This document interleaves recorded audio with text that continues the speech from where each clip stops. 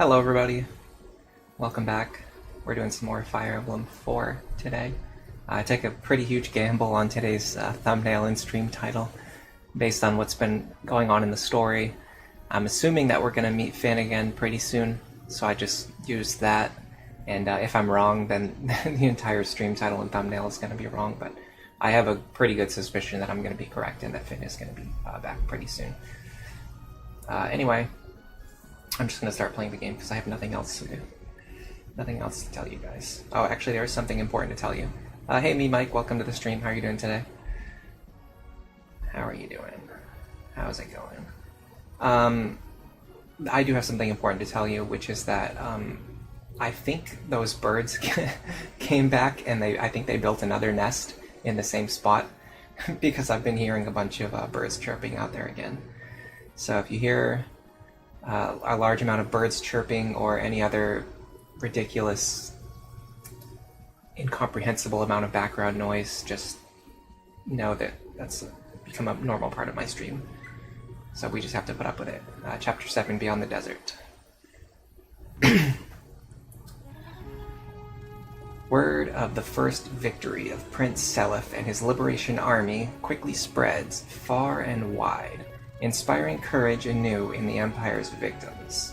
Still, more uprisings erupt across Jugdral, but once again, precious few are properly organized and are easily crushed, and the death toll climbs even higher.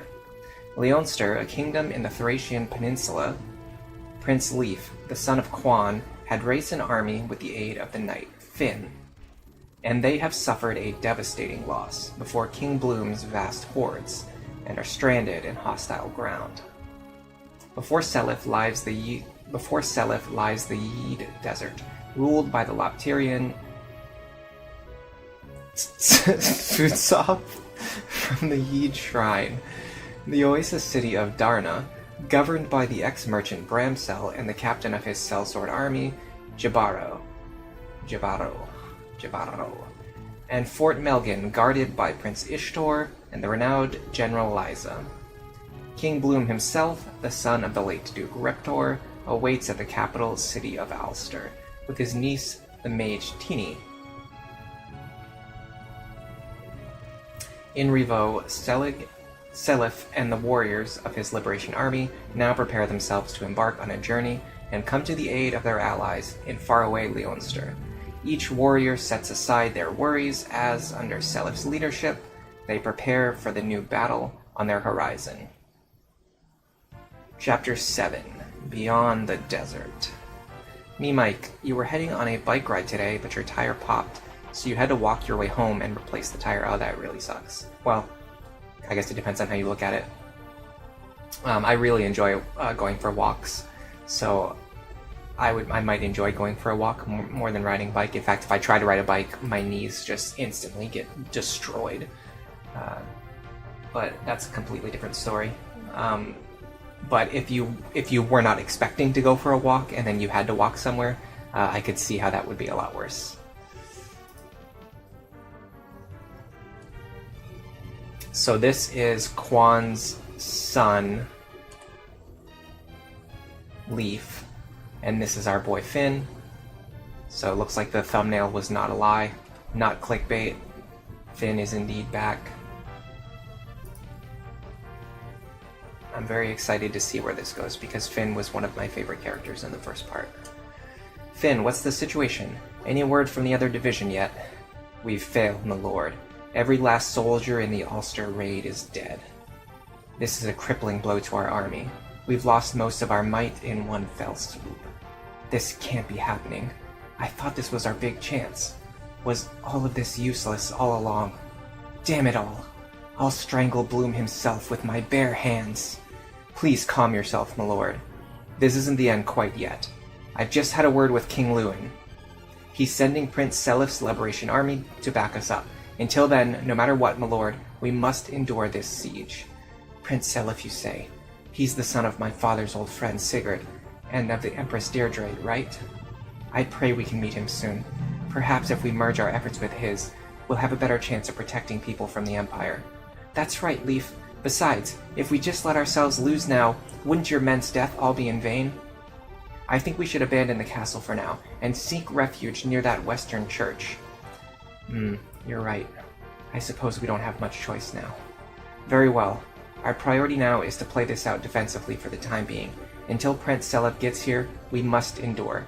Now, is this is this going to end just like it did with his father, where we have no chance to get to him in time or save him? Because I'm going to be very depressed if that's the case. Hello, Route 2 Iris. Welcome to the stream. That is some huge hair. Yeah, there's a lot of characters in this game with huge hair. Me, Mike, the walk alone wasn't so bad, but having to carry your bicycle, oh yeah, that would definitely add up to the stress. Odd Panda, Leaf, where's your army in FE5? Fan, they all died in the FE4 timeline other than Nana. I have not played FE5 yet. I'm not sure if I'm going to play it. We'll see. Hello, Duke Nuka-Cola. Best Boy Finn is back. Let's go. Yes, he is back indeed. I'm very happy about that. What's your problem now? Can't you capture even as worthless a castle as this? Are you worms taking this seriously? Yes, my lord. The thing is, though, the enemy is proving to be of a resilient sort. We're struggling to breach their defenses. Buffoons, all of you. Do you really think I want to hear excuses? I want Leonster seized. No more delays. If you waste any more time on this, then we'll have to contend with those Isakian mongrels as well. Yes, my lord. We will strike immediately, my lord. That's what you thought. Oh, they can walk over walls. That's cool. Oh, it must be a gate. Gate tile. Leaf Gaming. Is Leaf popular? Yeed. Hoo boy, those rumors weren't kidding. That place was full to the brim with treasure. Been a long time since I've had a haul like this. But I can't afford to dawdle now. Still, gotta get out of here, and quick. Hey, excuse me. Hand that sword over. You can keep everything else, but I need the sword. Where do you think you get off, trying to take somebody else's hard-earned goods? Do you have any idea how tough it was to get my hands on this sword? If you want it, come get it, nincompoop. Wait. What is going on? What? Thieves plundered our treasury? And they absconded with Balmung? You fools! Go seize them now! Yes, your grace, but, your grace... Surely a master of dark magics of your caliber could crush common thieves such as these with a single blow, even from here. I've misplaced my Book of Fenrir. My men are scouring the shrine to find it, but so far it has yet to emerge. Understood, your grace. In that case, my clan and I will take a few mercenaries and pursue them. We swear to you, your grace, that we will have the treasure back where it belongs post-haste. I wonder if they stole the Fenrir tome as well. Oh my god, we do not have much of a lead on these guys. So what am I going to be doing? Controlling like 3 armies every turn? Revoke. So, the route to Leonster requires that we cross this vast, oh my god, desert. No! Yeah, the Yeed Shrine's the real problem here, and it's controlled by the Lopterian Order. The Order's fell magics infest the desert, mercilessly assaulting anyone they find in it. People have taken to calling the region the Desert of Death. A fitting name, really. I can only imagine how awfully travelers struggle here. I wonder, perhaps it'd be possible to seize the shrine from the Order. Heh. I thought you'd never ask. There's always a way, but this one won't be easy. We may need to make sacrifices. So be it. At this point, we've little choice. Not to mention, Shannon is likely still in the desert. For now, let's focus on taking control of Yeed. All else will begin there. Mike says that Leaf is considered one of the best written lords of the series. Duke Nuka-Cola says desert map, yay. Desert map, no. There is no yay here. There's a no. Does anyone want to guess which movie we went to see last night? It was so hot in my apartment. It looks like I don't see any long-range tomes, so that's at least one relief. Yeah, it was so hot in my apartment. We decided to go see a movie instead because it was not. It was slightly less hot. In the movie theater. Actually, it was pretty nice in the movie theater. This is Patty. She has Pursuit, Steal, and Accost. It's a pretty good round of skills. We must have given her a good parent. I have no idea who it was, though. It would be nice if the hair color changed based on the parents, like in Awakening, so we could tell. She has a sleep edge. That seems pretty useful. This is... Oh, it's Shannon. Duh. I didn't recognize him. He's just carrying a steel blade with him for now. He has Pursuit, Adept, and Astra. Okay. He has a talk command with Patty for now. Let's go here. Wait. And you go here. I'm guessing we're gonna get that sword. Ah, stop! Get your hands off of me! Look, I don't want to hurt you. Could you just give me that sword back? Wait, give it back? Is it yours? Yes, it is. It's my family's ancestral blade, Balmung. I'm the only person capable of using it. You've nothing at all to gain from keeping it. Wait, so how'd this thing end up in Yeet anyway? It belonged to my father, who died in Granvel's war with Isak. Someone must have stolen it from him after he died. I only recently learned that it was being kept at Yeet, so I came to retrieve it. Hang on. Could it be... Are you Isak's Prince Shannon? I am. Really? It's really you. Wow, oh my gosh, this is incredible. The birds just started chirping really loud. No, really, I've heard all the stories about you. All of them. I've been a huge fan of yours for so long, but I never thought I'd actually meet you. But you're here. You're really here talking to me right now. It's like all my dreams have come true. Yeah, I think I get the idea. My sword, please? Oh, right, sorry. Here you go. Balmung, my holy sword. It's finally mine. Ah, what is this power? Wow, this is incredible! Yeah, give me some stat boosts. An exalted weapon. 90% hit rate, 30 might. It's almost twice as strong as a steel blade. And it also weighs less. That's pretty cool. It gives plus 10 skill and plus 20 speed. For what purpose would you need plus 20 speed? Very sweaty at home right now. This is one of the warmest summers up here in years. Oh yeah, oh my god, it's been like 90 degrees. And it does not really get to be 90 degrees very often around here.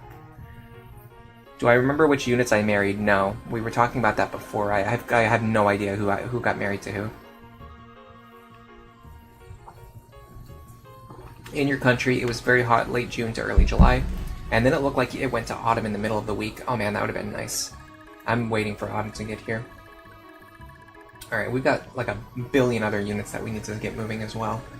I thought, yeah, we have other characters over here that we have to control. We're controlling like 3 battles at the same time right now. This is wild.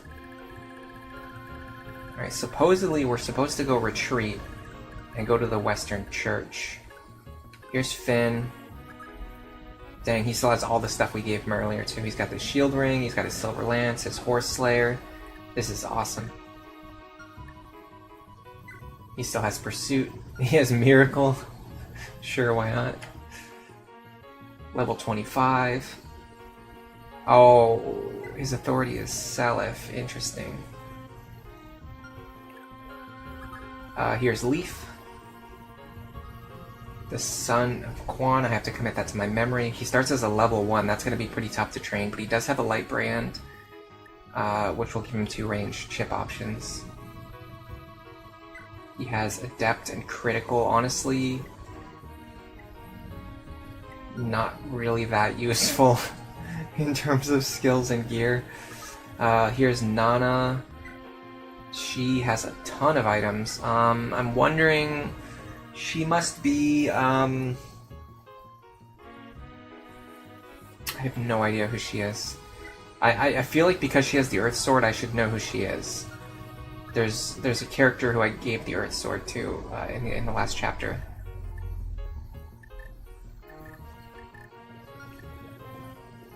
She has a depth, charm, and a cost.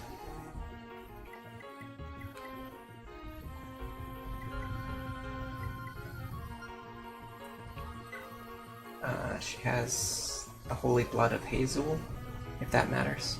Most legendary weapons in this game give plus 20 or plus 30 in multiple stats, so this Balmung doesn't even seem that strong in comparison. Yeah, that's pretty wild if that's true. Alright, is there any way we can fight this guy for a turn? 2 squares south of... yeah, we actually could if we wanted to. Let me equip the Earth Sword, because we're going to need to be on decent health.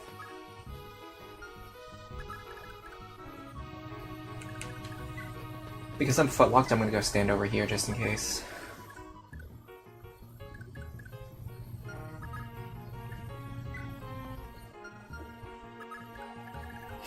How old is Finn now? How many years passed again? I mean, it... Seliph is an adult, right?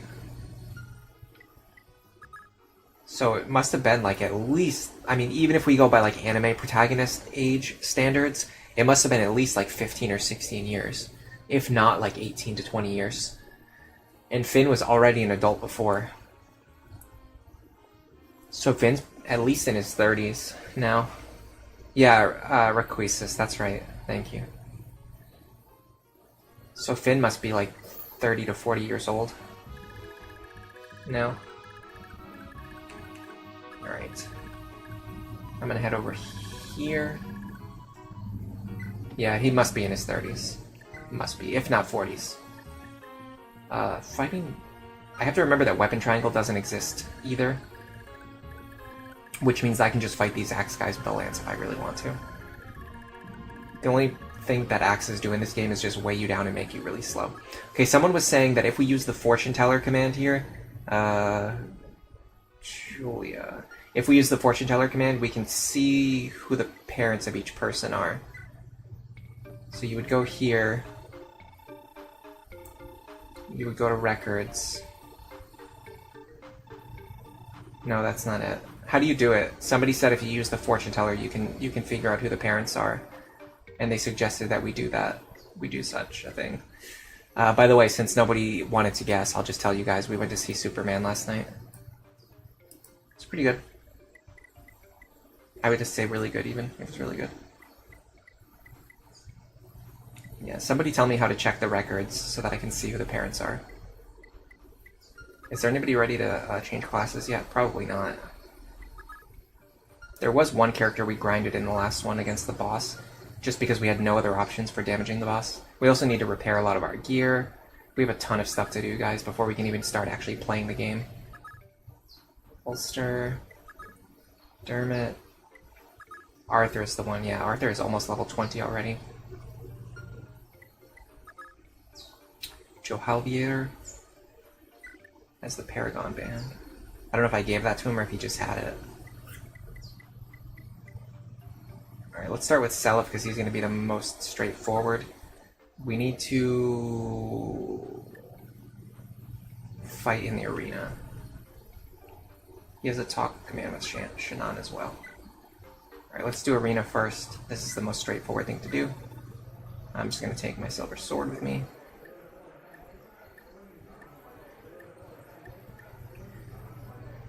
You haven't been to the theaters ever since Spider-Verse? This was actually my first time going to the movie theater in a very long time. Very long time. The last time was when I lived in Tennessee, which was at least 4 years ago. And even before that, I'm not really the kind of person who goes to the movies that often, but it was literally so hot here, we just had no other, no other options. Just like we have to do something other than sit in the apartment where it's so hot. HP, strength, speed, and luck. I like all of those things. Nice fighting, mate. Here's your reward, 1,000 gold.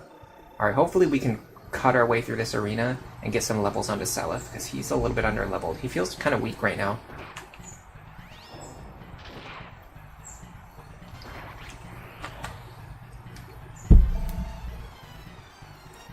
Maybe I can get the Paragon Band into his hands? No, there's no way. I wouldn't be able to afford it, right? How much is it? Well, here, let's... You know what we should actually do? We should do Jahalvier first. And then after we finish with him, we should get rid of the Paragon Band. So that potentially we can give it to someone else at the end of all this. Alright, so let's start... Yeah, let's start with this. Is there any way he can actually, like, get a good weapon or something? Because the steel axe is not really that good. Who? I'm pretty sure Larce is holding a brave axe. Is anyone else holding any axes? Doesn't really look like it. So all we have for axes is a brave axe and a steel axe.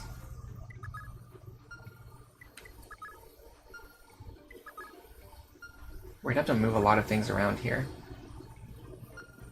Alright, let's try to... Well, let's sell the Paragon... No, we're gonna use the Paragon Band. Will we be able to afford the Brave Axe, though? I guess we can find out. The Brave Axe is actually not that expensive. 8,000.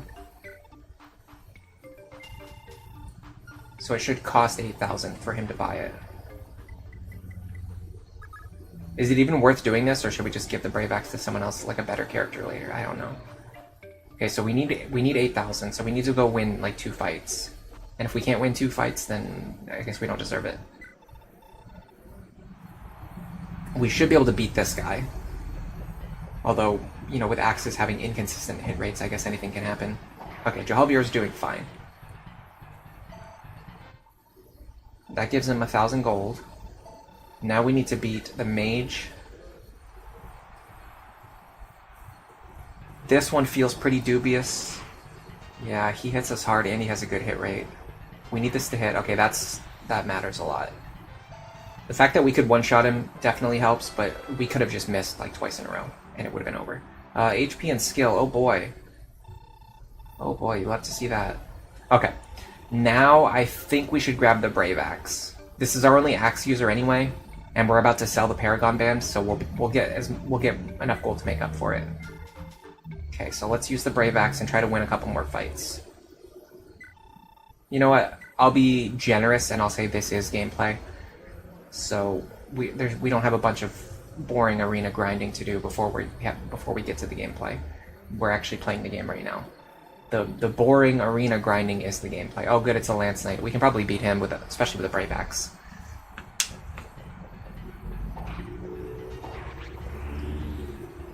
Very good. Honestly, we probably could have gotten away with the Steel Axe there, but I don't want to take any risks.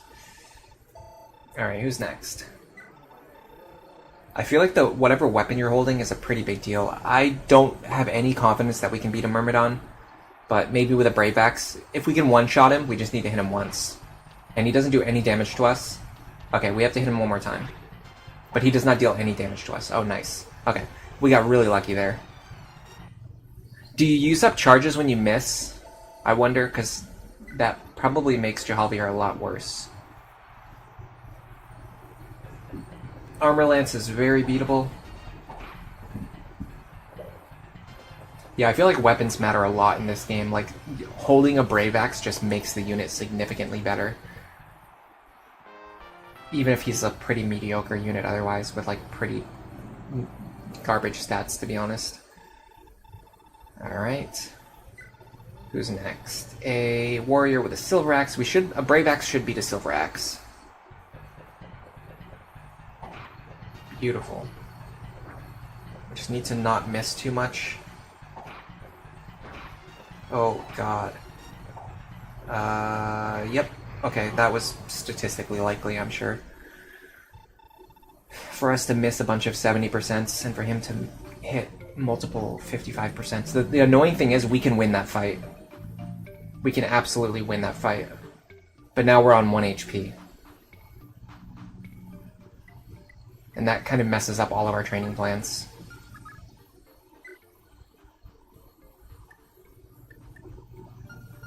Do we have a dancer? No, we don't even have a dancer either. Do we only have one staff user? No, Julia can use staves, okay. She has no talk conversation this turn. Man, she has Pursuit Adept. And Nihil. Alright, let me mend. Jahalvir. This will give him another chance to not get completely screwed over by RNG. which will give us much better training options. You don't think any physical weapons use any charges when they miss. Oh, you know what? We can check while we're here. Yeah, I don't think we were using charges when we missed, because otherwise we'd be down to like 30 charges already. The only skill he has is a cost, which doesn't really help in the arena either.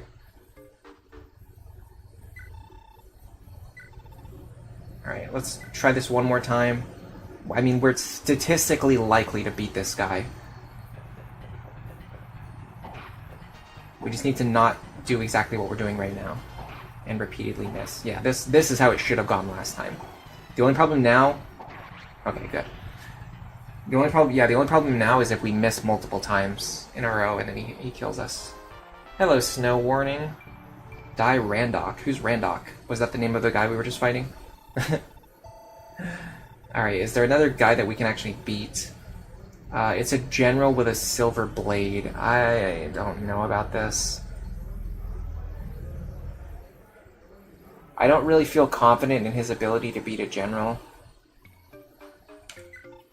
And I don't want to waste more heal stabs on him, so I'm just going to do this.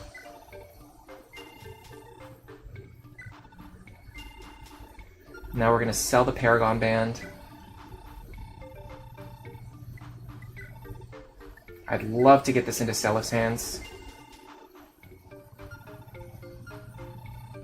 You like that they have names. The arena is very personal compared to the battlefield. Oh, okay, so it was the guy in the arena. Okay, cool. Okay, so Jahalvir's done for now. We can even send him outside. Just to, like, keep track of the fact that he's done. Hold on, let me check one thing real quick. Does he have any talk conversations? No, okay.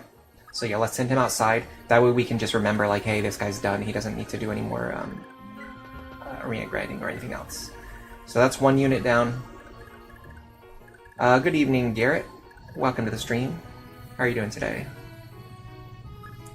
Oh, by the way, I ate a carrot right before the stream. That was my test. I wanted to see if I can eat a carrot and not have any problems with acid reflux. Seems fine so far, which is good. This could open up new possibilities for the future of streaming. It means that I can actually eat before streaming as long as I stick to eating like specific foods. Alright, what does Arthur have for gold? Actually, not really very much. I don't know how we're going to get him to repair the items that he's holding. Ooh, this is rough. Okay, let's repair this first, because we might need it to win battles. He can't use Valkyria, right? He doesn't have any staff rank. Yeah, so we can actually just sell that. Why do all these characters come with items that they can't use? What does Valkyria do anyway? It resurrects a dead ally? Okay. So we're gonna... Oh, it doesn't sell for anything. That's weird. What happens if... Okay, hold on. I need to make sure this is okay. What happens if I sell Valkyria to the pawnbroker? Do I get any... Like, I don't get any money for it, but then do I have to pay for it? Because if that's the case, then I'm just... Well, I mean, he can't... The character literally can't use it. So there's no reason to have him continue holding it. But I just want to make sure that it doesn't... Like, I don't lose it or something. Let me look at his stats again.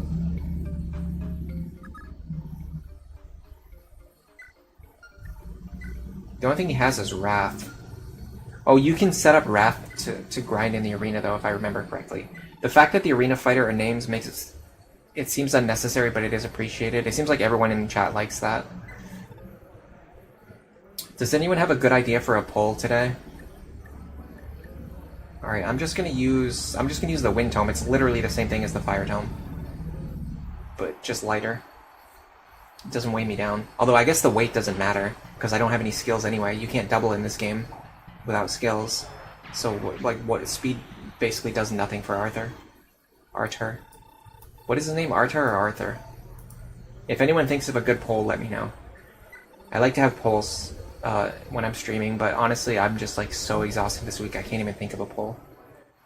Alright. Let's fight this guy. Honestly, the sad thing is we gave Arthur so much experience. Arthur. We gave Arthur so much experience at the end. Oh, so this guy's name's Botsman.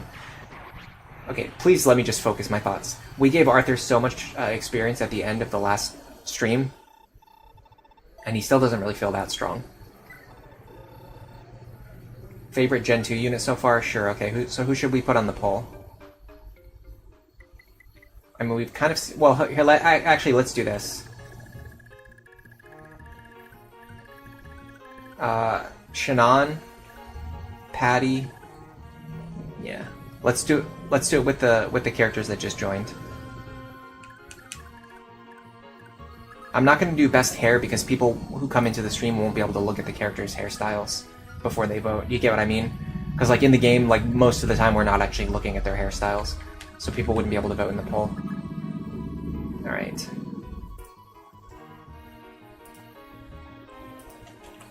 Best new recruit.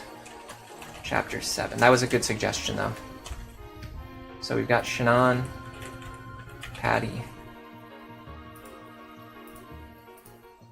Leaf, who I'm guessing is going to win based on what you guys were saying.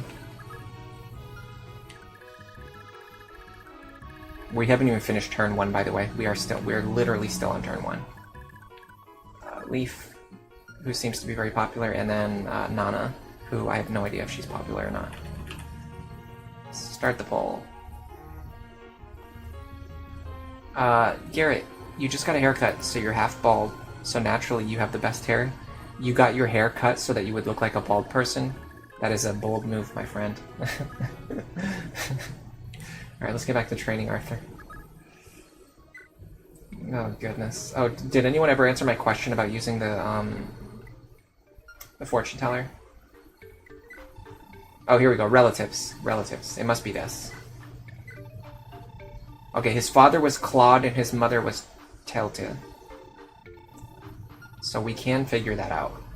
Did he not get any skills from Claude, or does Claude just not have any skills? He got Wrath from Telta, I know that. Man, this is a pretty mid unit, honestly. He has like C and B ranks in all of the different magic types, so he can't use any legendary tomes. He has one skill, and it's Wrath. His father didn't pass down any skills to him.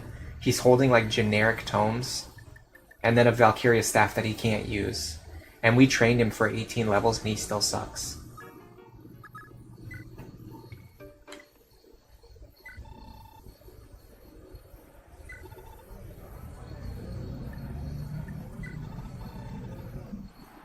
We should be able to beat a Lance Knight, unless he one-shots us. No, we've got plenty of HP. We gained 18 levels. We should have plenty of HP. If we can get to level 20 and promote, I think it's going to change the game. It's going to break things wide open.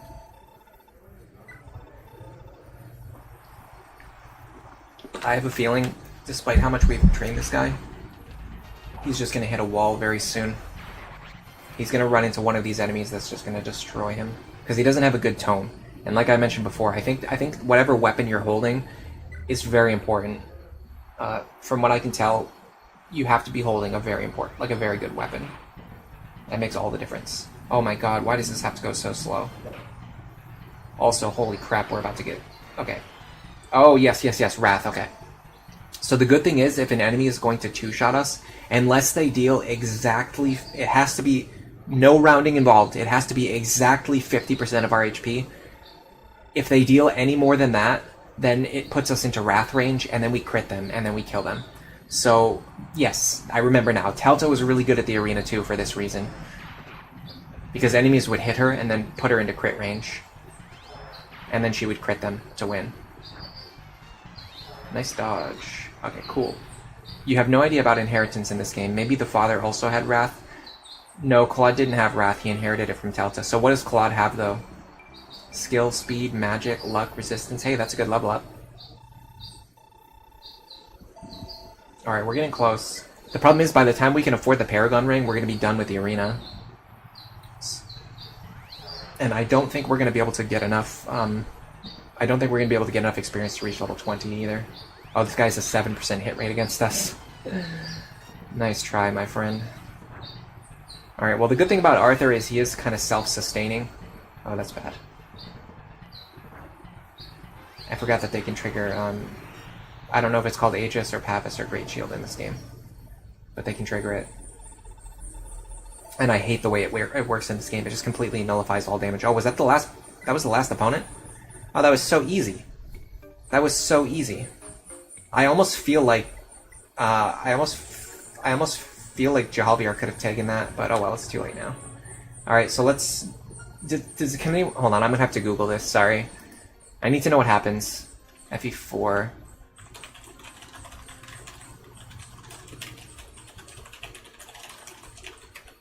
I need to know what happens when you sell the Valkyria staff to the pawnbroker.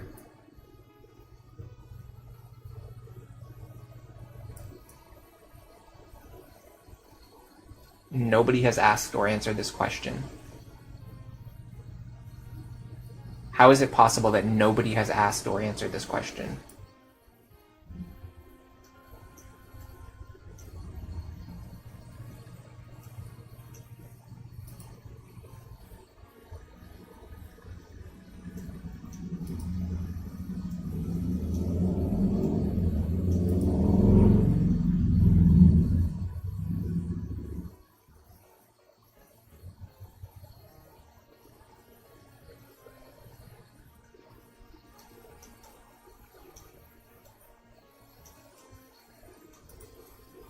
The pawn shop resets after chapter 5. I mean, that doesn't matter anymore. I just need to know if if I sell the Valkyria staff, like, where does it go? Because I don't get any money for it. I guess I'll just do it and see what happens. The character, well, when he promotes, he might be able to use stabs, though. That's the thing. So it might actually be, like, if I sell it and then it just disappears, and then he promotes and then he's able to use stabs, I'm going to feel really stupid. But if I can just give it to the pawnbroker and then, like, Julia or Lana can just grab it for free, then I'm going to feel really smart. So I have to know how it works. You don't think you can sell the Valkyria staff?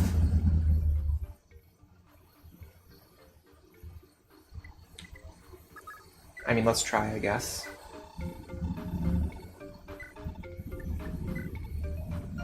Yeah, okay, so he can't buy it, okay.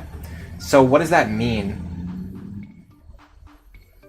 Like, if Arthur promotes and he's not able to use stabs, then the Valkyria staff just gets wasted, like nobody can use it. But then at that point, why even keep it in his inventory? You might as well just sell it. Or like do something else with it, you know what I mean? Not get it locked onto a character who can't use it. Alright, well,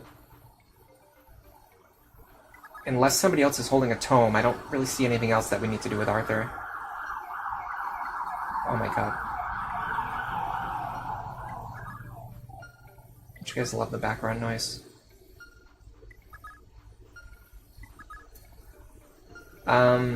Honestly, giving him the return band might be nice. Because then we can promote him later when we need to. But like, we can just promote him in another castle, so it doesn't matter. I think we can just promote him when we get to the next castle. Yeah, no, you were right, Duke. Arthur becomes a mage knight, which doesn't use stabs. So, okay, so I guess the Valkyria staff basically just got soft-locked onto a character who can't use it, so that's cool. Seliph has some gold, but not enough to buy the Paragon Band. By the time he can afford it, we're going to be done with the arena. Is there anyone who can afford it and can use it? Probably not, right? Like, none of my characters have any gold. Femina has some, but not quite enough, and she's kind of weak anyway, right? Yeah, all she has is depth. Does she not have a father? Okay, so she has no father, I think, or no mother, however it works.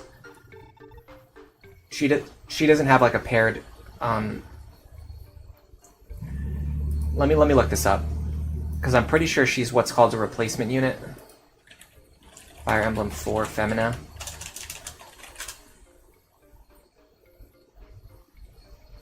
I guess her name is also Hermina. Sure. She's a substitute character for Fee. She joins while looking for her brother Hawk. Okay, so she's a replacement for Fee. And then Fee is Princess of Celeste. She's the daughter of King Lewin and Aranis.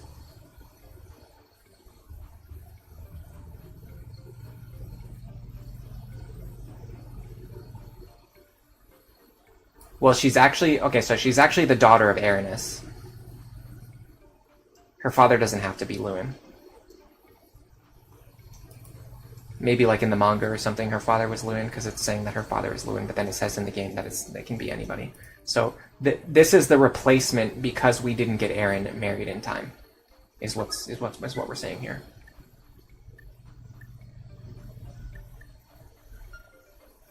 Is there a better sword we can give her while we train her?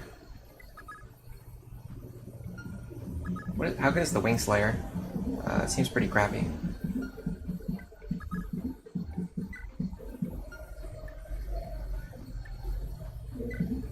Like, I could see a world where we pass the Brave Sword over to her, she uses it, and then we give it back to Larcey. Wouldn't that work? It's B rank. Can she use B rank swords? She can. So I want to try something. I haven't really done much with the arena before. Like in previous streams, I usually just did like a little bit of arena grinding with just like the main lord, and then sent everybody else off because I didn't like wasting time, wasting my time or the viewers' time. Oh my god! Please stop. How many emergencies can you have within the span of 5 minutes? Anyway, I didn't like wasting my time or the viewers' time just sitting here watching arena grinding, like passing items around, but if I'm going to do it at all, like, I think now is a good time to do it, because we're right at the start of part 2, and we need to make these characters not completely suck if we're going to be able to get through. Like, I learned the hard way. The last map was extremely difficult. It had multiple bosses that we were effectively incapable of fighting safely, and we had to cheese them. So I want to try this. I have a theory. I'm pretty sure if I go to the pawnbroker and I sell this Brave Sword, Femina has enough money to buy it.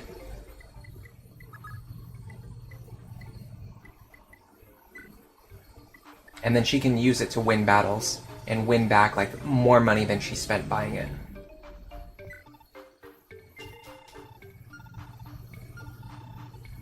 So now she can use this in the arena to win her fights. So we go like this.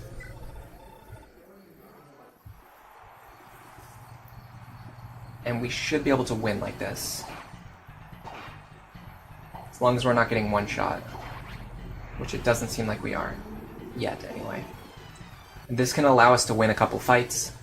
We can basically just win back the money that we just spent. So effectively, this is like it's not exactly free, but it's almost like free item passing.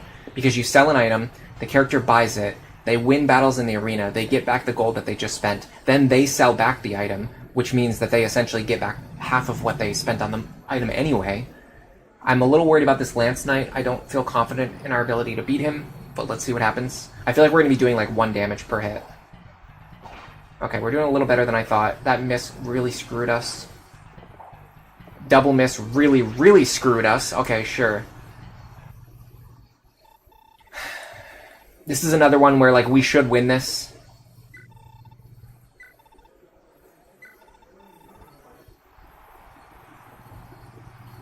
What we need is to dodge here. Okay, now we just need to not miss. Okay, perfect. That also, I'm pretty sure, full heals us. That gives us a level onto Femina. Like, this matters. Like, this is just giving us free levels on characters who otherwise are we're gonna have a very difficult time training. Myrmidon with an iron sword. I think we can beat a Myrmidon as long as he doesn't dodge all of our attacks. Perfect start. Fantastic start. I love missing 80%. The RNG in this game is... I'm fully convinced the RNG in this game is bugged. This is a very individualistic game. The army doesn't even share weapons and loot. Yeah, I know. It's like a D&D campaign where like one person just... You know how sometimes you have that one player who just like picks up every item they can, and they don't share the loot with the rest of the party. And that's like every character in this game is that player. Hey, Horst Johnson, welcome to the stream. I can probably spam this one to victory. Yeah, you would think so, but not when you miss 86% over and over again. You guess the Valkyrie Stab is supposed to make up for Claude not having a skill to pass down, but if the child isn't said or Corpre, it's useless. I have no idea who those are, but yes, generally speaking, if the character is incapable of using stabs, then essentially it's a complete waste. I don't feel confident in her ability to beat an armor lance, and so instead of wasting charges on my weapon and then ending the turn on 1 HP, I'm just going to sell this thing back now. Honestly, should we let her keep the Brave Sword? Because Larce doesn't really use the Brave Sword. She's more like a Silver Sword user. Let me see if there's anyone else who wants the Brave Sword. I mean, Seliph, Ulster. Like, we could give it to Ulster and let him train using it for a little while. Yeah, let's pass it over to Ulster. But honestly, like, her keeping it is nice too. If I had thought about this, I probably would have passed it to Ulster first, and then passed it from Ulster to Femina so she could use it to train. But if she doesn't have the Brave Sword, she's not going to be able to fight anything safely. Like, she's effectively useless without the Brave Sword. So in order to make her not completely useless, I feel like we should let her keep the Brave Sword. In less progressive Fire Emblems, the Lords just recruit people and instantly take away their possessions for redistribution among the army. Yeah, in this game, the Lord is so kind. He lets them keep their their own gear. That's a good point. Seliph is truly a benevolent king. I don't know what to do with this Brave Sword. I feel like 10 strength, 17 skill. Way more HP. But she has flight. They actually have the same strength.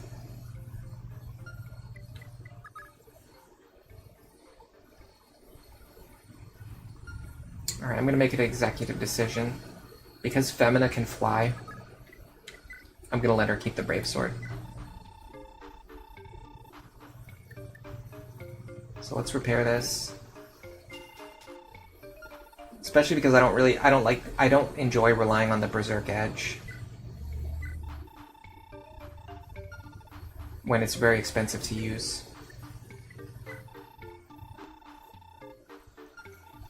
Isn't there someone who sells... Yeah, here we go. Like generic equipment. Oh, there's actually a lot more equipment in this chapter compared to... Previous chapters did not have, like, any of this stuff. What is going on here? There's, like, a ton of stuff here. I was not expecting this at all. Okay. What does this flame sword do? It casts... Oh, interesting. It's a sword that casts Hellfire. Huh. Does it scale based on magic? That's interesting. I should give her an iron sword so she has something that she can use. That's like a cheap option. And then I should look into who can use this flame sword. And also does she have like a better lance option?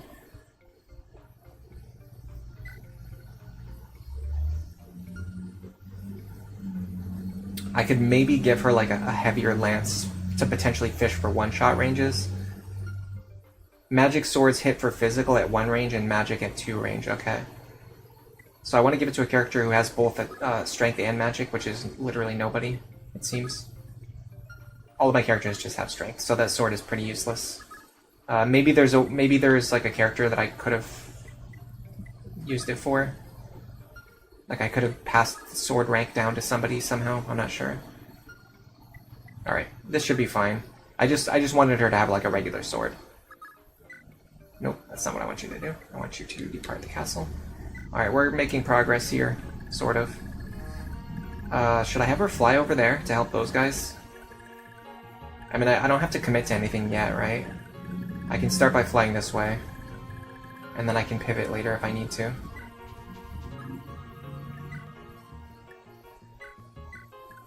Okay. Boy, this is fun. Lester.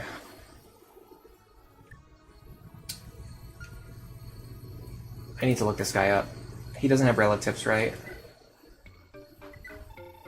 Oh, he does have relatives. Interesting. Oh, people told me about this before. Yeah, his father is Azel and his mother is Ideen. I'm pretty sure people were saying that he was originally going to be Lex's son, and then they decided to change it so that the inheritance was was based on the mothers, so he just ended up being like Idine's son, who just randomly looks like Lex, no matter who his father is. Which is kind of funny, I guess. Also, wasn't Idine a cleric? Like, why is her son an archer? A bow knight, in fact. Very strange. We do have Pursuit, so this is a unit worth training. I don't think we have another bow available, though. We don't have, like, another bow that we can give him to train with. Like a brave bow or anything? No. Nobody else is holding, like, randomly holding an awesome bow, right? Answer seems to be no. I could give him the power ring. I don't think it'll matter, though.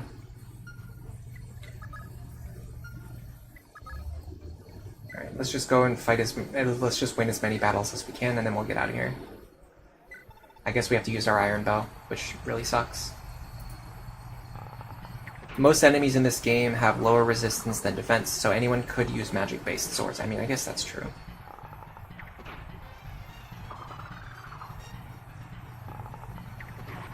Beautiful. I'll have to look at some of the enemies to see what their res looks like.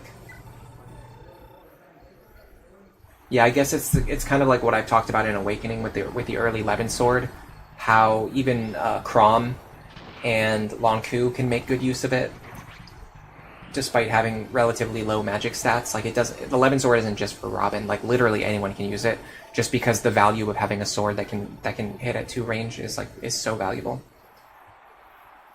Honestly, javelins should be pretty easy to win against because they're so heavy, right? We're not getting any pursuit procs though. That's really alarming me. Okay, we're getting them now. Come on, dude.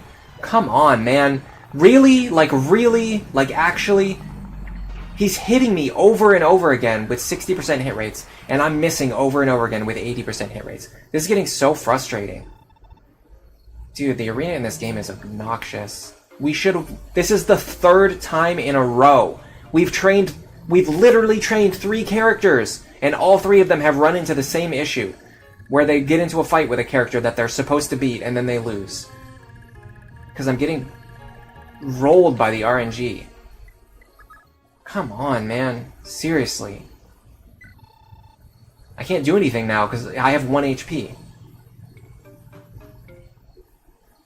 I guess I could just spam this over and over again until he misses me and I hit him 4 times in a row. Does that even work? I don't think so. Of course not. Of course not. You wouldn't expect the guy with the 80% hit rate to land an attack. I mean, theoretically, I can do this over and over again until I win, but that's like a very stupid way to do it. I have a skill ring, by the way. I'm just going to point that out. Make of that information what you will. Let's set up for an enemy phase against this guy so we can miss him too. Right there.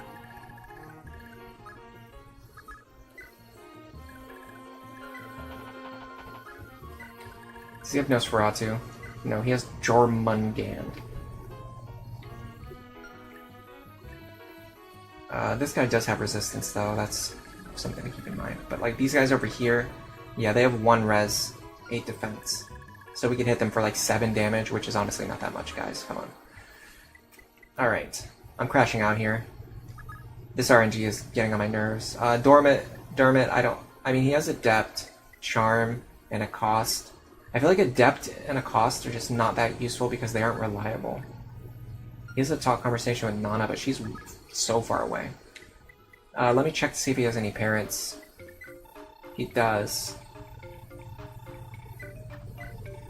His father was Jamka and his mother was Requisis. Am I crazy, or was Jamka way stronger than this guy? He feels so underwhelming compared to Jamka. Like, Jamka was the GOAT. This guy is like, whatever. It's because he can't use bows. If he could use bows, he'd be great.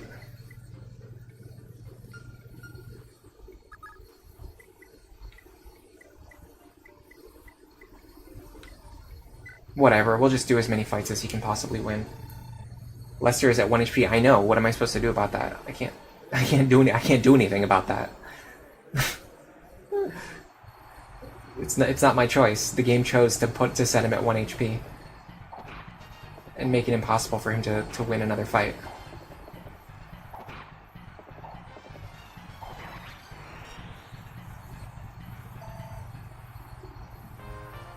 I was gonna try to heal him with the physics staff, but now I don't think I can because I'm pretty sure the wrong person is holding the physics staff.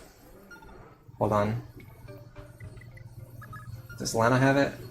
Oh, yeah, Lana has it. Okay, Lana has it. You don't worry about it. Lana has the physics staff. Yeah, we're fine. Don't worry, I know what I'm doing.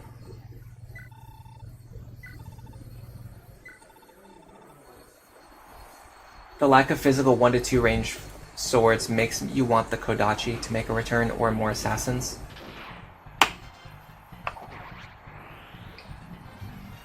Yeah, the fact that swords just randomly don't have a 2 range option is pretty stupid, honestly. It's one of the weirdest things about the series. They were just like, oh yeah, this one random weapon type just doesn't get. Every other weapon type gets 1 to 2 range, but this one random weapon type doesn't get it, unless you use like very specific. Oh god, oh nice miss, perfect. A fitting end to our awesome arena training arc.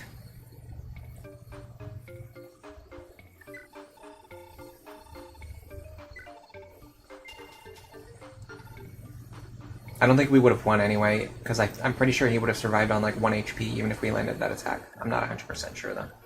Let me make sure I stay out of this guy's range. Okay, that should be fine. Stand here. Okay. God, come on. We are an hour into the stream, guys. We are an hour into the stream. Can she even do the arena? She's got no weapons. What do we do? How do we train this character?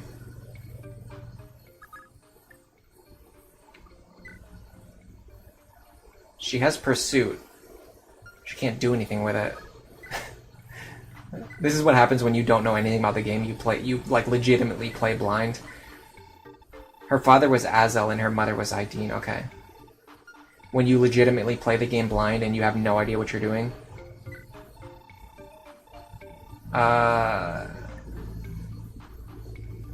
Honestly, I have enough charges on all of these staves for now. What I should do is go to the armory and see if there's another staff that I can buy.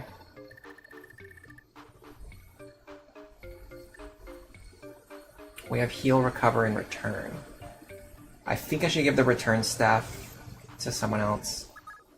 And I need to save my gold just in case. So I should be able to go here, staff, physic, Lester. Okay, we'll be fine. Unless Jormungand does 22 damage, I think I'll be fine. Hello, Honor. Hello, Nodot. Hello, Duke. Some children are rebellious and they want to do something different than their parents, or they just have different talents. I guess that's true, yeah. Would you guys like a Fire Emblem 4 remake or something new? I know everyone's clamoring for a Fire Emblem 4 remake. Honestly, if you're gonna... The problem is... Here's the problem. Here's my personal issue. For me, personally, if they were gonna remake Fire Emblem 4, I would want them to change a lot of things. Like, especially these giant, horrific maps. Like the really long arena grinding at the start of chapters. Maybe like a better class change system. Like, I would want them to change a lot of things, and then it wouldn't really be Fire Emblem 4 anymore. And a lot of people who want a Fire Emblem 4 remake would not want those things. So it's kind of difficult for me to say, because I would not want a faithful remake of this game, personally, which is probably not that popular of an opinion. But I mean, the original game already exists, so like, why do you need a faithful remake in the first place? I guess just for better graphics and stuff.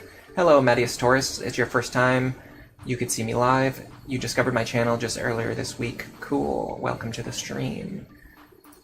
Hope you're enjoying it. We're doing some really boring, really slow arena grinding. It's the most fun thing I've done in the last 59 minutes. Okay. He has a talk conversation with Dermot. Pursuit and critical. So if we use like weapons that aren't super heavy, we can actually possibly double enemies. Wow, his weapon options suck. Okay, let's get him a better weapon. Is anyone holding like a spare, like good weapon?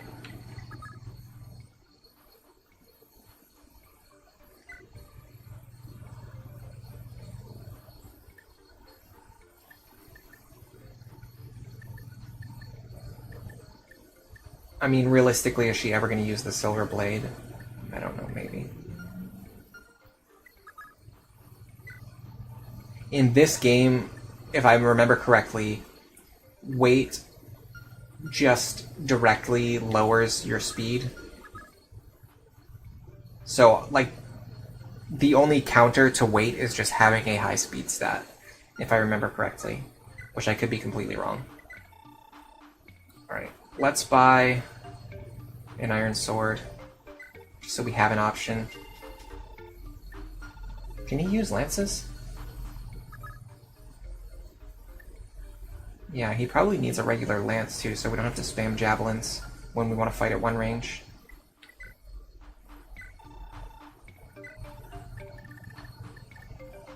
I almost want to buy a slim lance because they're so much lighter. In fact, why would you ever use an iron lance?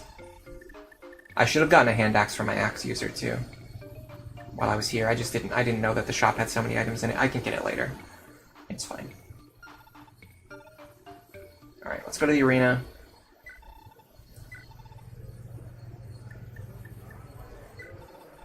Got an axe fighter to defeat. Hey Skywing, welcome to the stream. You never liked the concept behind the arena, speaking from someone who was introduced with Awakening. Yeah, I don't like arena grinding. It's boring, but I feel like you have to do it in this game. Or like not doing it would be like a challenge run, like a no arena challenge run. Like, it's not something that I would try to do on a first blind playthrough. Nadius, you love my Awakening content. You're playing Lunatic Plus for the first time. The early game has been too much in the past, but thanks to my guides, you've now made it all the way to Chapter 13. That is awesome. The whole reason I made those guides is just because I wanted more people to give Lunatic Plus a chance and realize that it actually is playable. Because it's very easy for... Like, it's been very easy for people to just dismiss the game and just say that it's unplayable.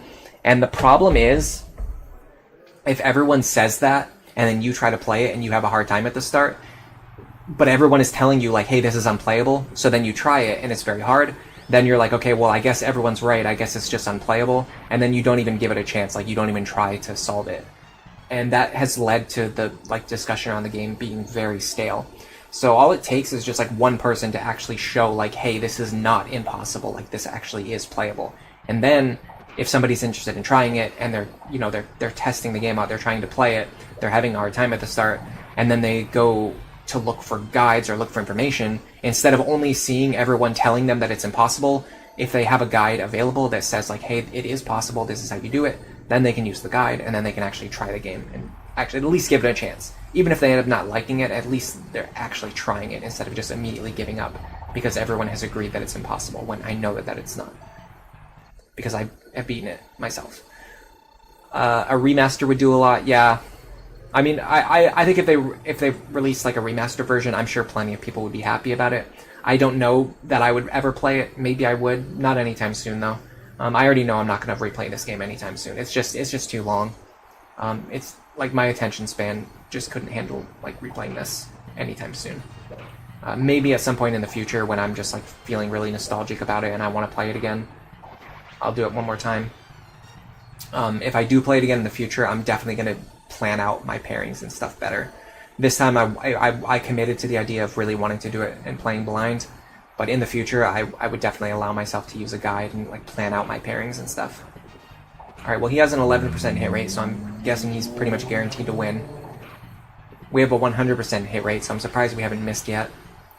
Sometimes a remake that is too faithful to the original game can be damaging, like Brilliant Diamond and Shining Pearl.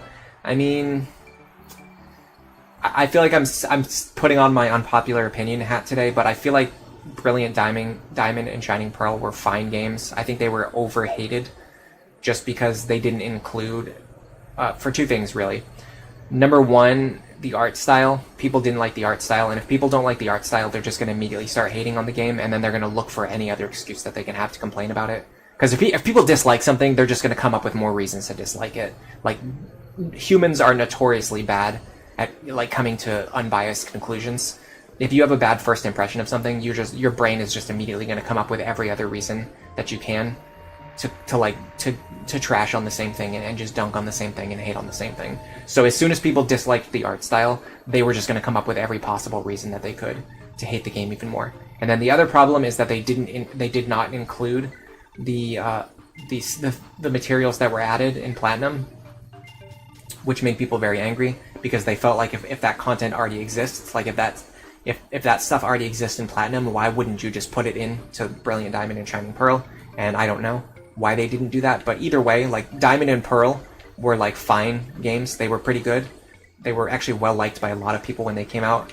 The big problem with Diamond and Pearl, like the original games, is that the engine was very slow and battles took forever, which made the game very frustrating to play. And Brilliant Diamond and Shining Pearl fixed that problem. So in my opinion, like if you like Diamond and Pearl, there's literally no reason why you shouldn't like Brilliant Diamond and Shining Pearl. It's the same exact game. So like people who are complaining about that are just looking for a reason to complain. That's my opinion. And of course, when I say stuff like that, it's always going to be unpopular, but whatever, I don't care. If people are going to like me or dislike me, they're either going to like me because of my actual opinions or dislike me because of my actual opinions. I'm not going to just say stuff that people want to hear just to make them happy. Alright, there's a bunch of chats going on. I'm gonna get caught up with chat because honestly reading chat is more entertaining than doing arena grinding. So let's get caught up with chat. I do think a remaster would be good though, for this game, specifically. A lot of people would like it. I wouldn't play it right away, I might play it later, but you like the idea of arena, but it shouldn't really be for grinding, it should be for extra challenge where you get rewards if you make it further than ever before. I think the there's a system. I don't praise Three Houses very often, but there's a system in Three Houses that was basically a replacement for the arena.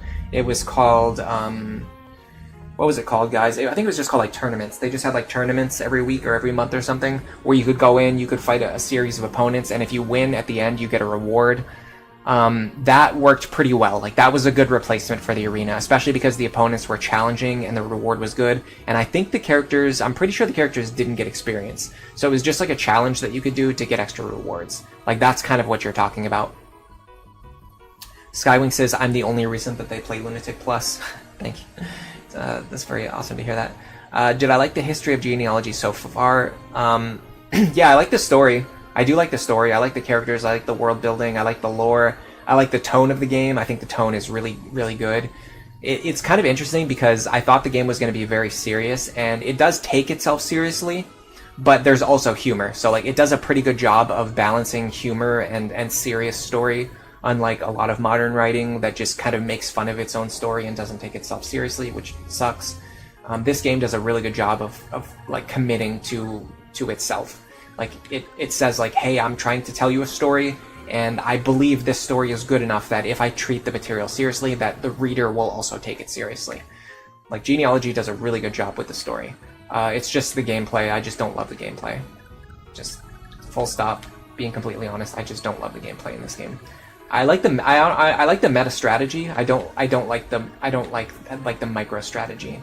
Like the actual process of moving my units across the map and having them fight enemies feels really bad in this game. It's very slow, it's very clunky, it really sucks. No Dot, you actually preferred the art style in Brilliant Diamond Shining Pearl. I didn't bother me personally, but I'm not a person who cares that very much about graphics in games. Skywing, you stopped playing Brilliant Diamond and Shining Pearl because the loading times were pretty terrible on Switch. Okay, that's a fair point. You do prefer playing Platinum. Oh yeah, I mean, like Platinum is definitely better, but for people who have no way to play Platinum, like, and also the other thing about Brilliant Diamond and Shining Pearl is I'm pretty sure it brought in a lot of new things into the current gen meta because of Pokemon Home. So like you could do things in BDSP and then you could transfer them over to Home, and it opened up some options. I'm pretty sure. If Engage didn't have that art style, a lot more people would be on board. Yeah, my friend and I were just talking about that yesterday. Engage is the same way. Like, as soon as people saw the art style, they were immediately looking for every single possible reason to hate the game. And for many people, like, there's no coming back from that. Like, they don't, like, this is the entire reason the scientific method was invented, is because the smartest humans on the planet all collectively realized that humans, including themselves, are really bad at coming to conclusions. And so any human who is not like the smartest person on the planet, if they see like the art style in Fire Emblem Engage and they hate it and they think it's corny and stupid and they want to make fun of it, they're just going to continue to make fun of it no matter what. No matter how good it could have been, the best Fire Emblem game ever released, and there would be people who would still just want to make fun of it because they don't like the art style. And they would not even admit that the gameplay is good. They would just say, like, because the art, like, they wouldn't admit that because the art style is bad, that they think that somehow that makes the gameplay bad. It would just be like completely subconscious for them. They would just be trashing on the gameplay because they hated the art style. It would be impossible for them to admit that they think that the gameplay is good. I don't know. It's just, the human brain is just insane. That's just how we work.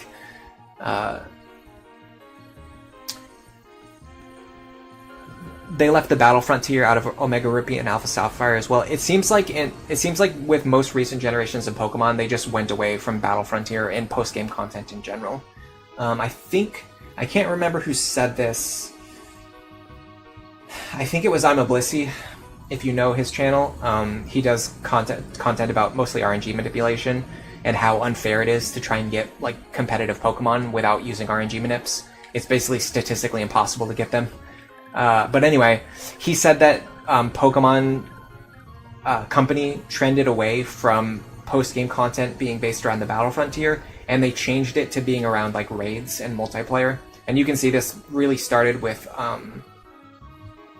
it feels like they took away the Battle Frontier first, and then they gave back to us Dynamax raids in Sword and Shield. And then with every game since then, it's mostly been focused around either no post-game content or raids, like running around doing Terra raids, collecting Terra shards, things like that, doing Dynamax raids, things like that. Like, they want you to do multiplayer with your friends. They don't want you to do Battle Frontier stuff anymore, which is sad. Why do they remake the original games like Diamond and Pearl instead of remaking the superior third version like Platinum? I mean, the answer is pretty straightforward.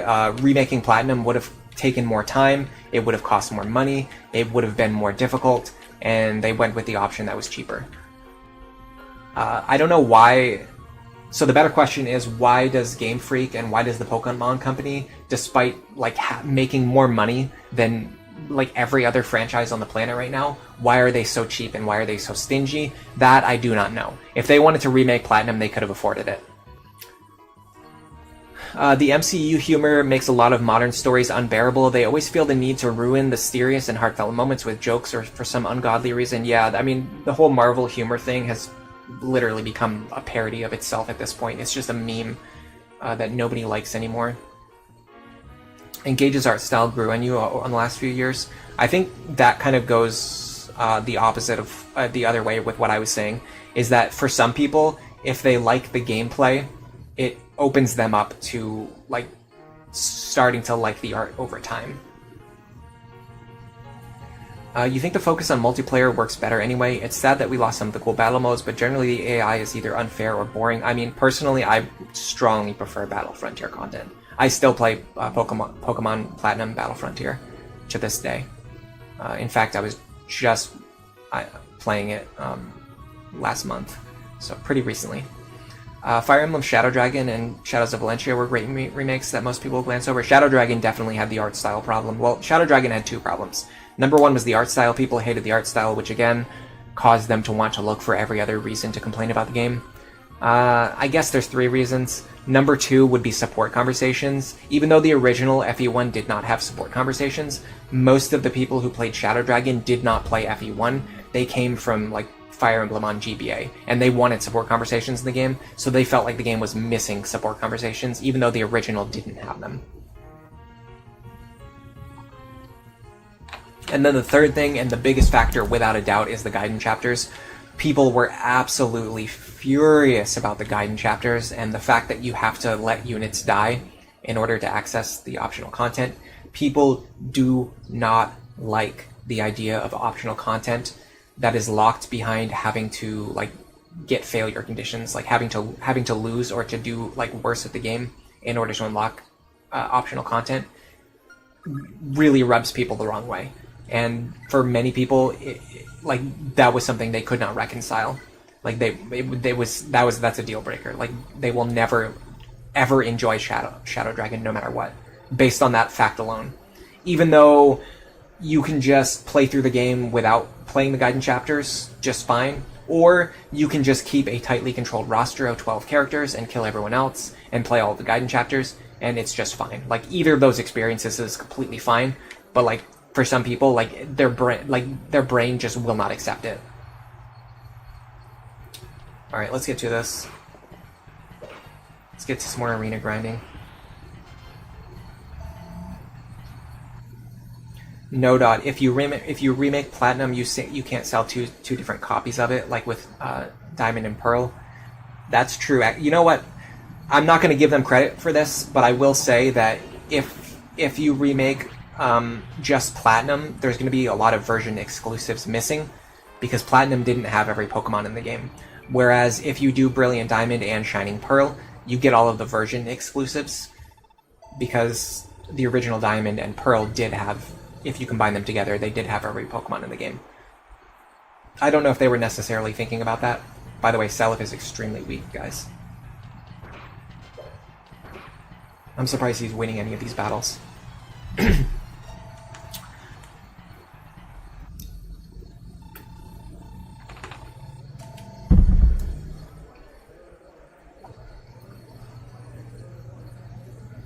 Pokemon is the only game that has the privilege of releasing two nearly identical games to make money without having too much backlash. Dude, Pokemon Company can get away with anything.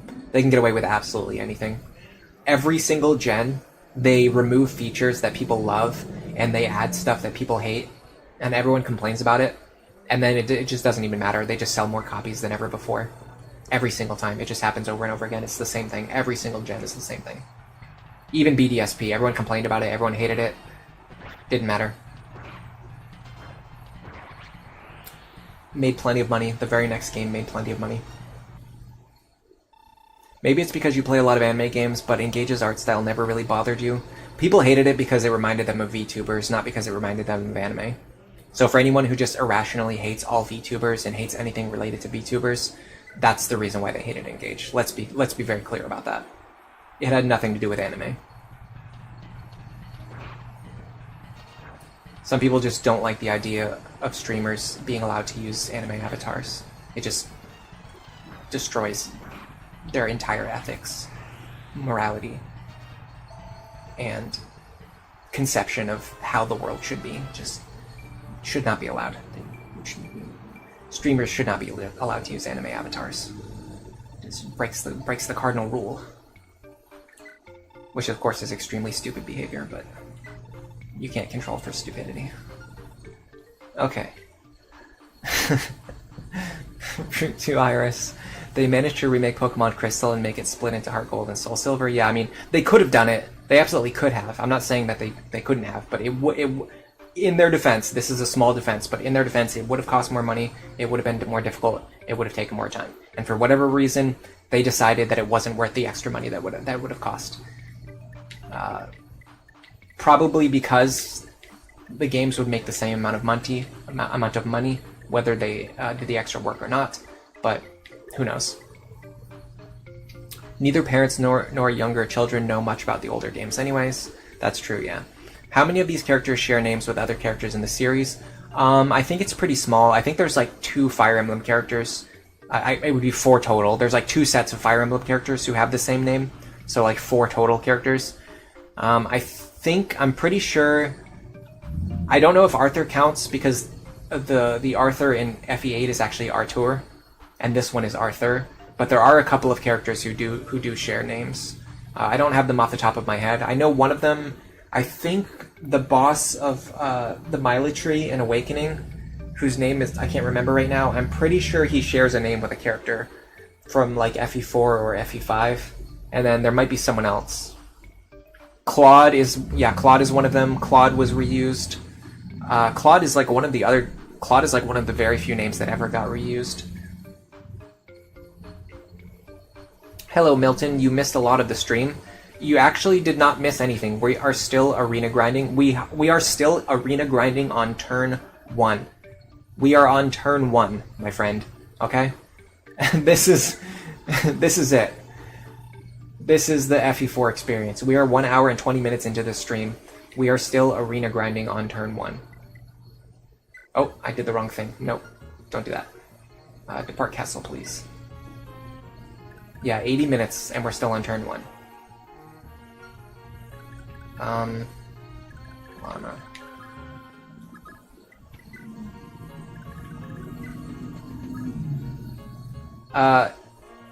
Fate's Arthur in JP is named Harold. Oh yeah, I knew that. Somewhere. That information was buried somewhere in my brain. Can Ulster even win any arena battles? He can probably win one. What should we even use? I guess the Wingslayer. He doesn't have any good options. Can he buy anything?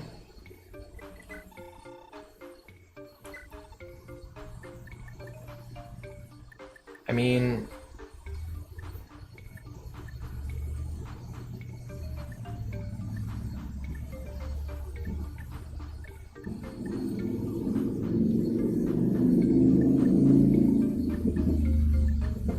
I'm gonna give him a steel sword. That way he has something to hit enemies without like being either extremely expensive or extremely weak, or both. So yeah, let's use the steel sword. We can at least beat the fighter, I'm sure. Claude and Claude are totally different. That's true. Yeah, if they're spelled differently, then they are different. Just like Archer and Artur. Skywing, you like VTubers, but you don't like the aesthetic of VTubers in the context of a Fire Emblem game. Too many characters screaming for attention with their over-the-top character designs. I mean, whatever. I don't care. I just don't... I literally just... Like, the visuals and graphics in gaming are, like, the very bottom of my list of things that I care about. Like, I literally do not care. The characters could be butt ugly, and if the gameplay is good, then I would like the game. That's my opinion on it. It's just the least important thing by miles. I'm not gonna mess around with the Lance Knight. I'm just gonna get out of here. We've done enough arena grinding. I don't even feel like this character is gonna be very good in the long term anyway. It's just not worth wasting my time and then potentially dropping him down to 1 HP, especially when I already have one character sitting at 1 HP that I need to heal now.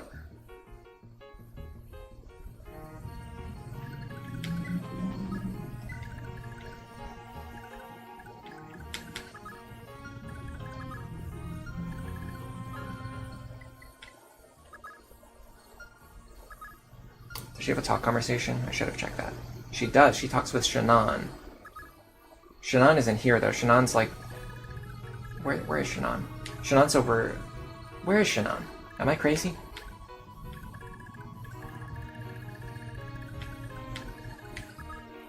Shannon's over here, yeah. Okay. So we have some talk conversations, but none that we can, like, do right now. We have to do arena grinding with her first.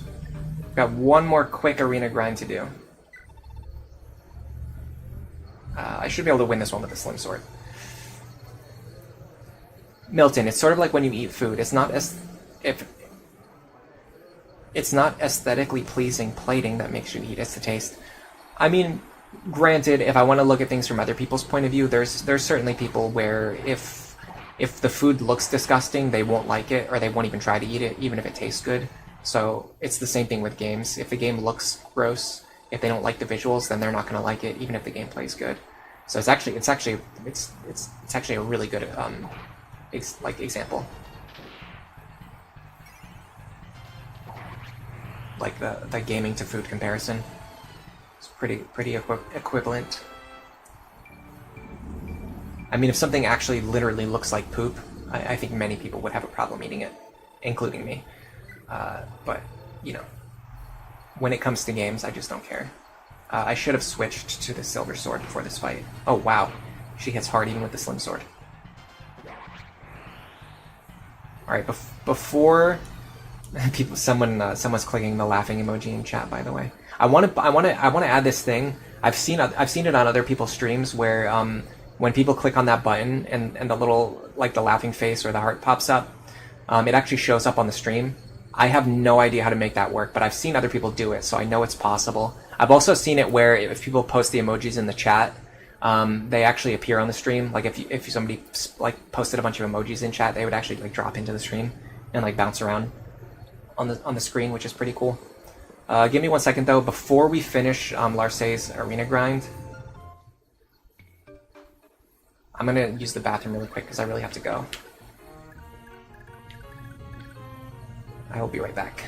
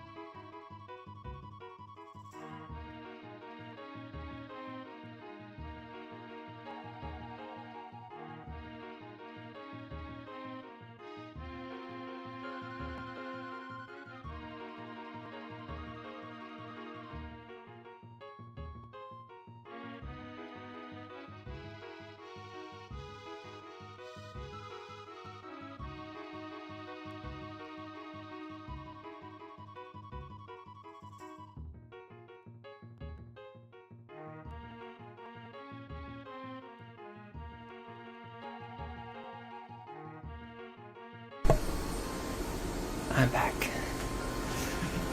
By the way, I talked about this at the beginning of the stream. I'm going to talk about it again. The birds that built a nest outside of my window about a month ago. Maybe was it 2 months ago at this time? I don't know. It was a while ago. I think they came back and like laid even more eggs because I've been hearing the chicks like chirping outside of the window again just the last couple of days. So I'm guessing, I don't know if birds do this, if they do it multiple times per season, but or if it maybe like a different bird came by and laid eggs in the same nest. But either way, there's been a lot of chirping. Like every couple of hours, the baby birds wake up and they chirp a bunch and then they fall back asleep. So if you hear any chirping in the background, that's what the chirping is. Root says that some chefs might disagree with the aesthetically pleasing thing. Yeah, I mean everyone has their own opinion about like what's the best or what works best or what looks best or what tastes best. Or you can never get everybody to agree on anything. You can't even get people to agree on something that's like objectively true. So, you know, good luck getting people to agree on art. Yeah, people definitely put effort into making everything on the plate look good. But like I also understand Milton's point too. Milton is saying that like, it's like the Shakespeare quote. Would a rose by any other name smell just as sweet? It's like the same thing. Like you can make the food look different, but it's not going to change the taste.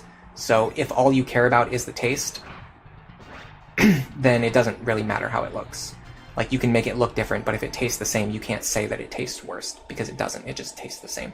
That's kind of the comparison we're making with Engage, where even if like no matter what the game looks like that doesn't change whether the gameplay is good or not. So the question is really about whether people care so much about the aesthetics of the game that it makes them unable to enjoy the gameplay.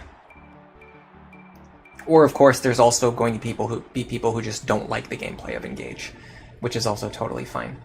I've kind of been playing it. I haven't gotten too far into it yet, so it has the same problem for me as all modern Fire Emblem games, where instead of just going like from chapter to chapter and just like doing battles, it wants me to spend like 20 minutes or longer in between battles, like walking around doing chores, and I just don't enjoy doing that at all. And it makes it very hard for me to want to continue playing the game. Alright, this is Wolfen. I think he might be the boss. Lame. I guess Astra's a really good way to play around the Great Shield skill, because they're not going to block it 5 times in a row. Although, who knows, maybe if it procs once it blocks all 5 hits, I don't know. Man, Larce is really good. Our Silver Sword broke, really? If it breaks in the middle of the fight, do you just automatically lose? Or how does that work?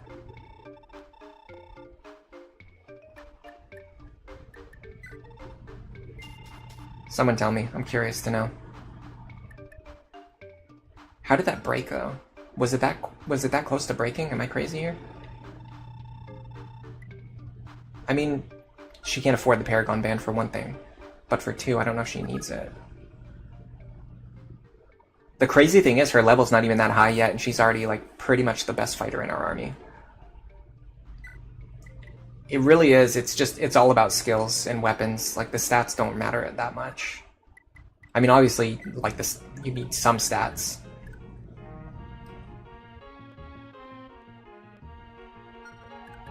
Who would I want to pair her with? I feel like the decent options are like Jahalvier, based on story reasons. Seliph because he's the main character. I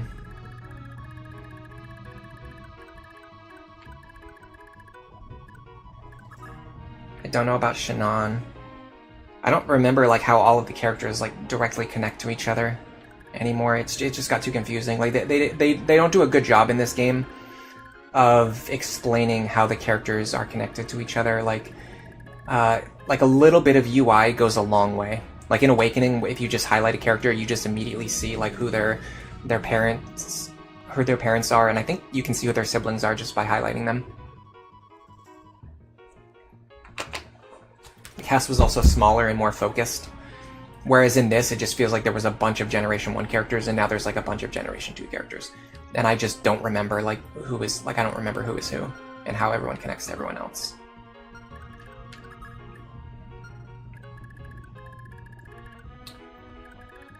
Yeah, that's Ira's daughter. Ira was really good too. She was basically our best, like one of our best Gen 1 combat units. Who's this guy? That's her brother, right? Ulstra's her brother. So it would basically be like Seliph or Jahalvier. Problem with Jahalvier is he just doesn't have anything. Like, he has a cost. And he only has a Brave Axe because we gave it to him. We could just give that to anybody else, and they would probably be just as good.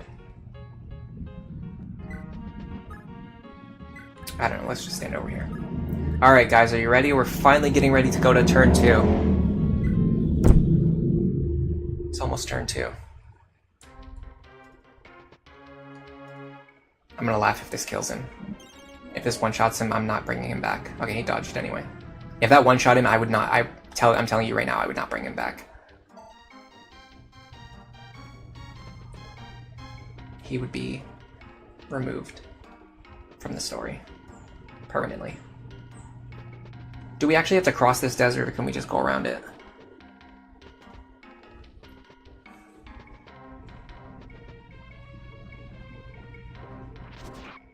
Did we equip Balmung automatically? I'm curious to know. That looks like a yes to me. By the way, I'm pretty certain that guy just hit us with like a 5% hit rate or something. Okay, we do have to make sure we stay out of range of these mages.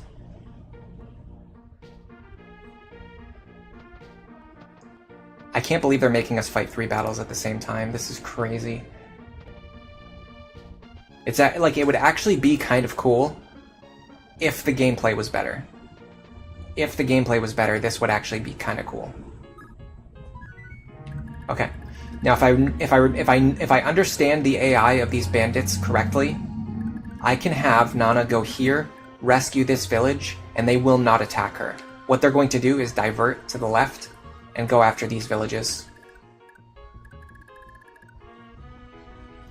I'm pretty sure that's how it works.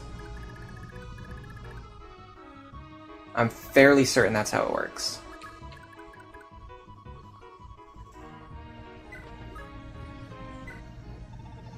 The Empire's brutal rule has broken us so.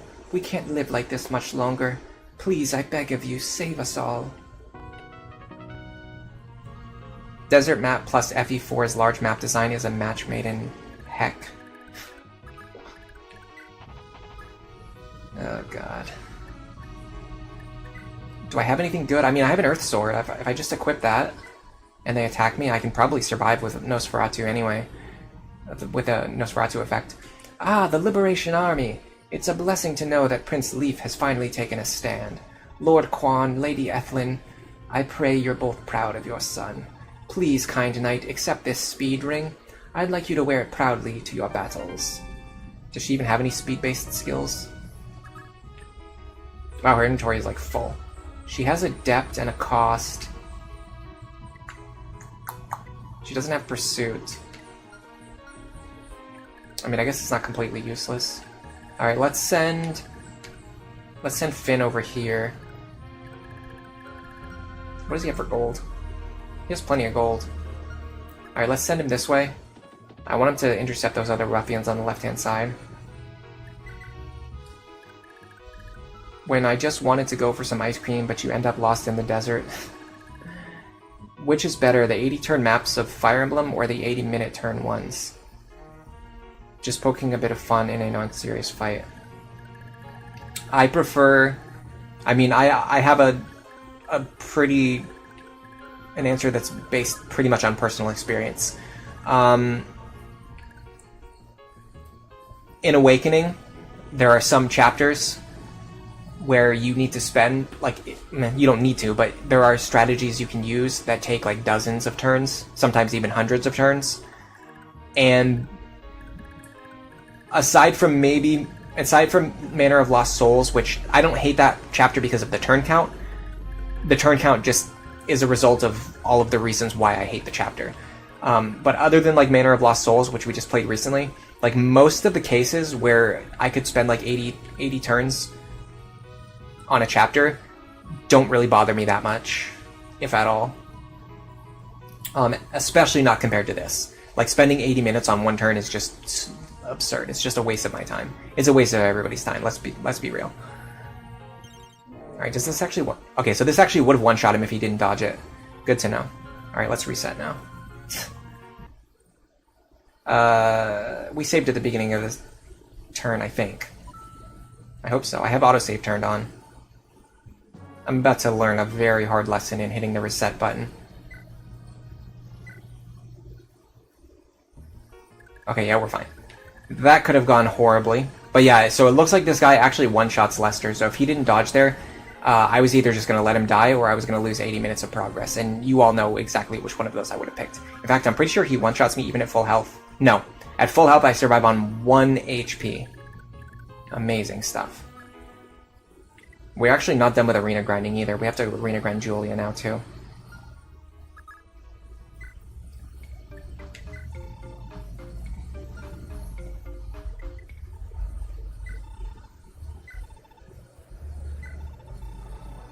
Just enough Nosferatu charges to win one fight and then buy some more equipment.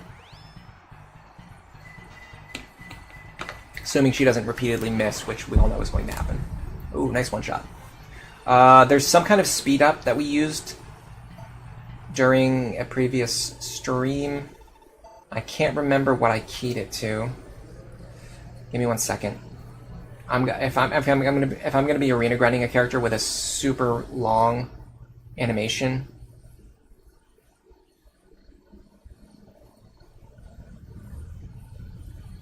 I'm gonna need to use speed up.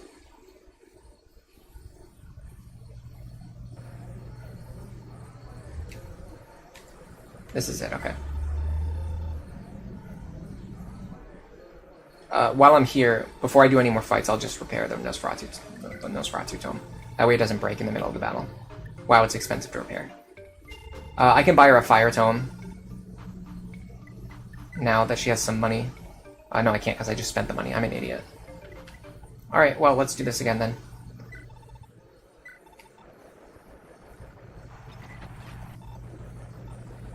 Okay, now let's go buy a fire tome. Wait, can she use a fire tome?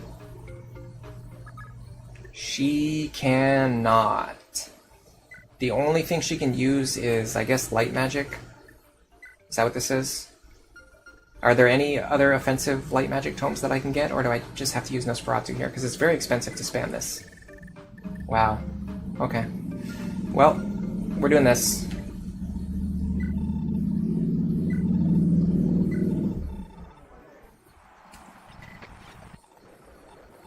We should be able to just one-shot everything.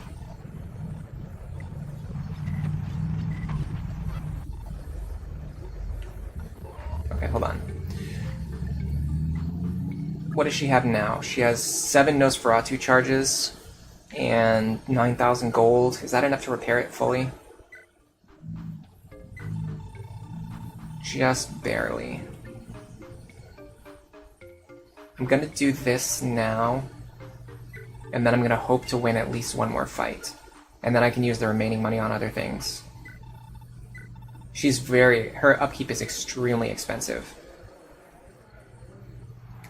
If this Silverax one-shots me, I might be in trouble. Okay, I'm completely fine.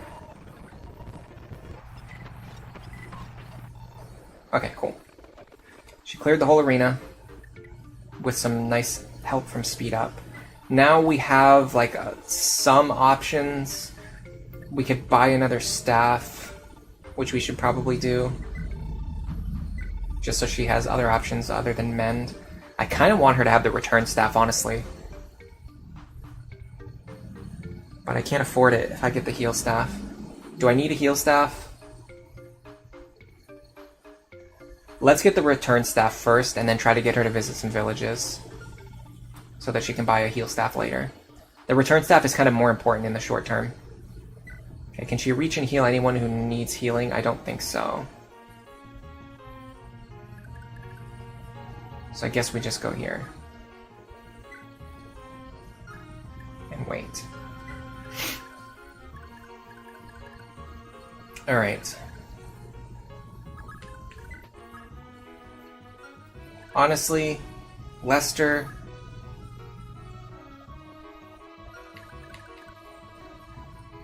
I'm pretty sure if I heal him to full,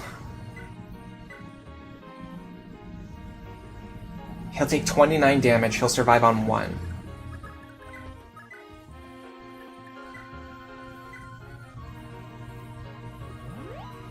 Or he'll dodge, which would be even better. I have to train this character because a mounted bow user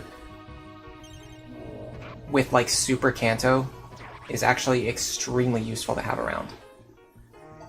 Okay, then I can just heal him back up to full next turn. In fact, what I could have done was moved him back over there and then had Julia heal him to full. That was a misplay. It is what it is. This game just takes too long. Like, I just can't make all of the right moves. Let me check my for any other talk commands. Dermot and Nana, Oife and Dermot, Leaf and Seliph. I think all of my talk commands are between characters who are on the other side of the map from each other. So I can't actually talk with anyone right now. Just like in theory I could. These guys hit super hard. I need characters who can take a hit and counter at 2 range. Which is like surprisingly very few.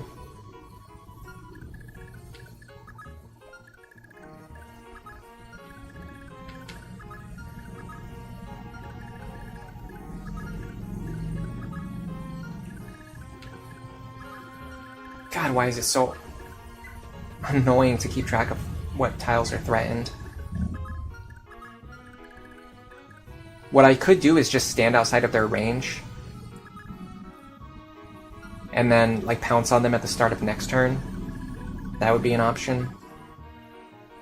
I could have Oife fight them with a javelin.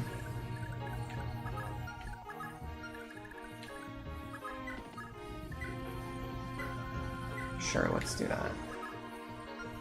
Dermot's kind of screwed. Gotta triple check to make sure this square is not threatened. And then you add on to that the roads. Like, the roads make this even worse than it would already be. Alright, are there any villages around here that Julia can eventually visit? I don't see any. Which means if we want to get her any gold, it's going to actually be pretty difficult.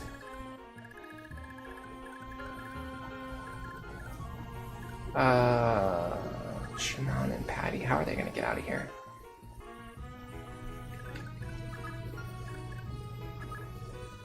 What was the hit rate on this, by the way? I want to see. So yeah, he got hit by a 16% immediately in his very first combat. That bodes well. Alright, I mean, I guess we just run away as far as we can, right? This is the same introduction that the other thief got to at the start of the game. In Chapter 1.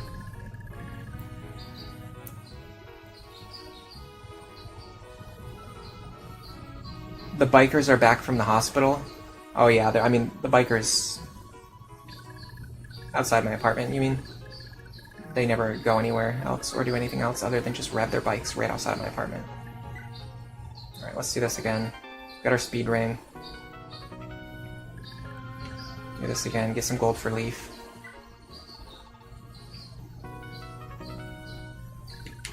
If they jump on Nana and attack her, we might be in trouble. But she might be able to heal her way through it with the Earth Sword, I'm not sure. Okay. What were my pairings? I mean, honestly, I don't know. There's like 50 characters in this game, and I don't even remember half their names. I wish I could tell you who I paired up with who, but I don't remember most of the pairings. We were looking at them earlier in the stream, through the augury, if you want to check the archive later. But unfortunately, there's not very much I can tell you. Off the top of my head. I've been playing the game blind, so I wasn't keeping track of things like that. I wasn't specifically trying to get any pairings, and a lot of characters just kind of ended up getting together with, like, whoever.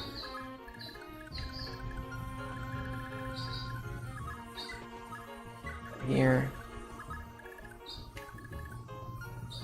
I mean, I guess just stand here, it doesn't really matter.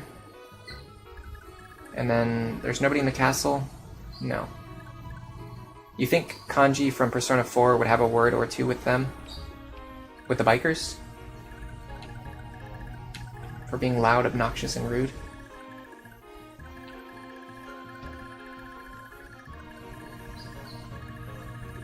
Alright. I hope the ruffians in the bottom right corner act the way that I think that they're going to act.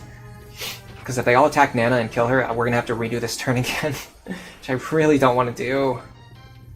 I really don't want to do that. Alright, at least Oife can take one hit. Now what we can do is we can pounce on the other guy and get rid of him. On player phase. Potentially, or hopefully with a character who has Super Kanto. So that they can run back to safety. Oh god. Darna. My lord, we've received word that the Asakian rebels are on the move. Asakian rebels? Ah, the ones led by that brat. Celis, was it? Or Cirlus? Something like that. Heh, interesting. Very interesting indeed. The Empire's put a hefty price on that boy's head. Let's make sure we're the ones to rake in that bounty, shall we? Keep our border locked down for the time being. The best option is to let them run themselves ragged, leaving them wide open to our strike. Instruct Commander Jabaro to put his squad on standby. His services will be needed in short order. I gotta keep myself entertained, guys, I'm sorry. You're so used to Awakening and the 2RN system at the moment that it makes you think wrongly about the odds in this game. In your mind, hit chances below 20 might as well be 0. Yeah, it's hard to adjust to that. Well, I mean, what's really, honestly, the harder thing is actually the higher hit chances. Because in Awakening, like, if something is listed as 86%, it almost always is going to hit. Whereas in this game, as you've seen, we are just, like, missing 86s, like, over and over again, like, everywhere. Everywhere you look, we're missing another 86. Hey, what's all this noise? You're not about to go to war, are you? No, we've not entered such a dire state yet. For the time being, we are merely preparing for the arrival of the Asakian rebel army. Oh, that's good. I guess I'm a bit worried about how you're going to have to go and fight too, Ares. What sorry excuse for a mercenary would I be if I refused to join a battle, Lena? Never mind one which, rumor has it, will oppose Sigurd's son. Never would I deny a chance to personally slay the spawn of my father's mortal foe. Hehe, you're still going on about that, aren't you? Oh, you dolt. I mean, think about it. Both your father and that Sigurd man were knights, weren't they? And isn't killing part of a knight's job? It's like my job. Sometimes I've got to dance for foul, leering men. I hate it, but it's part of the work. I have to just deal with it. We've all got to do what we've got to do to get by in life. I don't know. I just don't think it's right to hate someone for doing their job. Lene, I understand. I'll have to think it over for a time, but I do understand. Very open-minded villains. I'm guessing that dancer's going to join us, though, which will be nice. Alright, here come the knights. Okay, so the big question is, what are the ruffians going to do? They should, yes, with priority, they should go after the next village. Which means we can kind of just pick them off at our own leisure. Although we do have to be careful, because I think once all the villages are currently being occupied or destroyed, they might not care about going after villages anymore. I also have to be careful because these squares are threatened by sword knights. I think she has a 2-range weapon? Yes.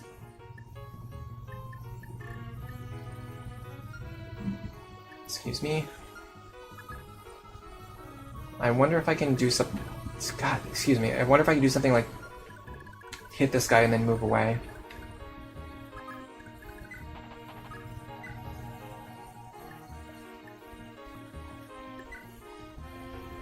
I don't hit for very hard.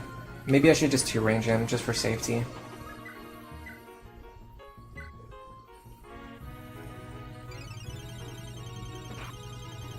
Don't know what's going on. Oh, that's the attack animation. She does attack twice, that's good. Can I get a 3rd attack? No? Okay. I can let... Oh, yeah, see, I could have attacked him in melee and then moved back, but it's fine. I can let Leaf pick up this kill. He's even a decent light brand user.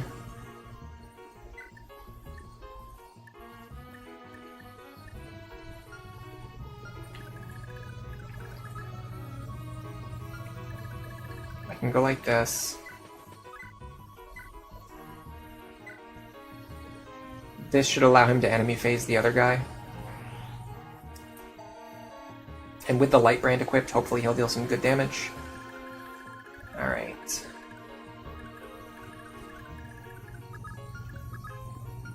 If I get rid of this one with Finn, it should prevent any situation where the enemies could potentially attack us. And this should kill with the Brave Lance. Nice. Okay, so what should happen now is the 3 ruffians are going to occupy this village, and this village.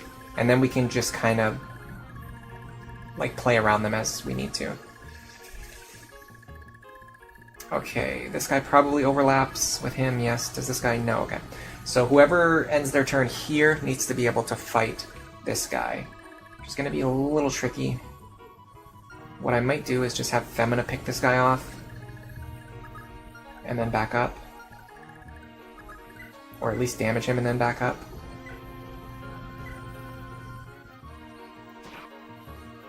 It's crazy that Pegasus are, like, just the ability to fly is so useful that even, like, this crappy replacement unit is still pretty useful to have around.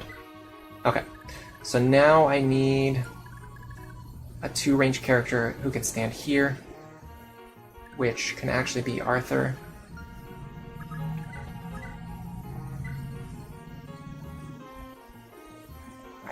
think I should one-shot him. Yes. And when the other one attacks me, it might put me into wrath range. You never know. Okay, we've got a couple characters who need healing. I think Lester is the most important one.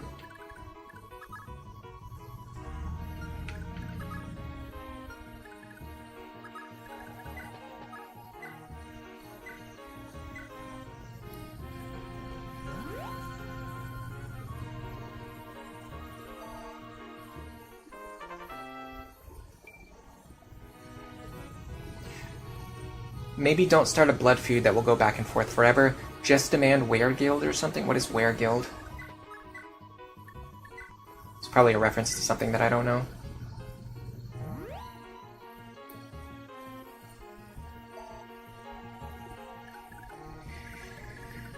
It's kind of sad, but we can't really use Larcey here.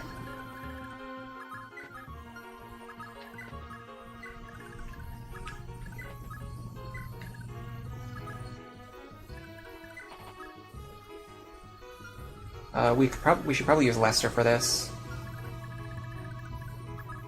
I don't think he can reach. Darn. If I picked up that hand axe earlier, I could have used it here. What about Oifei? He took...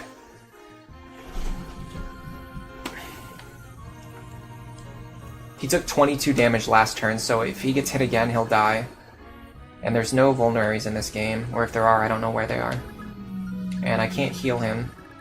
So, enemy phasing this guy is not going to be an option. So what I should do instead is I should prepare to intercept the other two guys.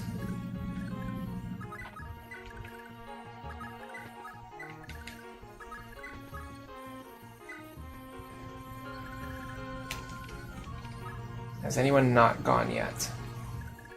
Just want to triple check to make sure I'm not leaving my other units hanging.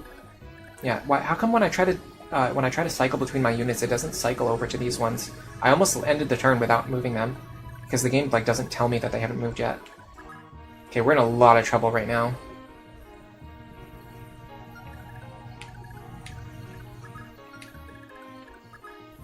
I think Patty will be fine if she stands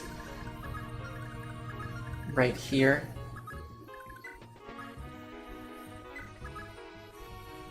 And then...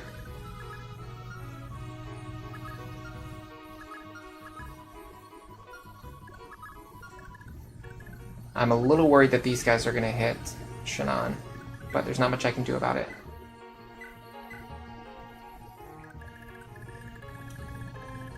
This team has moved, and this team has moved. Okay.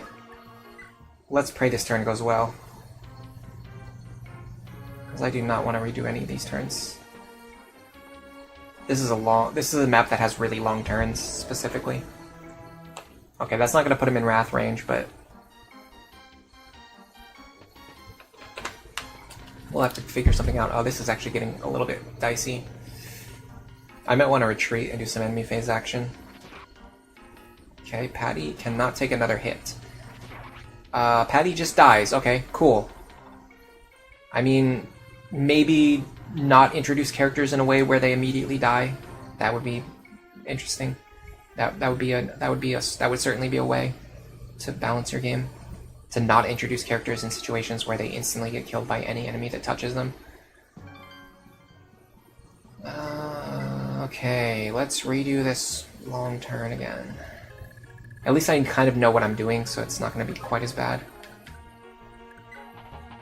I'm going to stick to the plan with the Earth Sword. The reason is because I want to preserve Nana's HP. Anyway, which means she'd be using the Earth Sword at 1 range, or she'd be using the Earth Sword at 2 range. We might as well just use it at 2 range. Okay, so we have to figure out something else to do with Patty.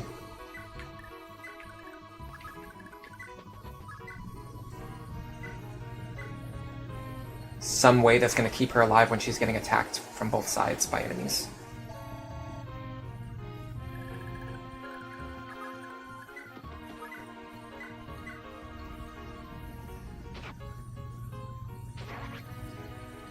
Honestly, maybe keep Finn, like, here, so that he can kill a bunch of enemies on enemy phase.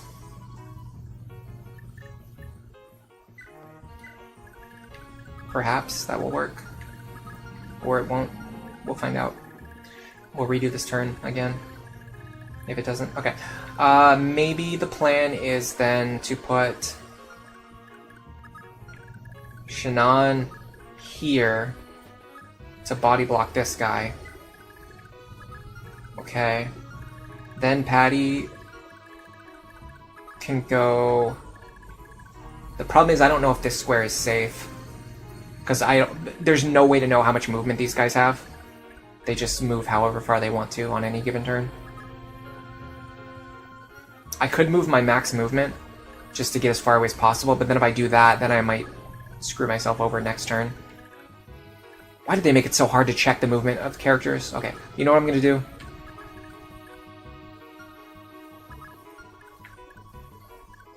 Like, what is the movement cost of his Sans tiles? So stupid. Let me get caught up on chat before I do anything else. I'm sure the intention behind replacement units was that so they could still be useful, otherwise what's the point of them, right? I don't know. I have no idea what Kago was thinking with like half of the decisions in early Fire Emblem. Weregild is a medieval custom where a murderer's family paid a lot of money to the family of the murdered to settle the matter. It was used to avoid cycles of vengeance between families over one crime. Ah, I see. Alright. Fire Emblem 4 terrain movement costs? I don't know. What do you even search for to get this information? Yeah, road tiles cost 0.7 movement. That's sensical. Regular grass terrain costs 1 movement. Forest terrain costs 1... This is just wrong. This is just AI spouting nonsense.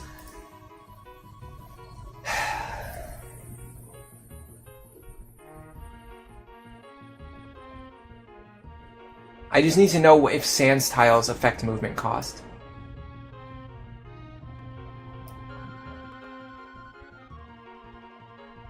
Terrain stats by games. Okay.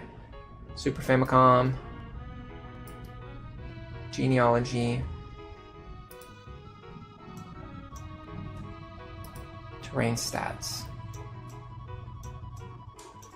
Plains is the same thing as sand. Okay. Movement is 1 for all units. Okay. He has 6 movement. So he can go 1, 2, 3, 4, 5, 6. He can hit the square right behind Shannon. So if I move 1 additional square, I'll be safe. That is correct. Okay. So Patty is safe for the time being. Let's go back over here. This time I'm going to be smarter and I'm going to heal Oife. So that I can get more work done on enemy phase.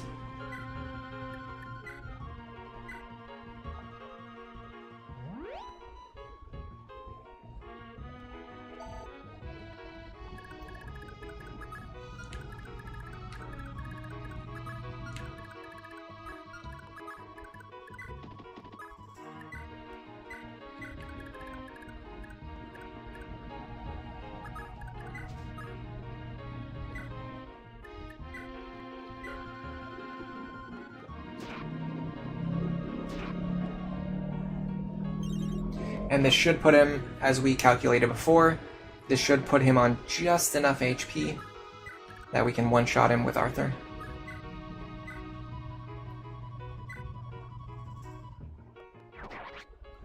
Wonderfully done. And what I'm thinking is I might even put Lester in range of this enemy because he might actually prefer to attack Lester instead of Arthur. Lester will survive. And Lester will deal more damage in return. So that seems like the best case option.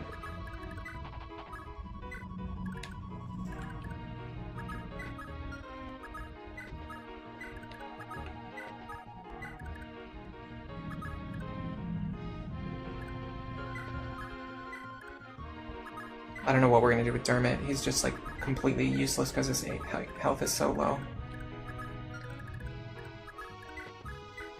Okay. I think we have moved all of our characters, and I think they're actually in positions where they can survive.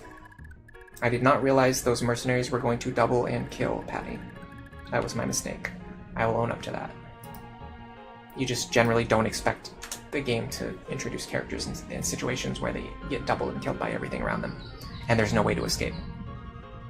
Roads could be a good way to make flyers not the most mobile unit in all circumstances, but the bonus they give to grounded units in this game is too complicated. Yeah, it's just too obtuse.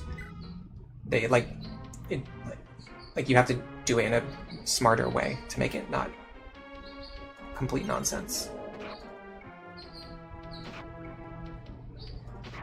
Picked up the kill, so that's good. That's one less guy we need to worry about. Okay, I was right about Lester too. So Lester is really good for baiting in these mages because they prefer to attack him, and he deals more damage in return.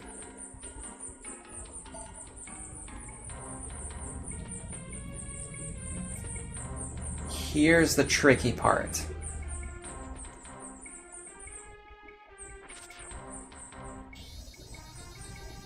I need Shannon to kill these guys and get them out of the way so that Patty can escape. I have no idea, how likely that is to happen. Can we even go anywhere? Isn't this a dead end? Maybe not. Okay, so this bait worked. My anchor strategy worked. They go for Leaf. They'll counter with the Light Brand, which deals good magical damage. The other ones, I thought they could reach Finn, but I guess they can't. Huh. Fair enough.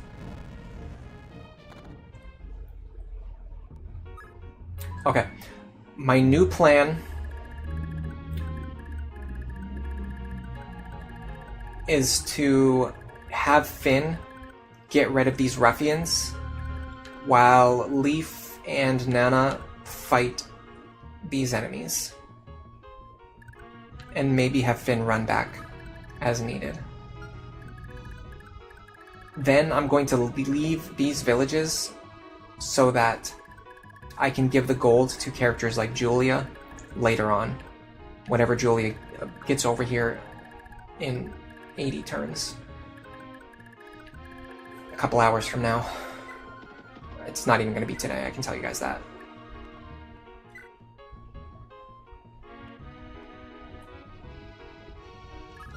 Does Finn have Pursuit?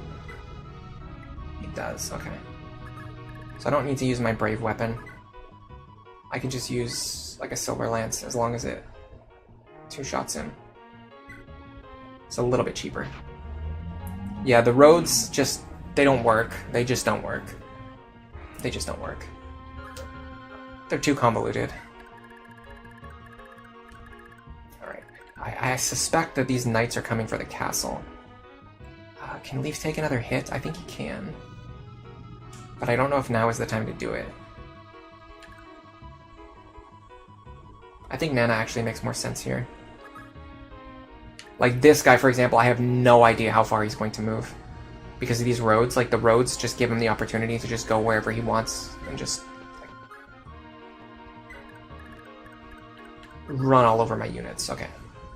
If I move here and I equip the Earth Sword, the reason I want to do this is because I'm going to need to run to the castle, Leonster, which I don't think I can, now that I'm looking. Okay, so this might be a problem. I was thinking I would need to run into the castle and repair the Earth Sword, but if I can't do that, then I'm not sure what I'm going to do. I might need to have Finn come back and deal with the other guys. I honestly have no idea what I'm doing. Alright, let's see if Shannon... I feel like having Shannon stand here is actually better, because it body blocks and allows Patty to get behind him. Right? Yeah. It's almost like this is a puzzle on the left-hand side. It's not really like... I don't know. They're not really expecting us to actually come up with a strategy. There's just one exact solution. Like having Patty stand in this tile is mandatory, or she dies. And then having Shannon stand in this tile is mandatory. so that Patty can get behind him. Otherwise, again, Patty dies. So, I don't know, it's just weird.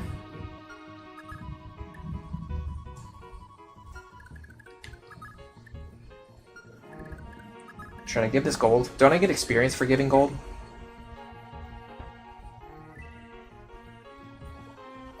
Yes, I do. Very cool. Alright. Before I tackle the group in the center, I actually have to use the bathroom again. So I'm gonna be right back. Wow, actually, people are voting for Shannon. I always thought that Leaf was the most popular, but looks like Shannon is actually pretty popular. Anyway, I'll be right back, I promise.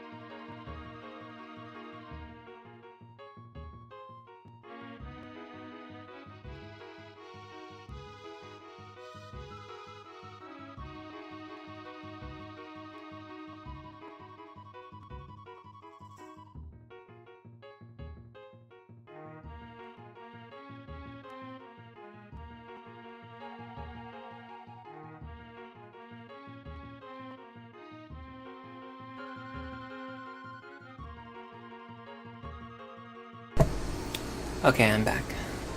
Told you I'd be right back. You like what Awakening's Yanfei map did to Flyers? Are you talking about the map where you fight Yanfei, or the map where you recruit Yanfei? The map where you fight Yanfei has a bunch of Flyers, and they're really annoying. They're just like rushing you down across a really huge vertical map where you have no options for repositioning, and all of your units are being slowed down by magma tiles. Hello, Aether, welcome to the stream. You didn't see anyone else answer this, so you're going to say it as far as you just got up. As you recall, a weapon breaking in arena doesn't break until you stop the fight, whether losing, winning, or backing out. Oh, interesting. So the way it works, like if I go into the arena and I have like my Brave Sword has 1 charge left, they could use the Brave Sword until they win the fight, and then at the end it will count as broken. So theoretically, you can like cheese out a few extra charges on like a Brave Sword, which is the reason why I asked that question. Otherwise, Thieves would auto-lose against most big enemies. Also, from turn 2 or 3, enemy talking, Surlis and Celis were old translations of Selif's name, you believe? Ah, okay. So that was a reference like to the other translation patch. You are talking about the volcano map, specifically because it limits where the Flyers can end their turn. Okay, yes, you are right about that. And I even showed that off during my recent stream, how you could take advantage of the fact that the Flyers They can fly over certain gaps, but they can't end their turn above a gap. And you can use that to your advantage. Especially with that one space on the left that's like always safe because only one unit can target it. Even the other flyers can't reach it. And if you design a map around that, you can actually make flyers a little bit less dominant. That is true. Okay, we're gonna have to rush forward and kill all 3 of these guys. So let's figure out who can secure kills reliably without getting killed in the process. I'm going to start here because Seliph is like near the back. In strategy games, if you have to make a push, it's better to start moving your units in the back first because they have a limited range of where they can reach, and then you can have the characters in the front run out and pick up the slack, basically. I'm pretty sure if we heal Femina up, her and Arthur can actually finish off this guy. We might not even need to heal her, depending on factors. And Larce should be able to kill this guy. I have pretty high level of confidence in her ability to just kill anything.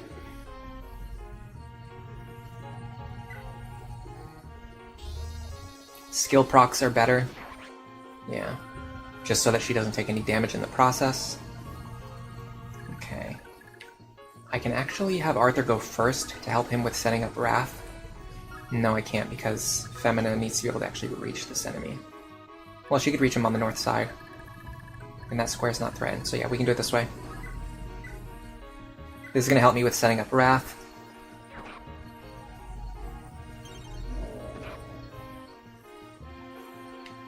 This is going to take us a few hits. Now...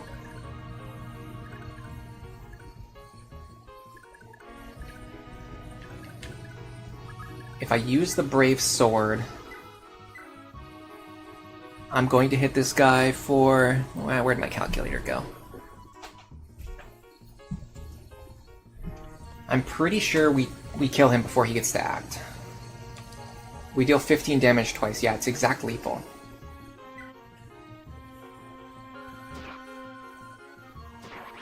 So we can heal her if we want to, but we don't need to commit our heal to her now. If we do it this way. Which I like.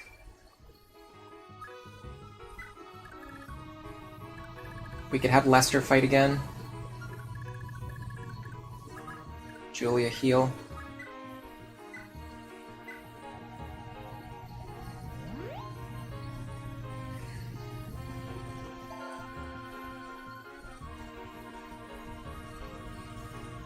Kamui from Shadows of Valencia or Fire Emblem Gaiden has the same name as Korin, because Korin's Japanese name is also Kamui. Ah, I see. What does Kamui mean, anyway? I hear that term used a lot in anime. But I don't know what it means. Let's look it up.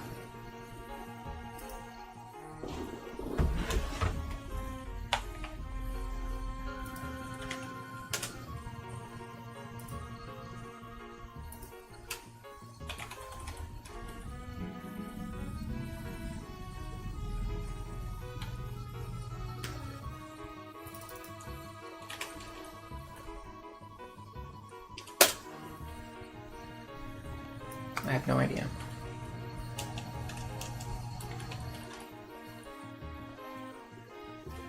Problem is there's like a bunch of different kanji that have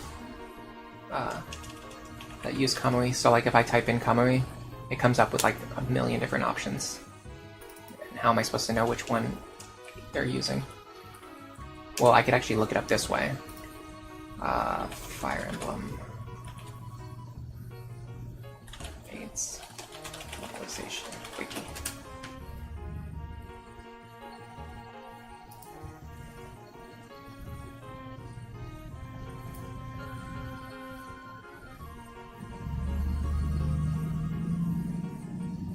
So you go to the name chart, and then you go to Fire Emblem Fates. I'm doing all this work, and I'm pretty sure their name is going to be spelled in hiragana, so it's not even going to tell me what kanji I'm thinking of. Playable characters. It just says Kamui. Yeah, it's just Kamui. But it's actually, in fact, it's just written in kana. It's purely phonetic. Trying to think if there's another way that I could figure it out.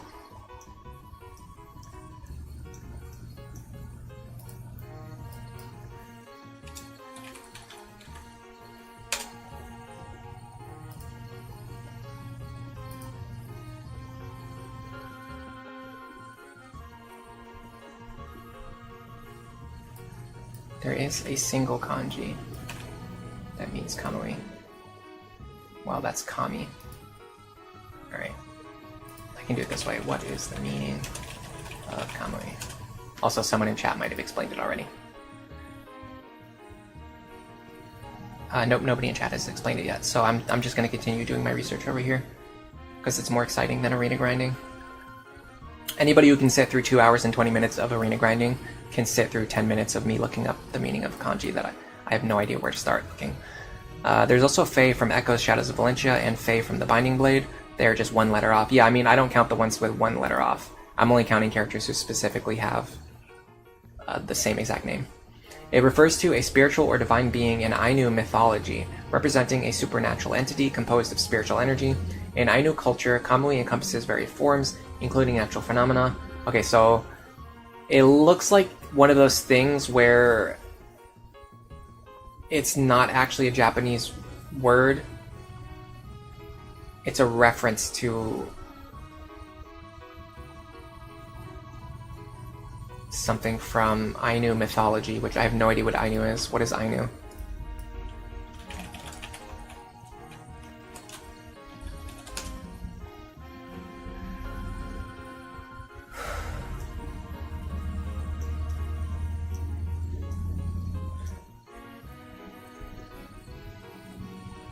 Oh, okay, so Ainu is... Okay, so no, I'm sorry. Ainu is from Japan. They have their own language and oral literature. So it's sort of like... So Ainu is like an ancient Japanese culture. And then modern-day Japanese just inherited the word Kamui from the Ainu mythology. And essentially what it means is a spiritual or divine being, representing a supernatural entity composed of spiritual energy. Huh. Okay. I don't really see how that relates to a lot of stuff. I guess, I mean, Korin is like a divine dragon, probably. I don't know what Korin is, but I'm guessing they're a divine dragon. And then the other ones I was thinking about was like Kakashi, like his Kamui ability. Like, what does that have to do with Ainu mythology of like spiritual beings? Seemingly nothing. And then in My Hero Academia, there's a character, a hero whose name is Kamui Woods, which again has nothing to do with like spiritual or supernatural stuff. I guess it's just a word that they think sounds cool and they want to use it. Yeah, it's definitely related to the word kami. You do get it for Korin, but it also doesn't seem to have anything to do with the mercenary from Shadows of Valencia. Korin is the child of Anankos, yeah. But I don't know what that has to do with like spirituality. Unless you think, like, unless spirituality like always has to relate to the gods, which is maybe true. But yeah, it seems to just be a case of it's just like an ancient word that people like the way it sounds or think it sounds cool, and so they use it now for other things. That's where I'm landing. All right, let's actually heal Femina because she's kind of useful. Perfect. Good healing range.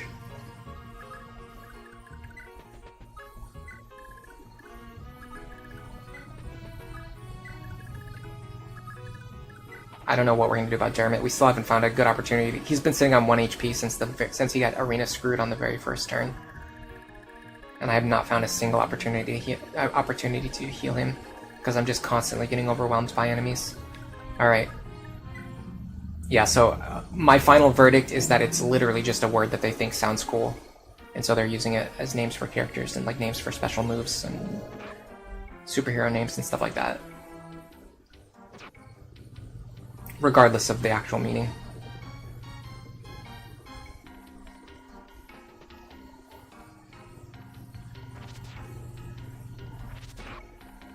Okay, Shannon. Now, here's where things get tricky.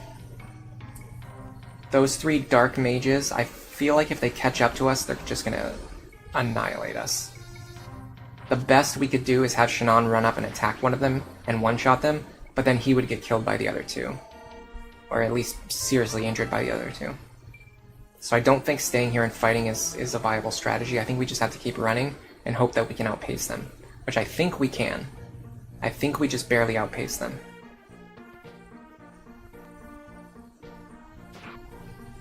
Okay, we should heal with the Earth Sword. We do, but not for as much as I was hoping. Ah, yes, of course. The reason is because it switches to a physical weapon when you fight at 1 range. I have to hit them at 2 range.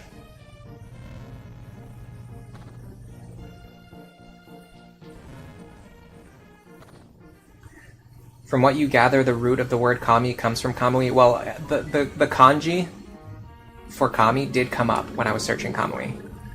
So it seems like they are related, but it's just one of the, like, I don't know. I don't know how to explain what I'm trying to say. Let me think if I can think of like a good good example of like an English thing that's like that works the same.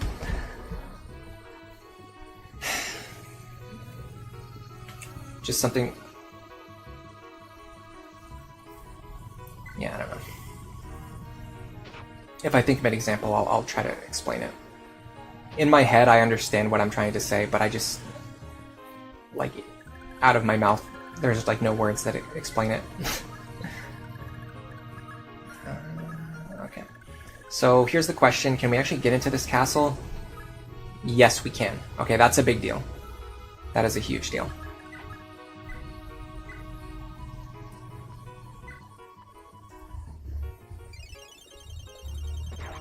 And I can't remember if we actually get healing inside of the castles. But what I can do is go in there and repair my Earth Sword now.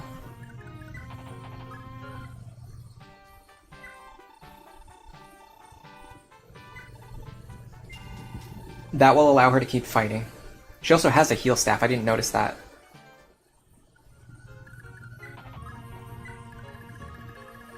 Didn't they say something about a church? Oh, the church is way over there. Okay, we're not getting to the church. I don't know why they said we should go to the church when the church is like so far away. You could never safely get there in time. We just have to win with the units that we have available to us right now. Okay, so here's the thing.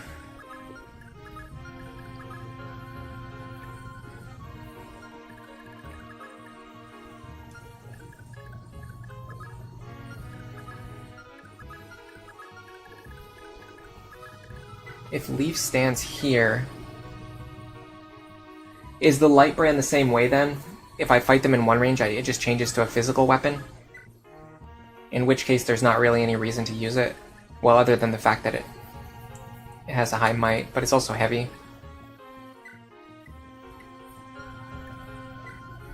I should just use the lightest weapon, right? Well, what is their speed? Their speed is 1, so as long as I have 2 speed, I'm fine. So I can use the light brand. Should I, though? I don't know. Let's go here. We should be able to survive 1 attack. I can actually check that, just to be safe.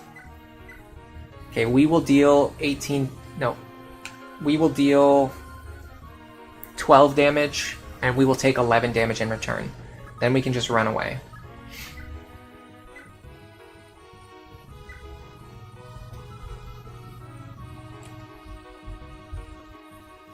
Kami is closer to the concept of spirit than the Western image of a god. It's hard to translate terms like these because the idea of what kinds of spiritual beings exist and what they are is so different across cultures. It's not only that, too, but it's also just because it's like an ancient word from, like, basically, like a history and a culture that has a completely different language. than modern day Japanese as well. So it's like there's just multiple factors into why it's kind of tricky.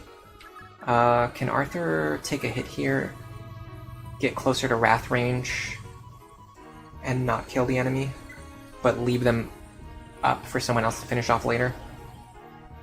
The problem is if this doesn't push me... Okay, that pushes me into wrath range, so now I can get guaranteed crits from now on.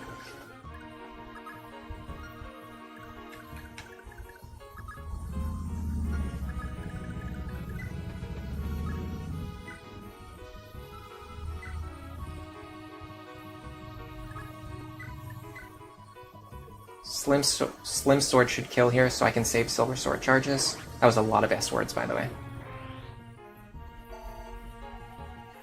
Instead of vulneraries, I have churches spread all over the field. Oh yeah, I know that. What I was saying was at the beginning of this chapter, like 2.5 hours ago, I believe Finn mentioned that if we run away to the church, we can defend ourselves here instead of trying to fight and protect the castle. But honestly, it would have been smarter. It would have been smarter to just stay and defend the castle. The castle is a way better defensible position, which is exactly why I ended up doing that anyway. So yeah, I was talking about in the story, they were saying, like, we should go to the church, and I'm just thinking, why would you go to the church? Okay, Balmung does not have 1 to 2 range, so I just need to keep doing max movement every turn now, and hope I can just outrun these guys. I have to be careful, though, because these guys will one-shot me if I get into their range. I don't know if they'll attack. Sometimes the guys standing around the castles don't attack, but sometimes they do. So I'm not going to gamble on that. Especially when the game is forcing me to play 3 chapters at the same time. Alright, who is badly in need of healing? I know Dermot is. Oi Fei needs healing. Lester needs healing. Selif needs healing. Lana can heal him. To full? Probably not. Pretty close, actually.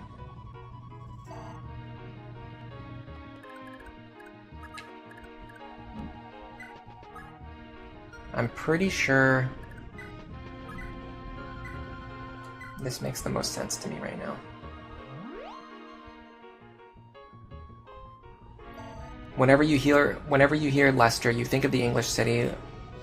I don't know how to pronounce that, like Leicester, but Leicester is just an English rendering of the Japanese spelling. Yeah, a lot of the names, like the pronunciation, why the names are so confusing to pronounce. A lot of that happens just because the characters have names that are like from one language, and then it's translated into usually very poorly translated into Japanese, and then translated from Japanese back to English. So it's like that meme where like you run something through Google Translate a bunch of times, and then you whatever comes back is not the original. It's just like that, which is why I don't even bother trying to pronounce the names quote unquote correctly. Like people are always harping about the correct pronunciation, but in reality, it's like usually the pronunciation is just nonsense to begin with.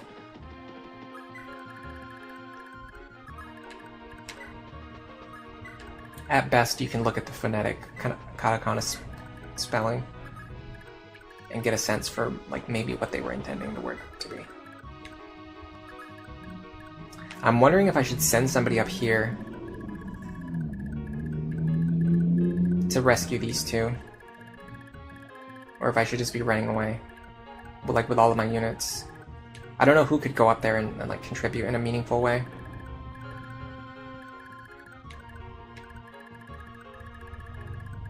And I just don't want to move a million tiles across the desert either.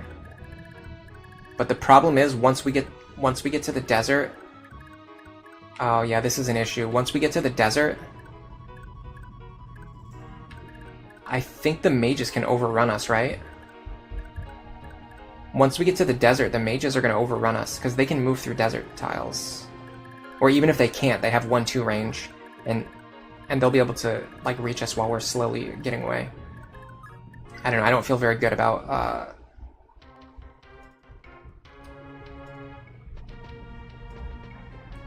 Shannon and Patty's survival.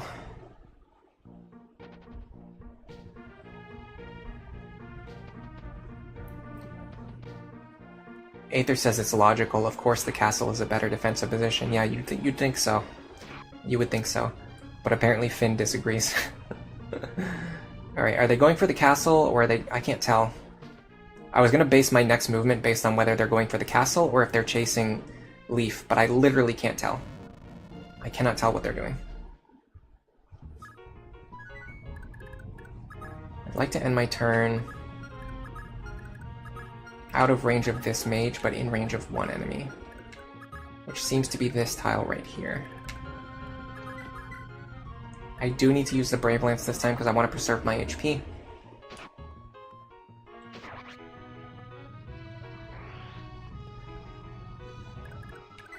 Now I go here, quit my Silver Lance, and wait. 2, 4, 6, 8, 10. I don't have enough Earth Swords to fight all these guys with Nana. I don't necessarily need to. Does she hit twice or just once? She has a depth and a cost. So she has a chance to hit twice, but it's not a guarantee. If she hits twice here, it's pretty big. If she doesn't, it's actually pretty bad. Did not get it. And I also have no idea how far this guy moves. 1.7.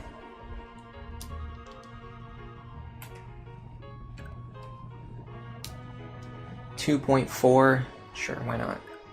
This, I don't know if it's a road or a plane. Who can guess? Let's say this is 3.4.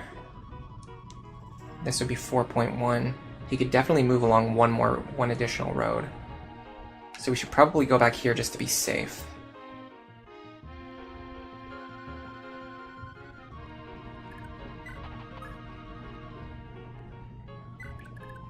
And then Leaf can hide behind you.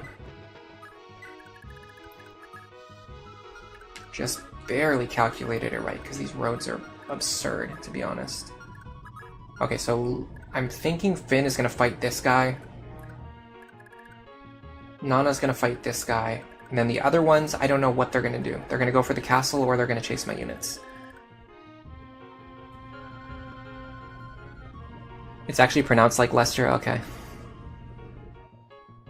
They really want warriors to donate to the church, so that in turn the warriors get blessings from the church. Ah, yes, that's the reason why. It's not because money is good. Alright, I'm gonna stand here just in case. I don't want these guys to target me. Okay, so here's my problem. These guys are catching up, and when we get to the desert, they're going to catch up to us even more. Is there any character I can send up there that can, like, contribute in a meaningful way to save them? I feel like the answer is Lester and Oife.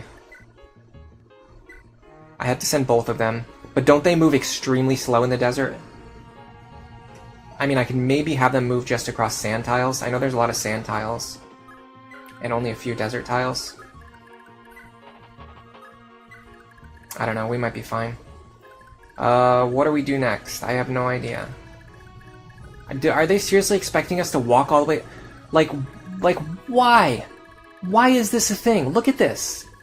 Why did you, why? Like, why put this in the game? Is there any reason why we should have to walk along this road to get to the next battle? Like, just send us to the next chapter. They already figured it out in Fire Emblem 1. Like, how does it make sense that it's and the most frustrating part is I don't even know if this is the way that I'm supposed to be going. So if I spend 10 turns walking my characters all the way over here and then it turns out to be wrong, oh well, I guess I just have to walk 10 turns back in the other direction. Oh well, that's it for me.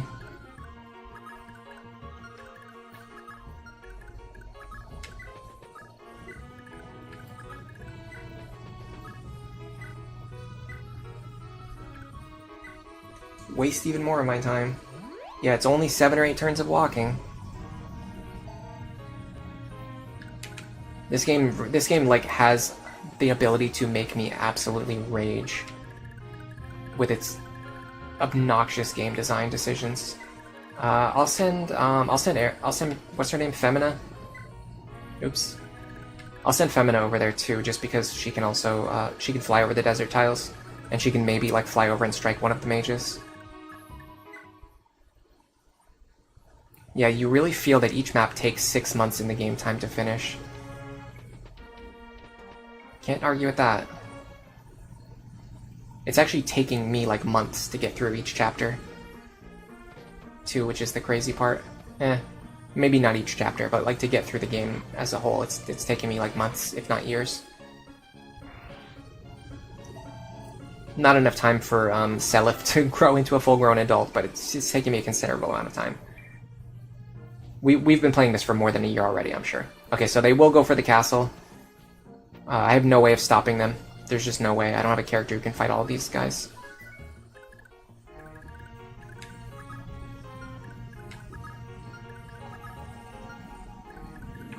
In fact, they wouldn't even... It's interesting, they would not even attack Finn when I left him in their range. So maybe the play is to have Finn do a hit and run. But then what's going to happen is that, like, this guy is going to sack the castle, and then everyone else is going to turn around and start attacking Finn, so I can't do that. Alright, we'll come back to that later.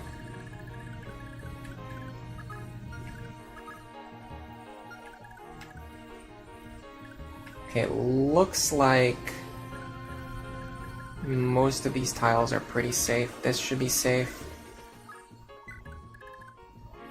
Shannon, see, we're losing tiles of movement here and there, and it's starting to add up. These guys are going to catch us.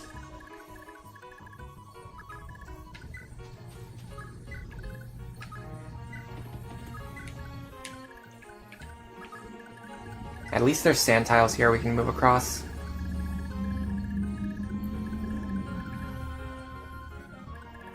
Alright.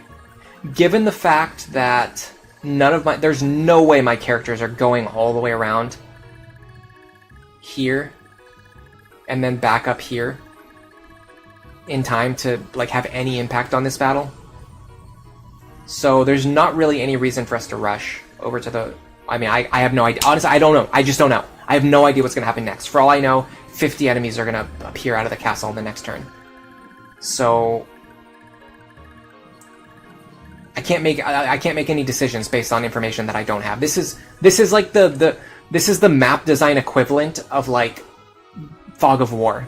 Like, there's not actually Fog of War, but I can't make any decisions because I have no idea what's going to happen next, because of the way this game processes information and encounters. It's really getting on my nerves. I also have no safe places at all for any of my characters to go. And I can't heal Nana. And I have no idea how far this guy moves, because I don't have any information on it.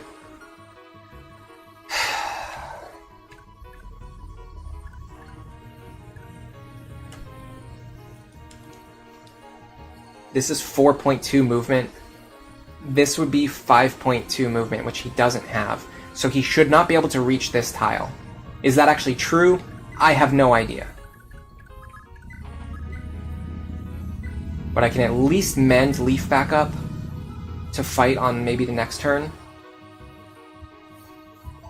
And then I can put Finn into a position where he can get some enemy phase action done. In this tile here, which he probably can't... Okay, he can reach that tile, okay. So put him here. He might be able to fight 2 enemies here. Huge if true. Yeah, so I don't know what to do with this army, because I can either have them stay here to reunite with Shannon, which might or might not matter.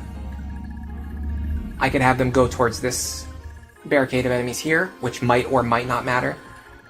I could have them try to rush around the map to reach this area sooner or later, which might or might not matter.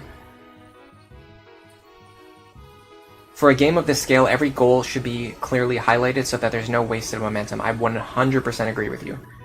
It's probably one of the most, like, the frustrating aspects of the game design and the map design, there are surface level complaints like, oh, the maps are big, but the real deep complaint, like, we're really hammering on like the actual problem right now with what we're talking about, which is that not only does it take a long time to do anything in this game, but the game doesn't give you any information about what you're trying to accomplish. So you're just walking around a huge map, and if you go in the wrong direction, you have to turn around and spend so many extra turns, like going back to make up the ground that you lost. And I just don't like it. I just don't like it. I just wish the gameplay was better. That's the bottom line.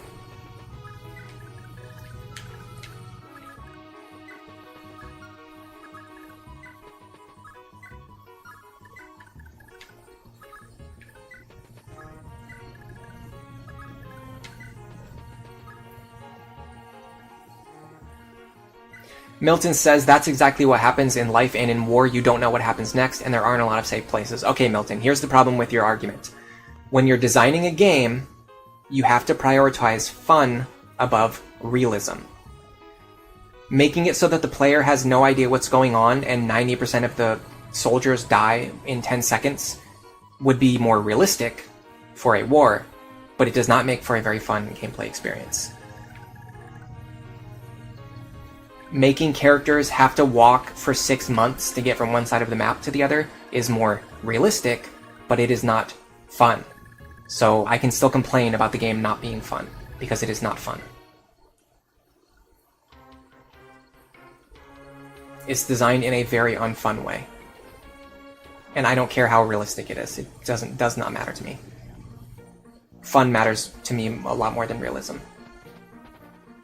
For what should be very obvious reasons, because I have a very limited amount of time, and I would rather spend my time having fun rather than spend my time doing things that are not fun.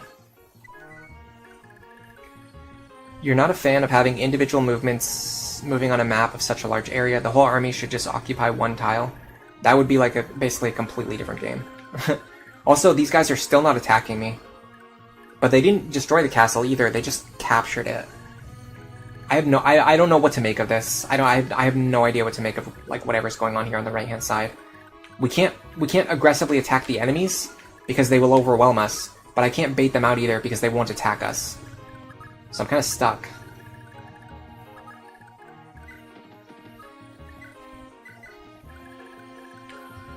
I don't have any good options. Nana also can't heal herself, so I have to be careful about that. The only way she can heal herself is if she gets an opportunity to hit something with the Earth Sword. But she can't because the enemies are clustered together. Alright, we're kind of getting away. If the other units can get up here fast enough, we might be okay. Can any of them shoot over these cliffs? I don't think so. So we have to get, like, up here. The problem is there's one desert tile up here that's going to bottleneck me. Okay, this is very good. Oifei's in a very good spot now. I feel a lot less worried.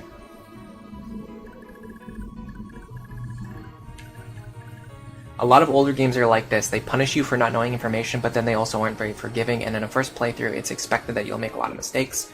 See, in my opinion, if they expect people to make a lot of mistakes in the first playthrough, then they shouldn't make it so punishing. Like, choose a lane. You can either make the game very punishing, or you can make it so that you make a ton of mistakes.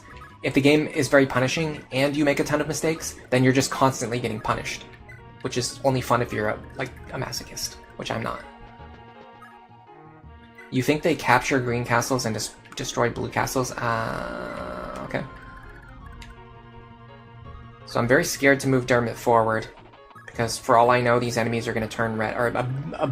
Here's the problem. It's not even just that these enemies could turn red, but like 50 red enemies could just appear out of nowhere and rush my units, because the game does not follow any kind of logic or fair play. It just does whatever it wants to at any point in time. So far, nothing's really happening other than these last 3 Dark Mages.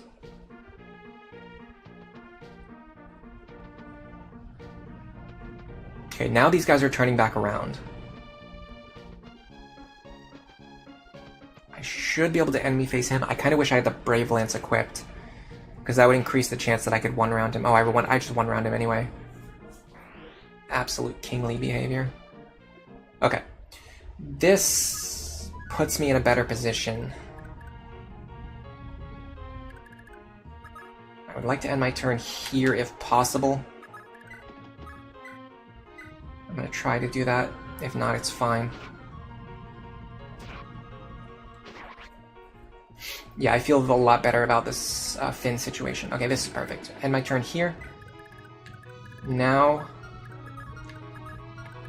I can go like this. I can heal her up by using the Earth Sword.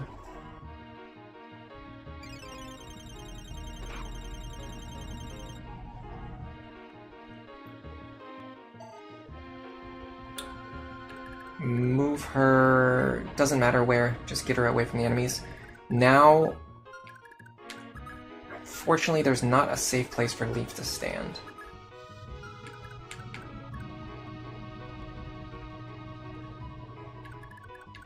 Unless I'm comfortable allowing him to fight 2 enemies, which I'm really not.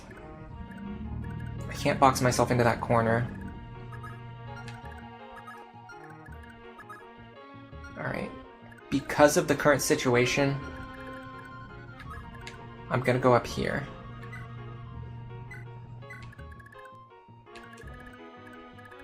And enemy phase that guy.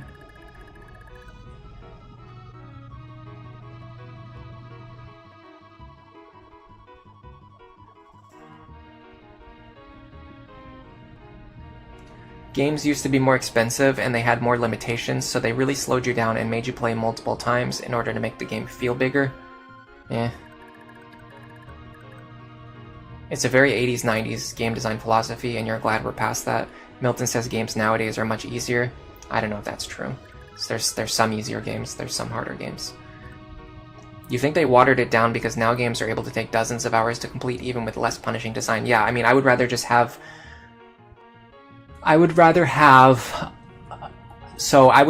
number 1, a good amount of good content.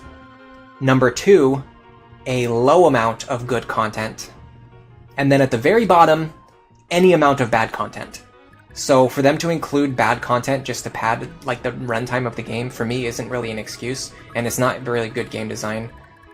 It's just them wasting my time with something that's not fun. It looks like these 2 actually could have escaped on their own too, by the way. Because these guys would not have been able to shoot over this wall yet, and they can already get all the way over there. So I was worried for nothing. But oh well, I'm here anyway, I might as well just do it.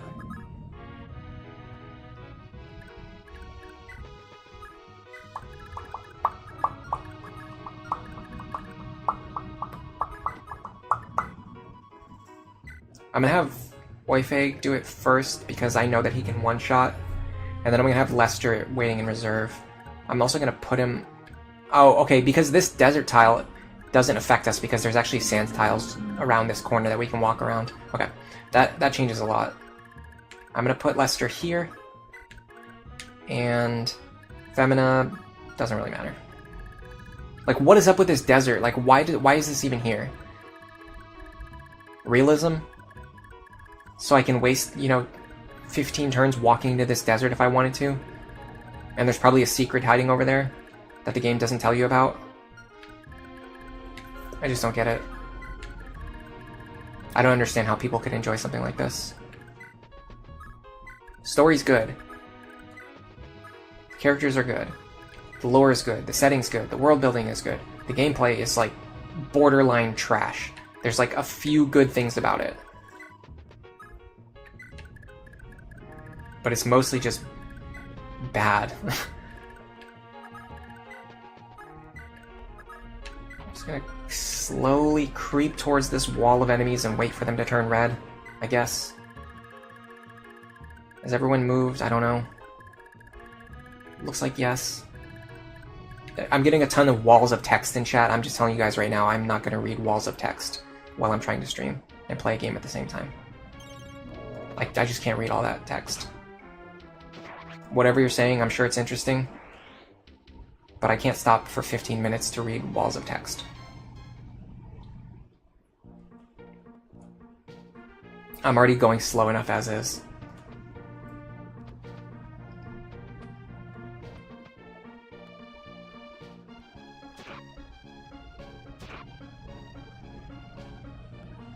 Milton, you think if I don't enjoy it, I should stop playing?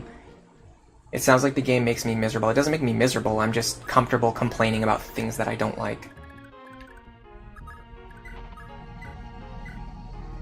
I can praise the aspects of the game that I do like, and I can criticize the aspects of the game that I do not like.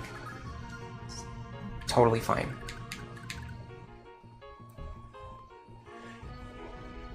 Okay.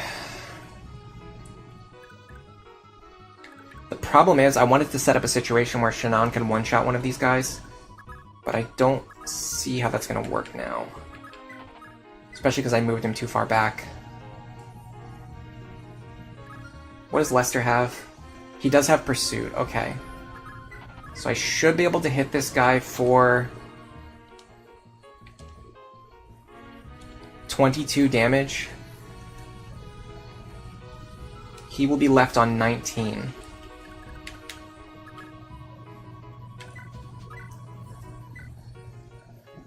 Then Femina can kill him and then fly away.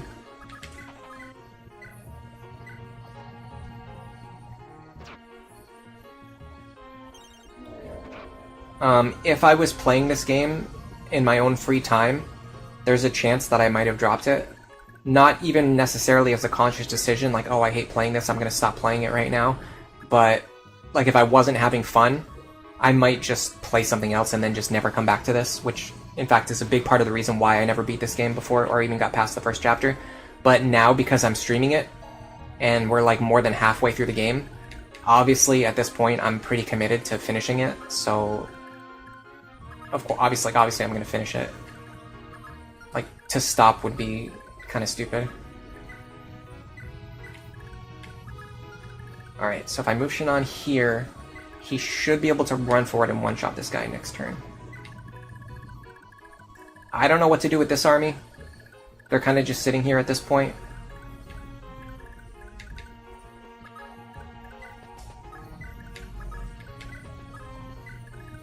The Gen 2 pairings don't really matter, so I'm just going to have characters stand next to whoever, and then see what kind of conversations I get later about it. Yeah, I don't want to advance this army towards this wall of soldiers, because, for one, I don't know how far they can move. It's probably like, I don't know, they have 6 movement, so they can probably move like 9 tiles or something. 1, 2, 3, 4, 5, 6, 7, okay. 7 times 0.7 is 4.9, so they can still move.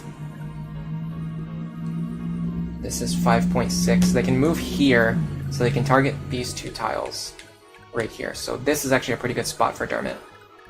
What about my group over here? Did I move them already? No, I did not. Okay, good. The enemies did not chase Leaf. That's really good. That means I can finish off this guy from a safe position.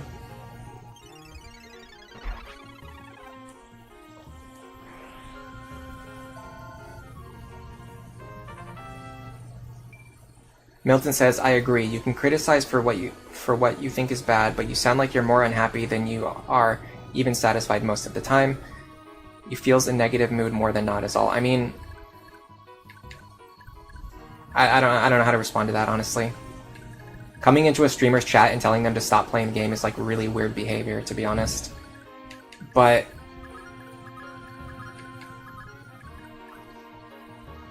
the main reason why I'm probably not going to play Fire Emblem 5 is specifically because I know that if I just complain about it the whole time, people who are fans of Fire Emblem 5 are not going to enjoy it.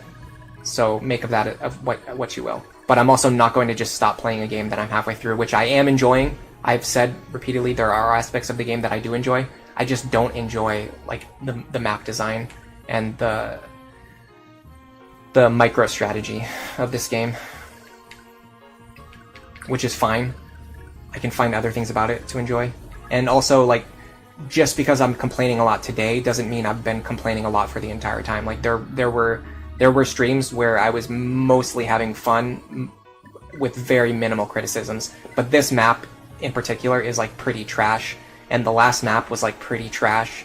So if you have like 2 really bad maps in a row halfway through the game, like how was I gonna, like 10 streams ago, how was I gonna know that there was gonna be 2 really bad, extremely slow maps that I was gonna have to play, 50 hours later? Like, how would I have known that and planned for that?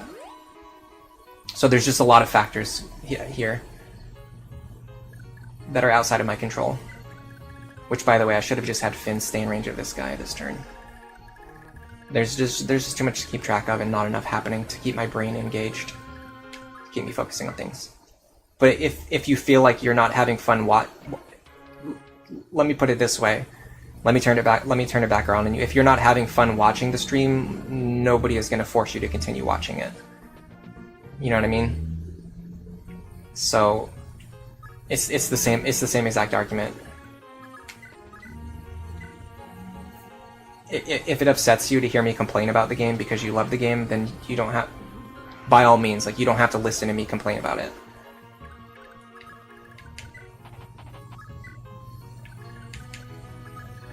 All of my units are injured now. I gotta run them all the way back over here. Okay, so here's the question. I don't know what I'm supposed to be doing next. Am I supposed to be conquering this castle? Am I supposed to be going towards these guys?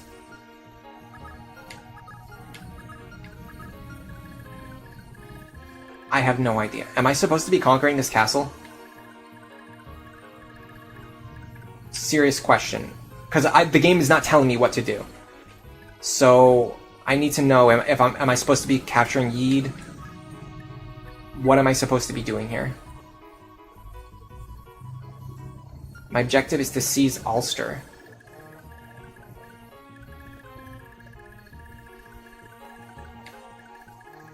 I can't seize Ulster anytime soon. So that's like the victory condition for the entire chapter. So in the moment, like right now, what am I supposed to be doing?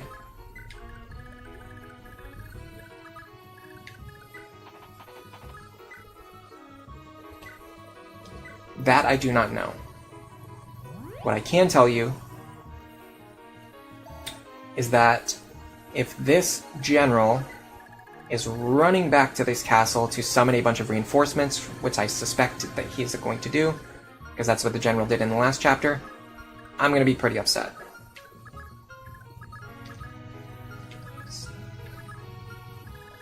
Stand here with a javelin, maybe. I don't have one. Why don't I have a javelin? That's weird.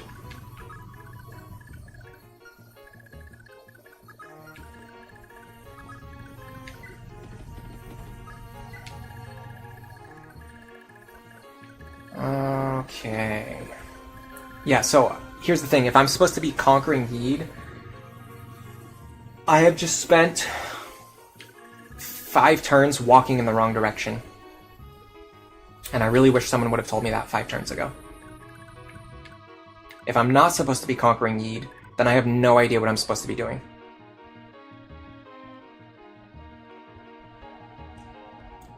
Aether, you can post the quick objective list. Yes, please do so.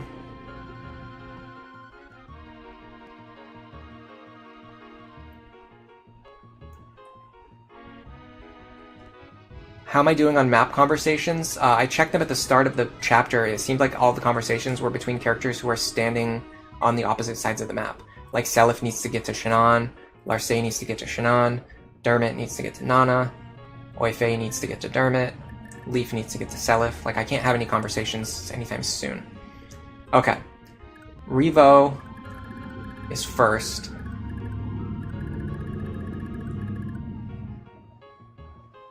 Yeed Shrine. Is Evo where I started? Okay, Revo's where I started. So I'm supposed to be going to Yeed. So I'm supposed to be taking over this castle.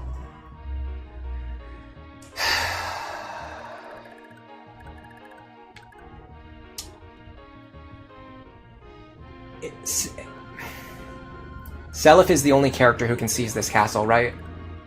I'm correct about that? So I have to walk Seliph all the way up here.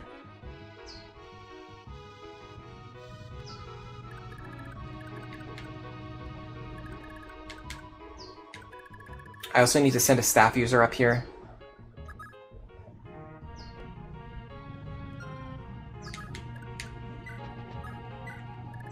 To heal all these characters.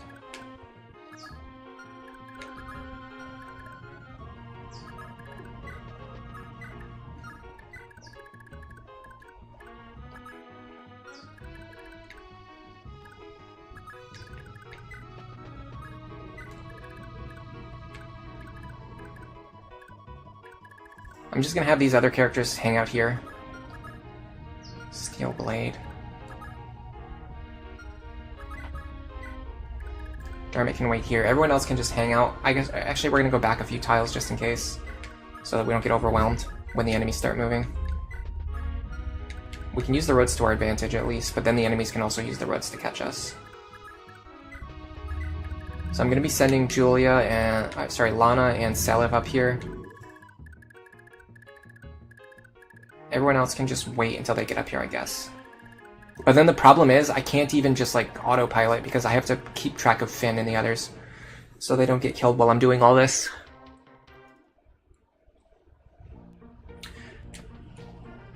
Okay, they're coming back this way now. These enemies are extremely confusing. The good thing is, this guy moved forward, so Finn can just kill him now. I can even one-shot him, which is great.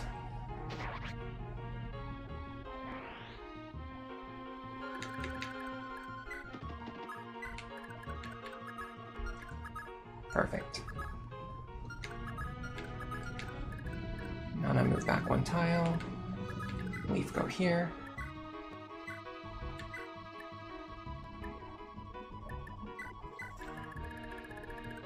Okay.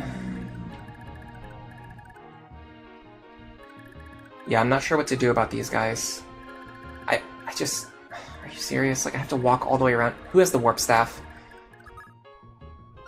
Return sends you back to the base castle. Warp sends you to any castle, okay. I guess I should send Julia then, so that I can return him to the base castle after we seize this castle, and then in fact I can return everyone, like, one at a time.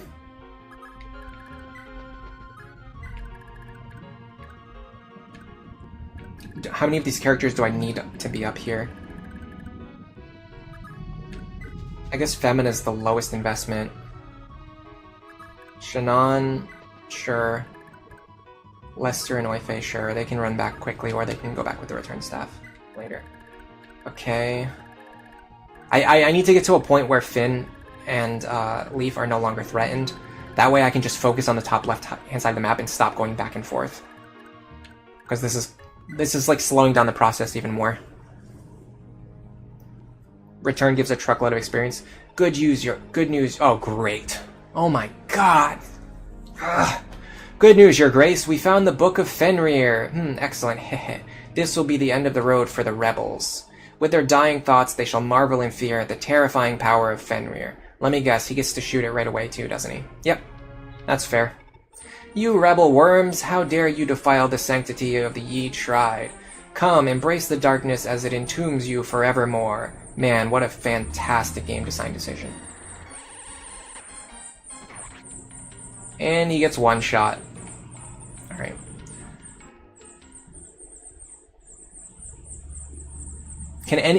Literally, I would love it if one person can justify that. I would love it if one person can justify that. Like, that is ridiculous nonsense. Not only that, but keep in mind, at the start of the chapter, when we were introduced to Yi Shrine, it was when Patty went in there and stole all of their valuable items and left, right? And in that same conversation, Susoff, the Dark Bishop, implied that he had lost his Fenrir tome, therefore implying that Patty had stolen it. Not the fact that he was just going to re-equip it 12 turns later and then instantly one-shot one of my units.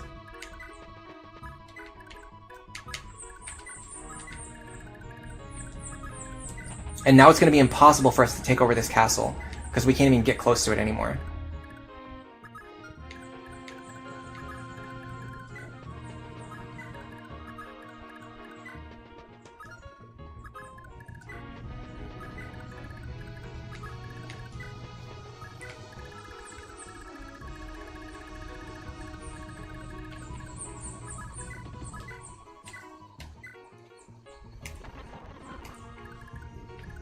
It's time to start using speed up.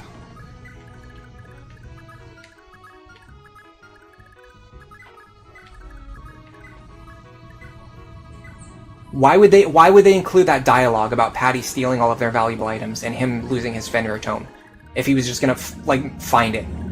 Like, oops. The thief character who stole all of the valuable items didn't steal the Fenrir tome. I just happened to just misplace it. Here it is. I just found it. On turn 12, I guess that's when he decides to find it. Like, what were they thinking? Like, what's the logic behind that?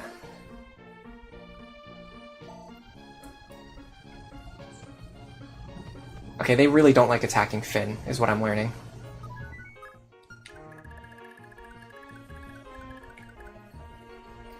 Balmong should give Shannon a fighting chance to at least dodge. It's a massive speed boost when equipped. Yeah, well, not really, apparently. His hit rate is 102. My avoid rate is 90. So not only was that extremely stupid, but he had a 12% chance to hit me. And of course he hit me on the very first shot. I just can't.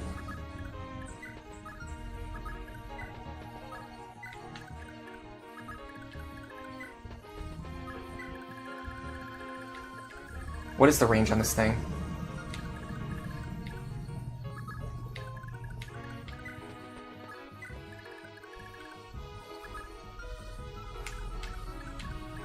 I mean, I guess we just hang out here for 50 more turns.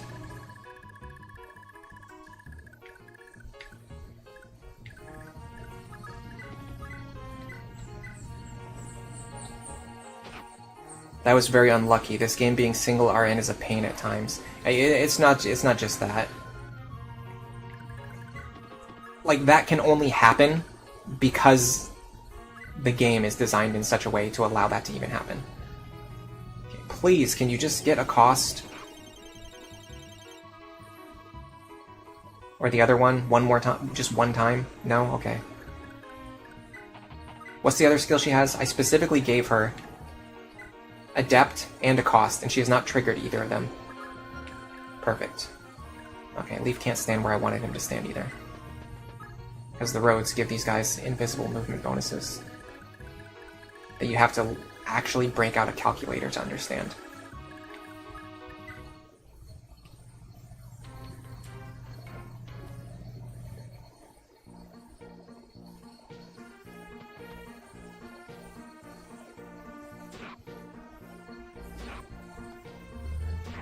Now you trigger it. Okay.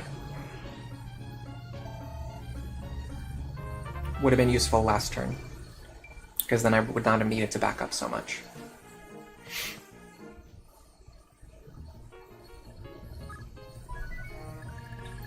Now, let me just get these guys out of the way first. If I go like this, I think I can heal. And then even if she does get attacked, it's not the end of the world, but the Earth Sword is a lot more valuable, so I'd rather not waste charges. Actually, I don't know how valuable the Light Brand is. Okay. That just barely protects her. I wonder if I go here. Oh yeah, so I can't seize the castle. Okay, please tell me the action on the right-hand side is done for now. I don't like this gimmick of... It's just, it feels like it would be, it's frustrating me because it seems like it should be a good idea. It seems like it should be at least a decent idea, like a workable idea. Of like fighting the battle on multiple fronts, like having two different groups. And it just seems like it should work, but because of the way the game is designed, the whole thing just ends up being frustrating.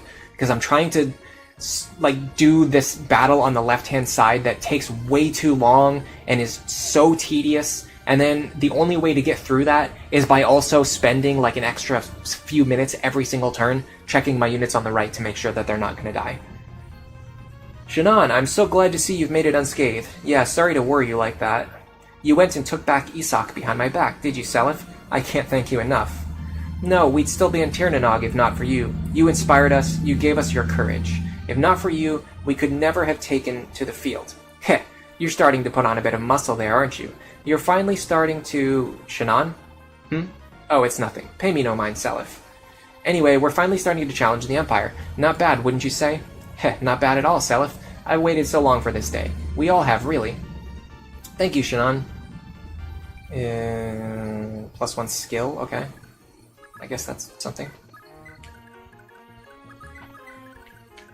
Yeah, I need to heal all these characters. I'm guessing the Fenrir Tome has a bunch of in fact, it has infinite charges, I guess.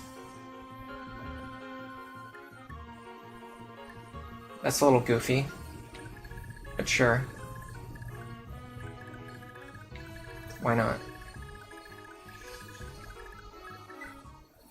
So he can just shoot that Fenrir Tome forever.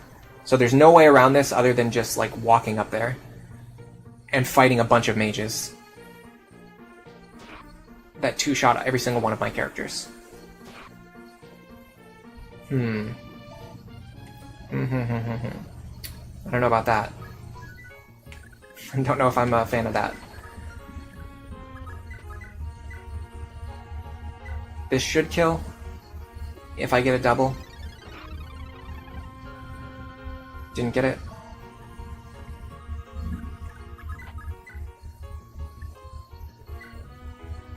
I can hit him for 9 and just kill him here. Enemies don't run out of durability, so it's like Gen 1 Pokemon, where they get to spam their moves forever, but you're limited by PP. The proc rate for a cost is really iffy to calculate. I'm curious what it is now. Is it something weird, or is it just, like, inconsistent or complicated? Okay. The hardest part is that she can't return herself.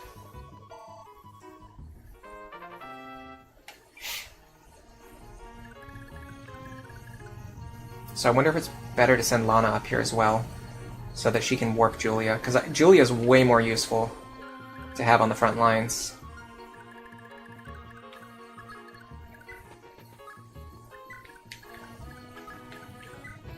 I might as well do it. I'm doing this anyway. I might as well just do it.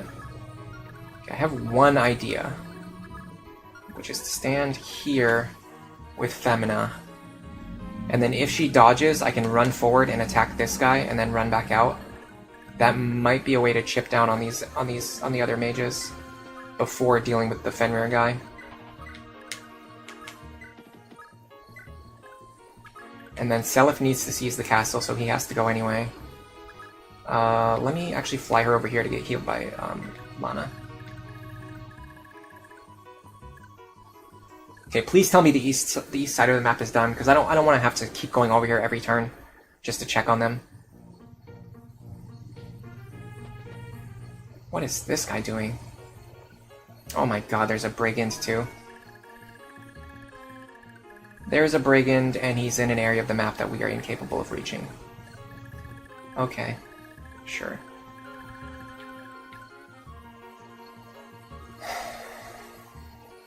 I'm just gonna let that village go.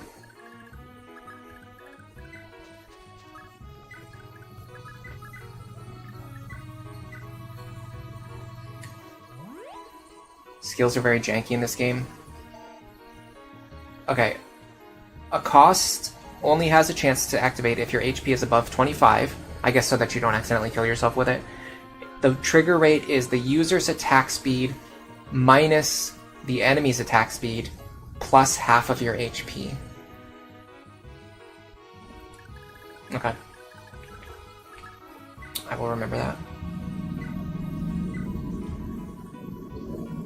Skills are janky in this game. It's definitely a weird proc rate, but it's not like beyond comprehension. I understand what you're saying. It's a little weird. It's a weird decision. It does not bother me as much as some of the other crap in this game. You can still kill yourself with a cost if the enemy is very strong and they have a crit chance. Yeah, but they probably included that to make it so that you wouldn't kill yourself accidentally. But then because it's a game that was programmed in the 80s or 90s, they didn't do a very good job of it. And so there's still ways to kill yourself, basically. That's what I'm guessing. Okay. Let me see if Femina can actually reach that village on the left side. Oh crap, I put this guy in range. I mean, he's not gonna die, but I should not have put them in there.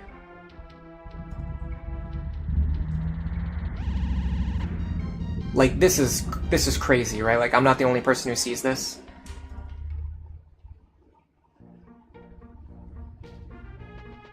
Okay. Can I reach that village in time?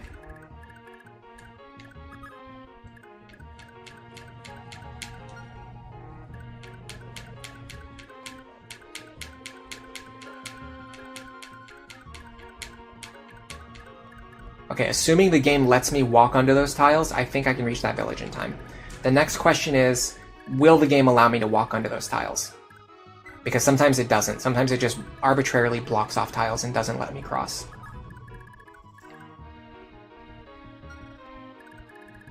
I'm gonna move Seliph back. Okay, who else still needs healing? Just Lester. So the problem is, I can't actually run up to this castle in any way. There's no way for me to just run up to that castle. Because if I do, any character who gets close enough is going to be targeted by 4 enemies.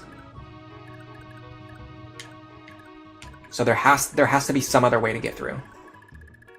I want to use Femina, but she has to go deal with this brigand first. We don't have a silent staff to disable the boss? I don't think so. If a character has enough HP, they can get killed by mages by triggering a cost. Yeah, because their resistance would be very low. Okay, yeah, the game's doing this bullcrap again. So it's arbitrarily decided that I'm not allowed to walk onto these tiles. So it's probably not going to be possible for me to save that village, unfortunately. There's just no way to do it. Because the game just decided that the brigand has the ability to walk on those tiles and I don't, which is very cool. Surely there's no way to save that village. Certainly, I mean they can't be possible. How would you ever get down there fast enough if the game doesn't let you walk there until after you've cleared Yeed Shrine? I'm gonna go a couple tiles over just to confirm, but I'm fairly certain this is not gonna work.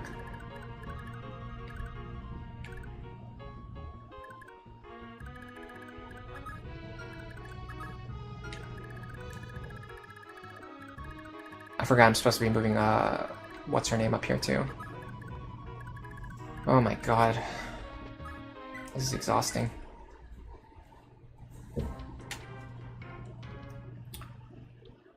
As I recall, the general play is doing the kill with Shannon before turn 12 against the Yeed Shrine boss. That sounds insane. Maybe it's just because I got unlucky and I got hit by the very first enemy at the start of the map, but I felt like Shannon had to run away from those enemies. I couldn't imagine a situation where he stays and fights them. Yeah, okay, so they, yeah, okay. Alright, so, sure. So we're doing that. So it's now impossible for me to rescue that village, so I should just plan accordingly. So if you get unlucky and Shannon gets hit by a 12% attack on the very first turn, and then he also gets hit by the very first Fenrir and then dies, I guess it's just impossible to rescue Yeed, which is exactly what would have happened to me based on the luck that I got.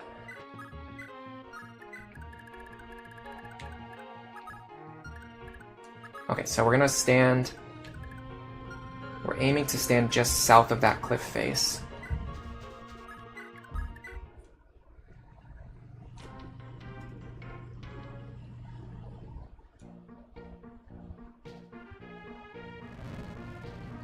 I love how they're just rubbing salt in our wounds by continuing to go back and remind us that that village is getting destroyed and there's nothing we can do about it. I don't necessarily think this will work, but I want to at least try it before I do the human sacrifice strategy.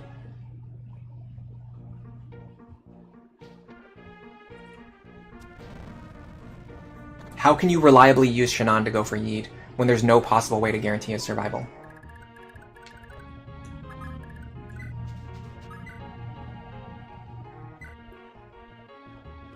I don't think I even one-shot this, or one-round this guy. I do not. I'm also very likely to take a crap load of damage and then die. Okay, so new plan. Oh yeah, I wanted to do it this way. This is the way I wanted to do it anyway. Go here.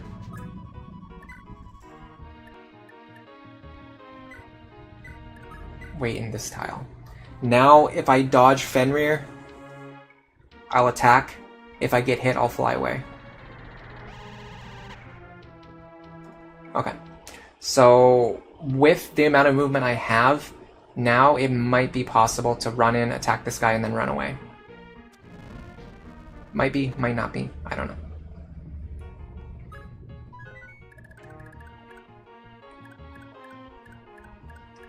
The answer is no.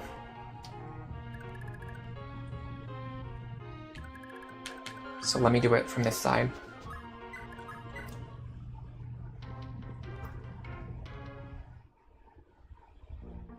So we got a new plan.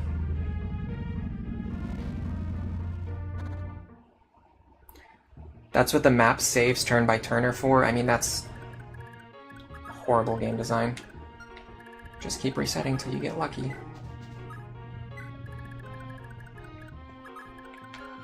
On normal difficulty, by the way. This isn't like I'm not playing like a super hard challenge mode difficulty. This is the default difficulty. Like the default gameplay experience for this game is that Shannon and Patty join. Patty instantly gets killed by anything that touches her. Shannon needs to dodge every single attack to stay alive. Otherwise, they're at risk of getting instantly killed by Fenrir. I just don't know about that. So if Julia's standing here, I can also potentially bait out Fenrir onto other targets, like this. Now let's see what happens. If I do this correctly, I can use Julia's healing to avoid being within lethal Fenrir damage, even if Femina gets hit here.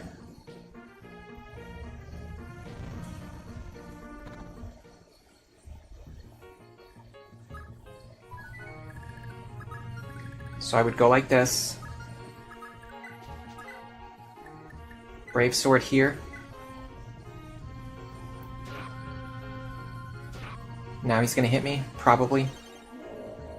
I dodge, that's even better. Okay, so now I fly back out. Now because I dodged that, I can heal Oife.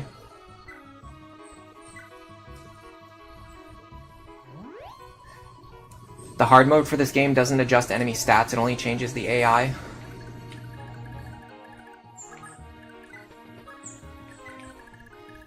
I just feel like the default user experience shouldn't be this obtuse and tedious.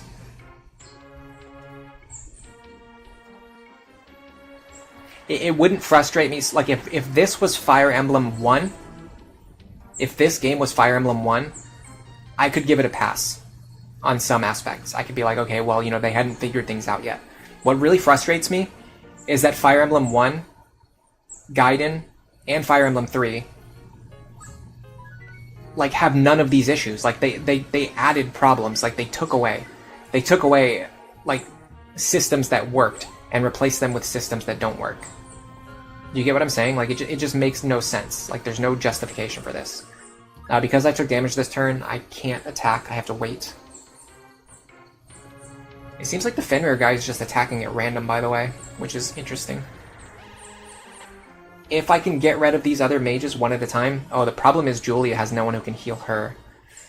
That is tricky. Lana can do it eventually. Where's this ruffian gonna go next? I'm kind of curious to know. On clever mode, the AI actually gets more dumb. That's funny. Alright. I think we can just kill him with Silm Lance, right? Yes, I can. I can one-shot him. Beautiful. Beautiful. Yeah, the Fenrir guy's just attacking at random, which also makes this issue a little more tricky to plan around as well. I'm gonna back up. I want you to heal her. You think the ruffian might be rushing towards the right side because I left villages open over there? True. I wonder why he didn't... I would have been nice if he went... Like, if you could do that to make him go to the right originally, that would have been even nicer, because then I could have planned around that. Okay, I have to make sure that Lana doesn't die to Fenrir. If she dies to Fenrir, it narrows down my list of available strategies. I'm a little scared because Oife, like, gets chunked by this. So it's tough for me to imagine that Lana's going to survive it. But maybe she does. Let's find out.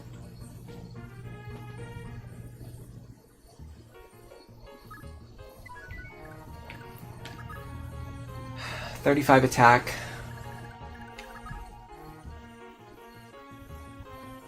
I have 38 total effective health with resistance. I should be fine.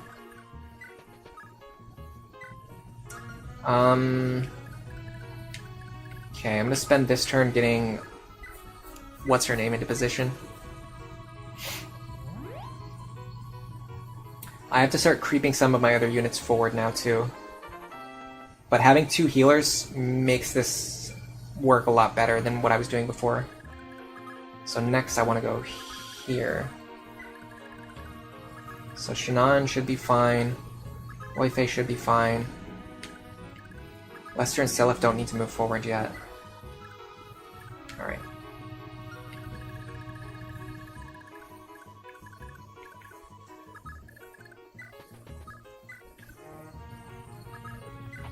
Can Leaf seize castles? Probably not.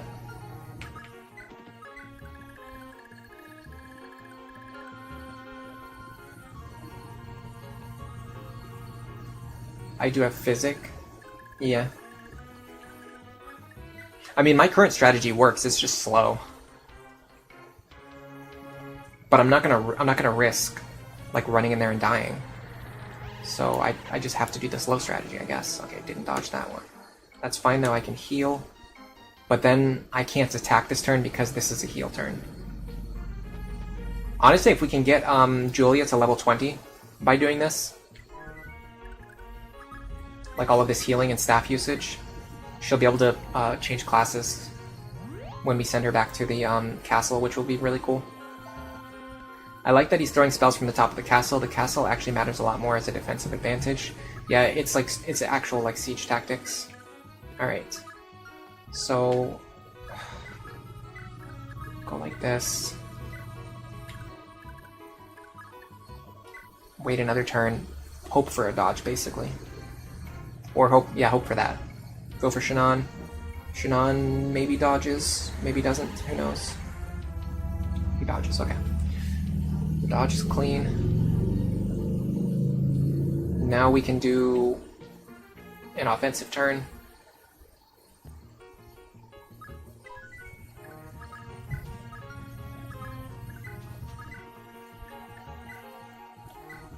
We would like a dodge here. If we don't get it, it's fine. We got it. Now we can just go back here. End our turn. And wait. There's a detailed attack animation on the overworld. That's really rare. Yeah, I did notice that this game has detailed attack animations on the overworld. Like really specific ones. For all of the different spells, and even like different types of attacks. Even though he attacked me this turn, I actually can heal this turn. And the reason is because I'm going to one-shot that guy anyway, so there's no risk of him hitting me, which means I'll always end the turn on full health by doing this.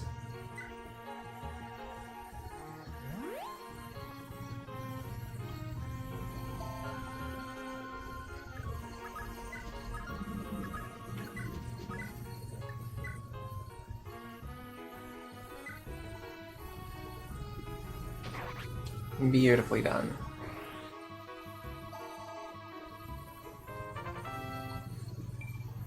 HP, wow, what a great level up.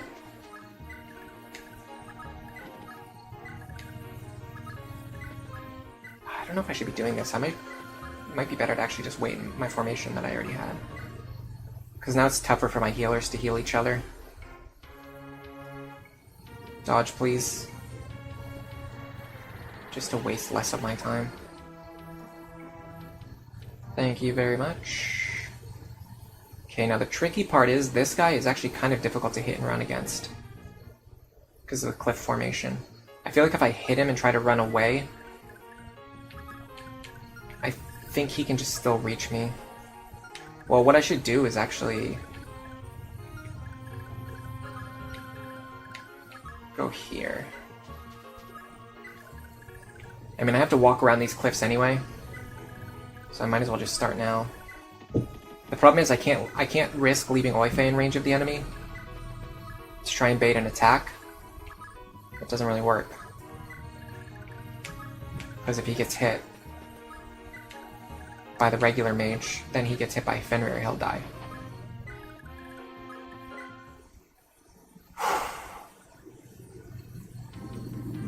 First he distracts you with a scary illusion, and then he hits you with the 3 triangles. Ah, is that how Fenrir works?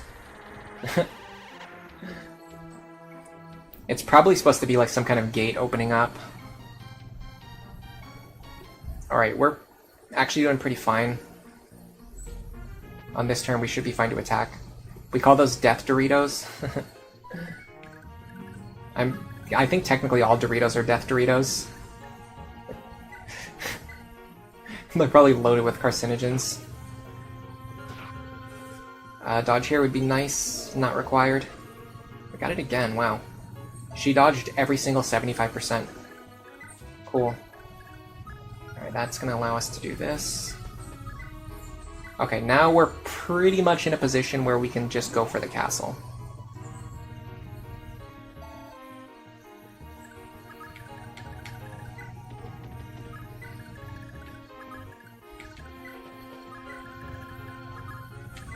I can start going for the castle now. Do I need Lester?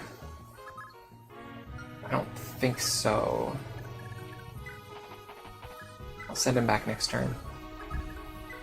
Arguably, it would be probably just as good just to have him run back on his own, but you know what? I'll just get some staff experience.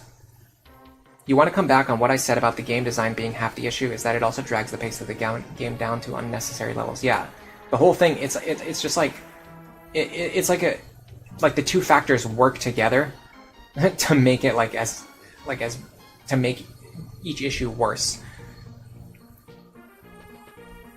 Like the inconvenient game mechanics slow the game down, and then the slow pace of the game makes the inconvenient game mechanics even more inconvenient, and it just... yeah. It's like anti-synergy. This guy's ready to be killed. So I can do this.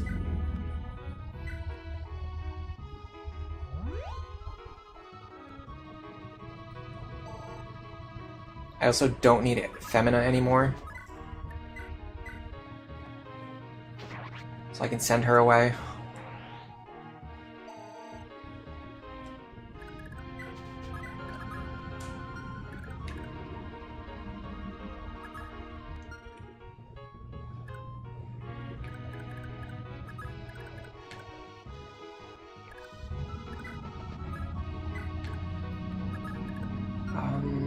I'll bring Shannon. And both Oife as well. What about these ones? I don't need them right now. Or I'm not going to need them to seize the castle, I just need them for other stuff. That's actually perfect, because I was going to send Lester back anyway. So I can just send... I don't even need to heal him, I can just send him back. Oh my god, he gets one shot. Are you kidding me? I mean, the good thing is we only have to reload one turn. We don't have to redo all of that. But this... what do we do now? Hold on. If the enemy had lethal on him, why were they not... they should have been attacking him every turn, right? Why would you not attack the character you have lethal against every single turn?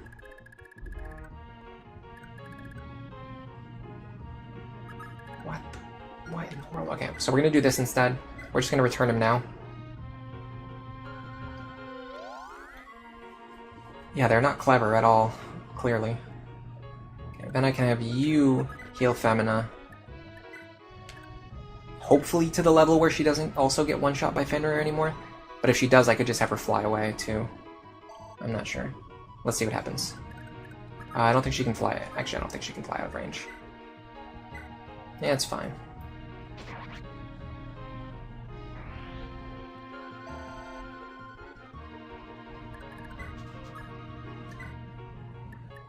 If she dies too, I have another plan that can also work. So don't worry, we have plans, we have options. But I'd rather try this plan first, because this plan gives more experience to Julia. Okay.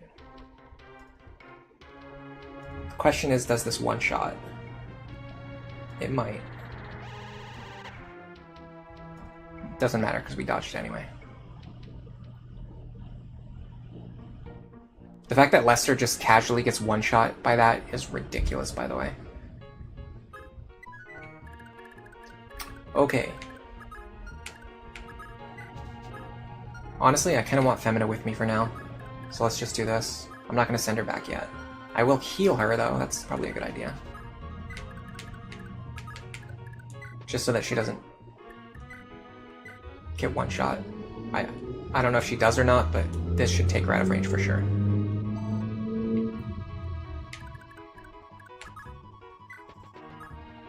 Femina is a good missile magnet. Honestly, she's a really good unit. Like, for being a replacement who did not inherit any skills or any weapons or anything useful, like, she's pretty good. Just flying with Super Kanto is just good. Okay, is there anything that Lester can do?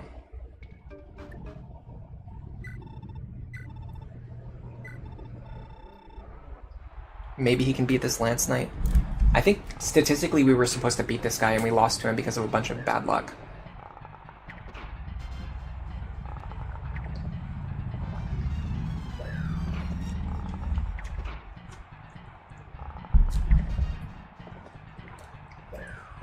Basically the same luck you're seeing now. It was like that, but we were slightly even weaker. So missing 3 times in a row on an 80% like actually cost us the fight. What's the next opponent? It's a hunter with a steel bow. I feel like I can beat a hunter with a steel bow. He shouldn't be too evasive. Yeah. All we need to do is just land like some attacks. And dodge some attacks, which we're succeeding at doing. If I knew that Lester was going to be my bow knight for this part, I would have... I mean, I didn't even know that he existed, but I guess I should phrase this and say it. In the future, when I'm planning runs, I should plan around having Lester inherit good skills, because the bow knights in this game are very valuable for me, for my for the way that I play this game, or just play games in general, strategy games, Fire Emblem games. I would really prefer if this bow knight was actually good instead of the bow knight that we got, which is pretty mid. We're very unlikely to win this encounter. We'll play it out. We could get a lucky dodge here. Nope, we didn't get it. Okay.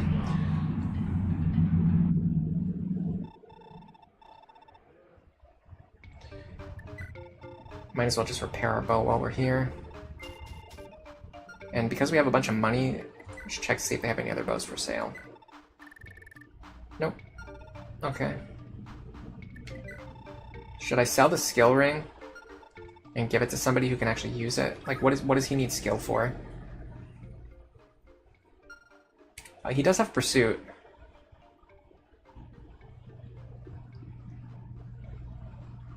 I guess I'll keep the skill ring because his accuracy kind of sucks anyway. Okay. We're not doing anything else today after we capture this shrine, by the way. This is it. This is my limit for one day. What's it called?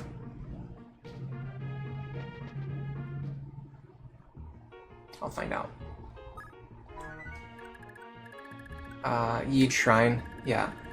Yeed Shrine is the last thing that I'm doing for the day. Alright, well if this guy's going for these villages, I might as well go over here to intercept him. Gotta be careful though, because I can't repair my Earth Sword again. And for all I know, once I capture Yeed Shrine, it's gonna start a bunch of other enemies moving to chase down this group. So I can't really guarantee their safety in the future.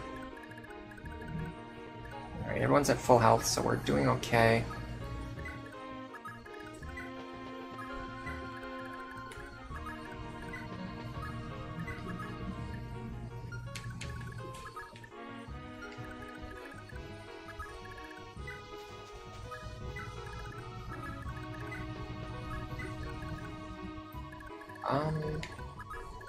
Let's move to the very edge of his range, which I guess is like here, maybe? Yes. Okay. So I'll get my healers over there, and then I'll start planning around how we're going to advance through a guy who's constantly hitting us with Fenrir. We are out of his range now, and once I kill this last ruffian, I won't have to deal with his movement animation every turn, which will be nice to change pace.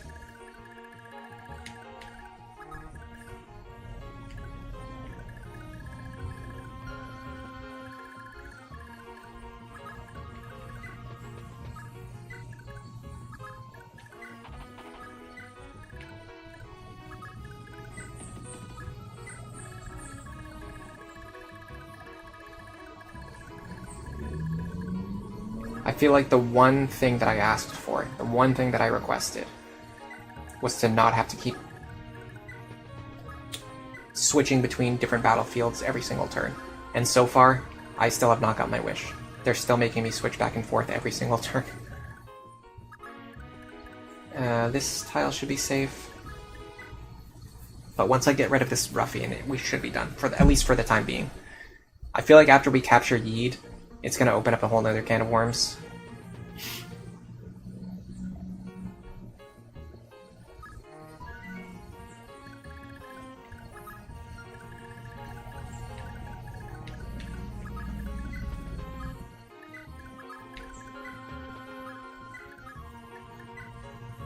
It is 39, turn 39 by the way. At least not every turn takes as long as turn 1. I have to be careful too, this guy over here is about to do something. Yes. Let me put Finn here and see what the enemy does. I actually don't want to kill him, but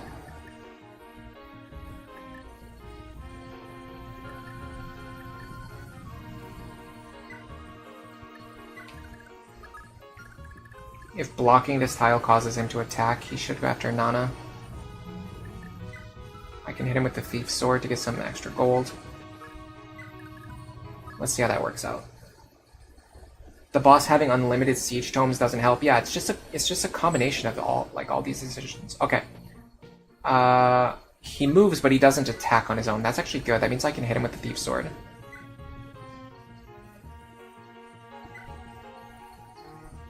He also has 0 hit. Oh, he's going for the other village. Of course, I'm an idiot. The other village is still available, so he's going to keep going after that one. What if I block this village? Then what is he going to do? I guess I'll keep going for the next one, and then I can attack him for free again. Does he only have 5,000 gold? Okay, so you steal all of their gold with a single attack. That's actually pretty convenient. Alright, we're almost there. I think we can start advancing forward this turn. The reason is because whoever gets targeted can just move backwards into range of the healing staff, while the healers move forward. So this should be fine, assuming they even get hit, which they might not even. It's important to take note of the thief thing, because it can also happen to you. The thief, yeah, if you get attacked by a thief, they can just steal all of your money with a single attack. That's inconvenient. Do you see what I mean? Like, it's convenient that it works that way for the player, but it's extremely inconvenient that it works that way against you. But yeah, that does mean I don't need to waste another attack using the Thief's Sword again. The only reason to do so would just be to get chip experience. But I can get that by using an iron sword. My only concern is that if she attacks and then doesn't kill him, she's going to take damage that I don't want her to take. So let's think about doing this. Weaken him first with a character who can take damage. And then, can she get the finishing blow without taking damage? Probably not. I can deal 13.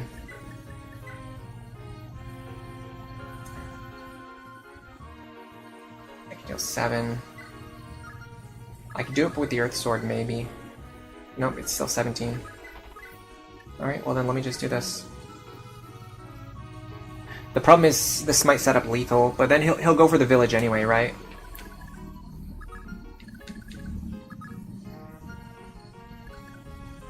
Let's just let him attack a village for 1 turn. Did I forget to move my other units? Of course I did. Please dodge this.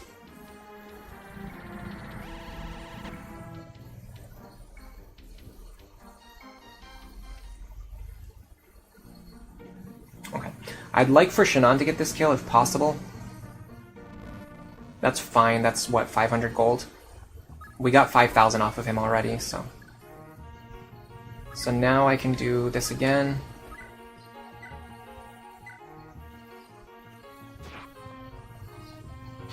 And then... I can give the kill to Nana.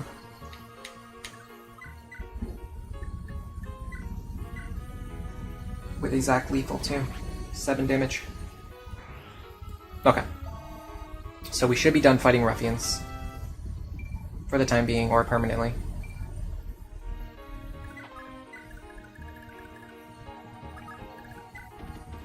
I don't know what's going on with the other enemy castles, if they're going to send out troops or not.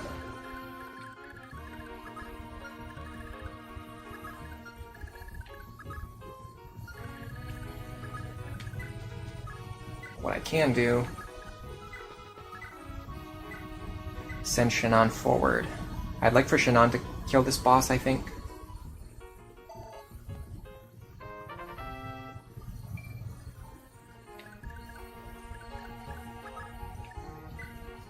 He has Pursuit, Adept, and Astra. Yeah, he's basically just like another... Honestly, I have like 3 characters who all have like this like Swordmaster setup, and they're all very strong. Either Myrmidon or Swordmaster setup, and they're all very strong. Okay, I'll use Oife if I have to. But if Shannon can get the kill, then I'll let him get the kill. He might have to retreat to get healed, which... I don't know if he's even in range of the healers now, but... No, well, I have a Physics Staff. So there's no way it's impossible to heal him.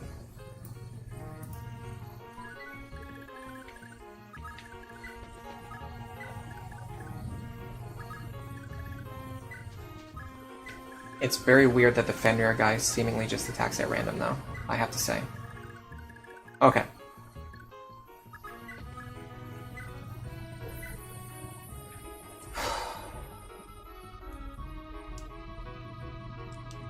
We hit him for 36, that's not enough to kill. He hits us for 37, if he hits us, that's not enough to kill. Although if he does hit us, that opens up the chance for him to hit us again next turn. But then we also have like proc skills that we can get, which could kill him. Like that. Glory to the Locktier Empire. No. Can I seize the castle this turn? No, I cannot. I have to wait till next turn. Okay, I can start sending people back now. This chapter makes you miss Awakening's Manor of Lost Souls. At least you kind of know what to expect in this one. Keyword kinda. Yeah, honestly, I wasn't going to say this earlier. It came into my mind. I wasn't going to say it, but honestly, I think this is worse than Manor of Lost Souls. At least Manor of Lost Souls has, like, engaging micro-strategy, like rescue staff use, Gale's Force use, Dancer use.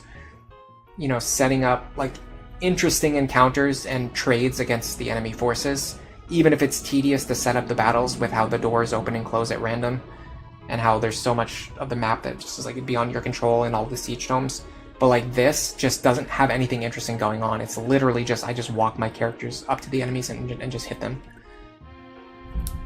while dealing with like an unending rain of unfair BS.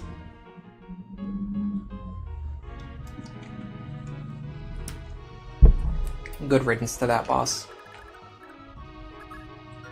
Okay, I will send... Actually, I don't know who I want to send back first. Let's seize the castle. So, this is the Yeed Shrine. It looks so sparse. The remnants of the Loptir Empire have hidden within the depths of the shrine for generations. They had no choice. Trying to build new lives on the surface would have led to their mass persecution, or even being burned at the stake. I suspect that at first they weren't really bad or unusual people, but before long, their life here twisted them into what we know them as today. I can hardly believe it. It's as if they were all being tortured for the sins of their long-dead Imperial ancestors. All my life, these people have been branded as the Dark Cult, or the Devil's Kin. I can barely imagine their pain. Hold on a moment. This scribble on the wall. Is that a child's penmanship? It's a prayer, and it begs for the return of the Dark God. Was Loptir the only hope these people had? Yeah. Consider this a lesson, Seliph. Good and evil can't be easily reduced to such simple black and white ideals. See, that's an interesting notion, but the execution's pretty bad when we've exclusively seen the Loptir Empire doing evil actions for basically no reason at all. They've always been the aggressors. They've always been just manipulating and taking advantage and enslaving other people for literally no reason. So the message does not really ring true in this story, I gotta say. If you must hate, hate the evil which lurks in us all, not the individual. Never forget this. Yeah, I don't agree with any of that conversation. The Loptirians are like just objectively evil. There's not even an argument about it. All right. It seems like there's no real reason to send one person back over the other, so I'll just start with Wei-Fei, I guess. In the end, Lana's probably gonna get stuck here. I will say. I will tell you that right now. Lana's gonna get stuck here.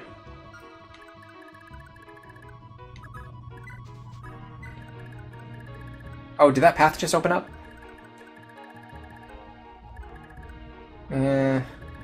I don't know if that path's really that convenient. Wei-Fei's probably finished the arena already earlier. Oh no, he didn't. Huh. Really? Well, I'm fighting a general with an armor slayer. This should be fine.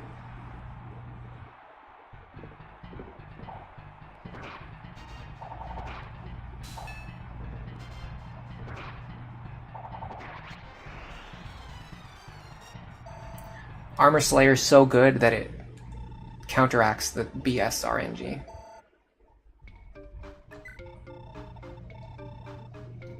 Don't necessarily need to repair any of that stuff. And if you're wondering why I use the staff instead of the return band, it's specifically just because I'm trying to get experience. Alright, now we can start catching back up with our other troops.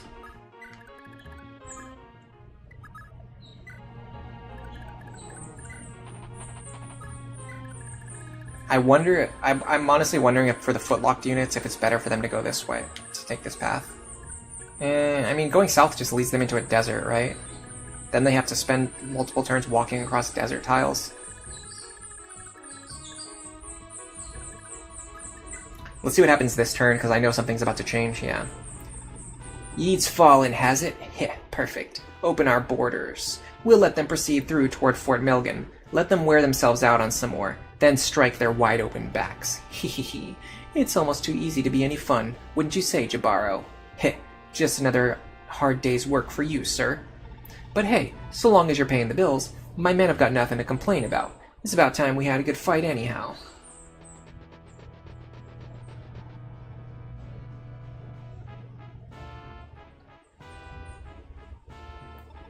The rebels have already taken Yeed. Liza, what do you make of this situation? I suspect their most likely aim is to come to the aid of the Ulster rebels. As it stands, Ishtar, your father, is still preoccupied, besieging them at Leonster. Should they reach Ulster and strike while he's occupied, the results would be disastrous. It is imperative that we intercept them here and now. Our force will be more than enough. Indeed, my lord father could use the aid. Liza, may I place you in command of my army? Certainly. Leave everything to me, my lord. I confess I'd rather keep you away from the eye of the storm, but there's nobody whom I could ever trust more than you. My apologies, Liza. Rest assured, my lord, you've nothing to worry about. Just please, Ishtar, be careful. Now excuse me. Men, move out. Assume your positions. Oh boy. Yeah, we're not doing this battle today. They have siege weapons too. They're not moving, so that's interesting. Okay.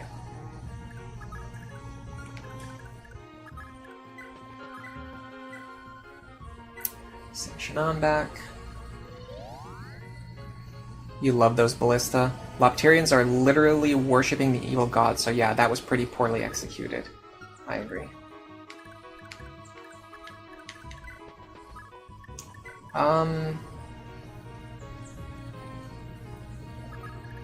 We'll start sending Femina over, just in case I need her for something. Alright, so this path is open, but I don't know for certain that, like, what's gonna happen yet, so I'm just gonna wait for now. Nothing's happening here, so we're doing fine over here. Alright, let's see what happens this turn. They're moving again. Oh ho ho, Lenny, was it? That was quite the dance there. Come hither, I have a little reward for you. Ew, how rude. You get off your butt and come over here if you've got something to give me. Oh, as cute as that fiery heart is, mouthing off at me so violently, I can't say I care so much for that. Bring her to me. What do you think you're doing? Let go! Let me go, you animals! Hold. Take your hands off the girl, craven scum. What? And who exactly are you? How dare you, a common sellsword, turn your blade on your employer? Nobody shall lay a hand on her, lest you face severe consequence. Are we clear? Gah, what is this sorry little pantomime? Seize him, end his life. You all see my sword, correct? I trust I need not introduce the demon blade. Beware, for Mistletoe craves the blood of men. Who dares to come forth and slake its thirst? Mistletoe, that's the one and only demon blade. Then it can't be. Oh, but it can. It is indeed I, Ares the Black Knight. My deepest apologies, sir. I was merely jesting about. Look, I'll never lay hands on the little darling ever again. You forgive me, right? Right? Very well. Leni, are you unharmed? Yeah, thank you, Ares. Ah, damn them both. I'll make them suffer. You'll see. He looks more like a Yellow Knight. He did seem like he had black armor. I will give him that. I thought they were going to run away and like come join us, but I guess not. Maybe we'll recruit them later.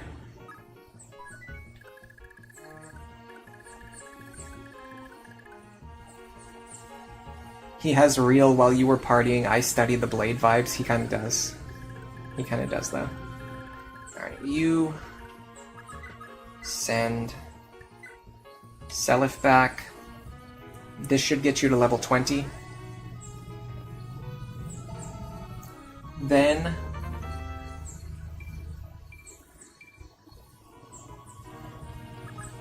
no, that's level 19. I'm an idiot. That throws a wrench in my plan. I'm not even close enough. Alright, new plan.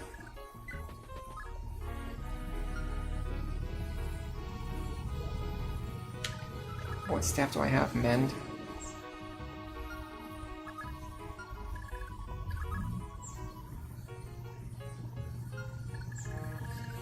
I don't think I'm going to be able to hit level 20.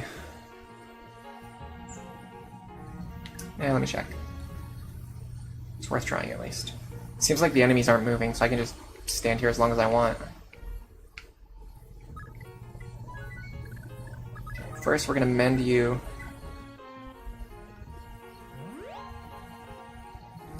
That puts us to 44. I don't think we're gonna get 60 experience from a single return.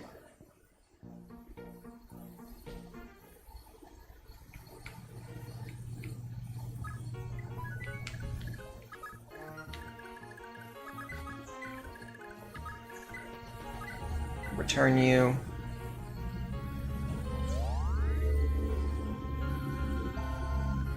Nope. Okay, but that's fine. I can plan around this too.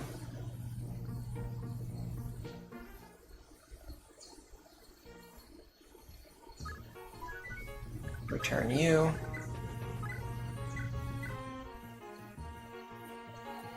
This should give me level 20. Okay. Now I can go into this castle and I can promote here, hopefully.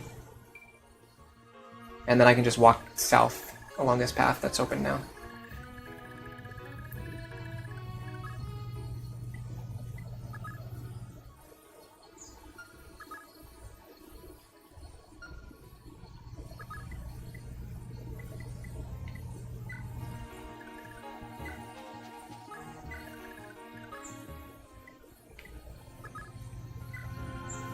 Honestly, is there value in leaving Seliph, Shannon, and Lana here, and then having Lana warp them to the next castle once it opens up? That way they don't have to spend turns walking across the map? I'm not sure. So it's a weird idea, but I think it has some merit. I don't necessarily think it's the best idea, but it has some merit. I need to seize the castle before I can warp to it. Thank you, very good reminder. Yeah. At best, I could leave Shannon here, but he probably has talk conversations with other characters too.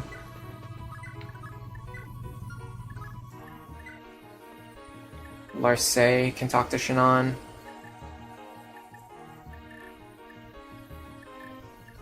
And Patty can talk to Seliph as well. Why couldn't they talk to each other earlier? I had them stand next to each other earlier. I remember when he was moving into the desert. Alright, we'll just go like this then. We'll just start moving everyone back into one big group in the middle. You.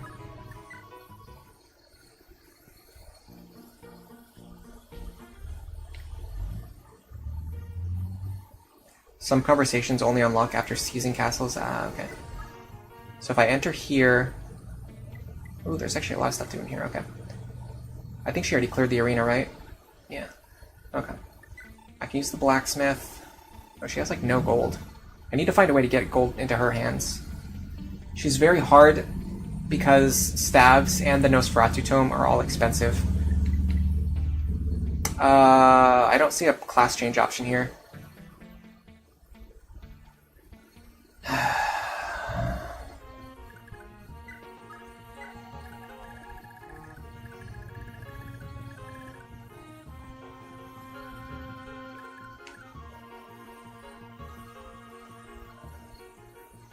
Remember that thing I was originally going to do when I was going to have Lana send her over here? Man, that would have been nice.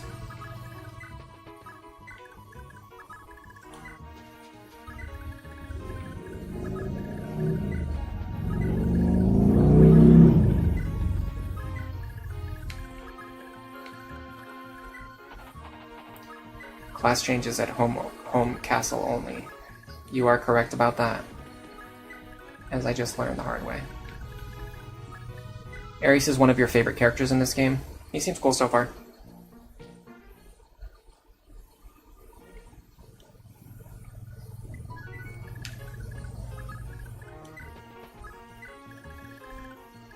Class changes in the starter castle.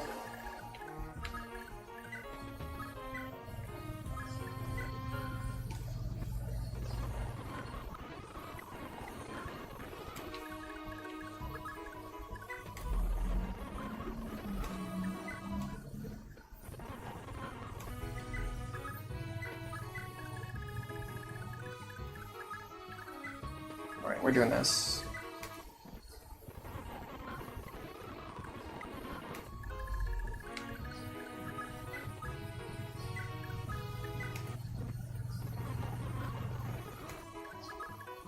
I don't even need to save every turn because it just wastes time.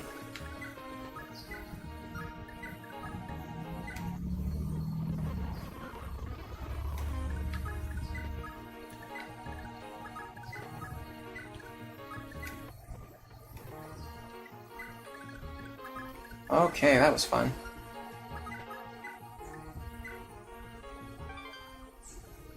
Back to revoke.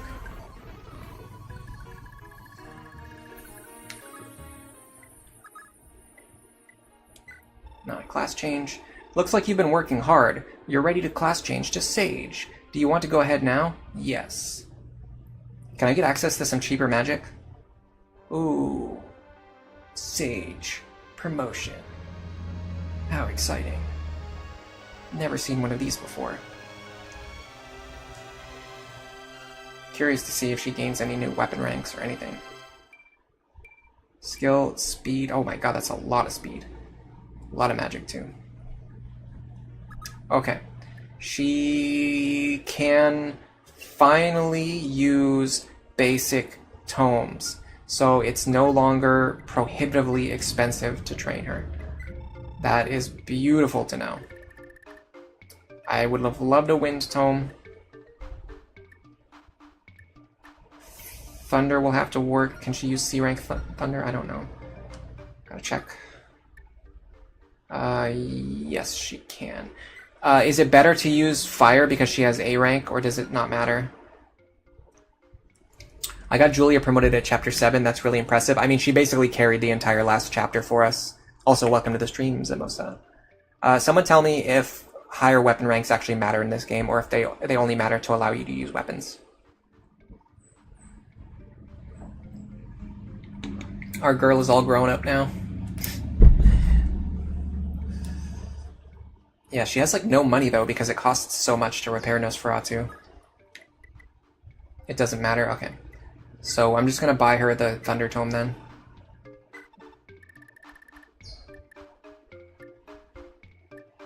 This is just a better version of the same exact thing. Oh, she doesn't have enough gold. Is there anything she can sell? Not really. Huh. How do I get gold into her hands? Patty? I need to send Patty up here. Patty doesn't have any gold. I'm fairly sure Patty does not have any gold. She gave it all away. Can Patty take gold from other people, or she can only give gold to people? There is something Patty can do, though. I know.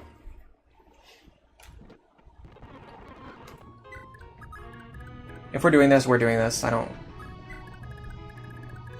have the patience to do anything else. This is just how it's going to have to be. We're going to have to spend 20 turns getting ready for the next battle. Because that's how they decided the game works. I'm just going to do speed up at the end of every turn too while I'm doing this. I also wanted to talk to Seliph.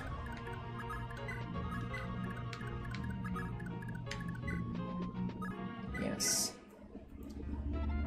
It just allows you to use higher stuff. Her speed shouldn't be an issue. I guess that's true, yeah. But fire is still the worst magic type. Kya! You're Lord Seliph. Oh my gosh, oh my gosh, oh my gosh. Oh, and who would you be, miss? I'm Patty, the one true love of Prince Shannon. You're Shannon's, somehow I doubt that. Whoops, okay, you caught me. I'm actually a thief. Well, I used to be. I've had enough of all that now. Now I want to pitch in with your army instead. You aren't serious, are you? Military life is dangerous. There's no place for your ilk here. Oh, you sound so sure. You barely have a coin to your name. But if you're gonna win this war, then nothing's more important than money. But with me around, you're not gonna have to worry about money ever again. I've no use for money tainted by theft. You really have no idea, do you, sir? For every last coin carried by an Imperial soldier, there's a poor villager who they took it from.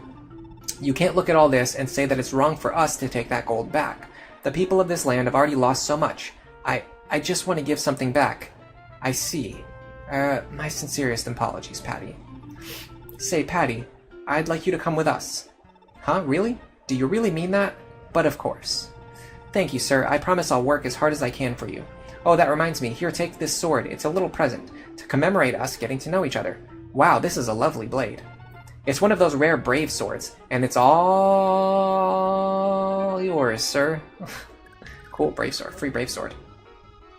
That's kind of sick. Alright.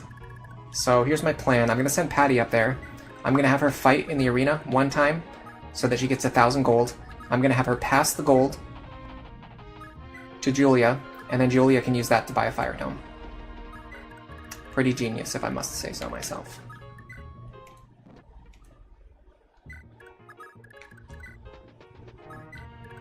And then I don't know what I'm going to do with Patty after that. I guess her and Julia will have to walk back over to join the rest of the army.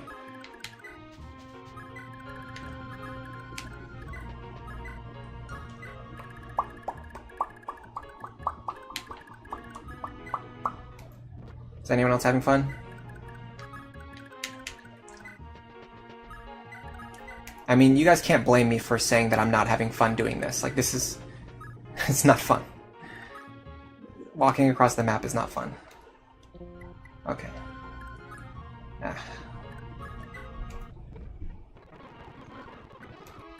So, if I go here and I go to the arena, I should be able to win at least one fight. Yes. Okay. Now...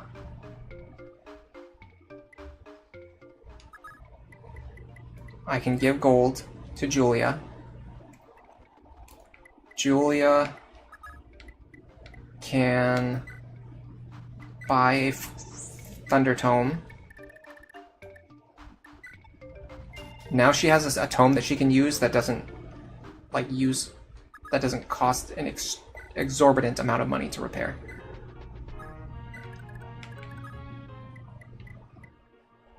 I don't know if we should bother having Patty fight any more battles. I think what I'm going to do, just because this is extremely boring to do and also extremely boring to watch, I'm going to gather the rest of my troops in the center off stream, and then at the start of the next stream we'll do all of our talk conversations, because I was going to end after this before going to this next battle anyway. So for me to pad like an extra 10 minutes of stream runtime, just moving all of my characters over here, is not going to be that exciting. So I'm just going to head out for here. It looks like everyone's favorite is Shannon, second place is Leaf, third place is Nana, and there's one person who likes Patty. Patty fan, I see you. Thank you everybody for coming. Thanks to the chatters, the lurkers, the people who clicked like, and everybody else. I'm gonna go make lunch for now. Enjoy the rest of your day.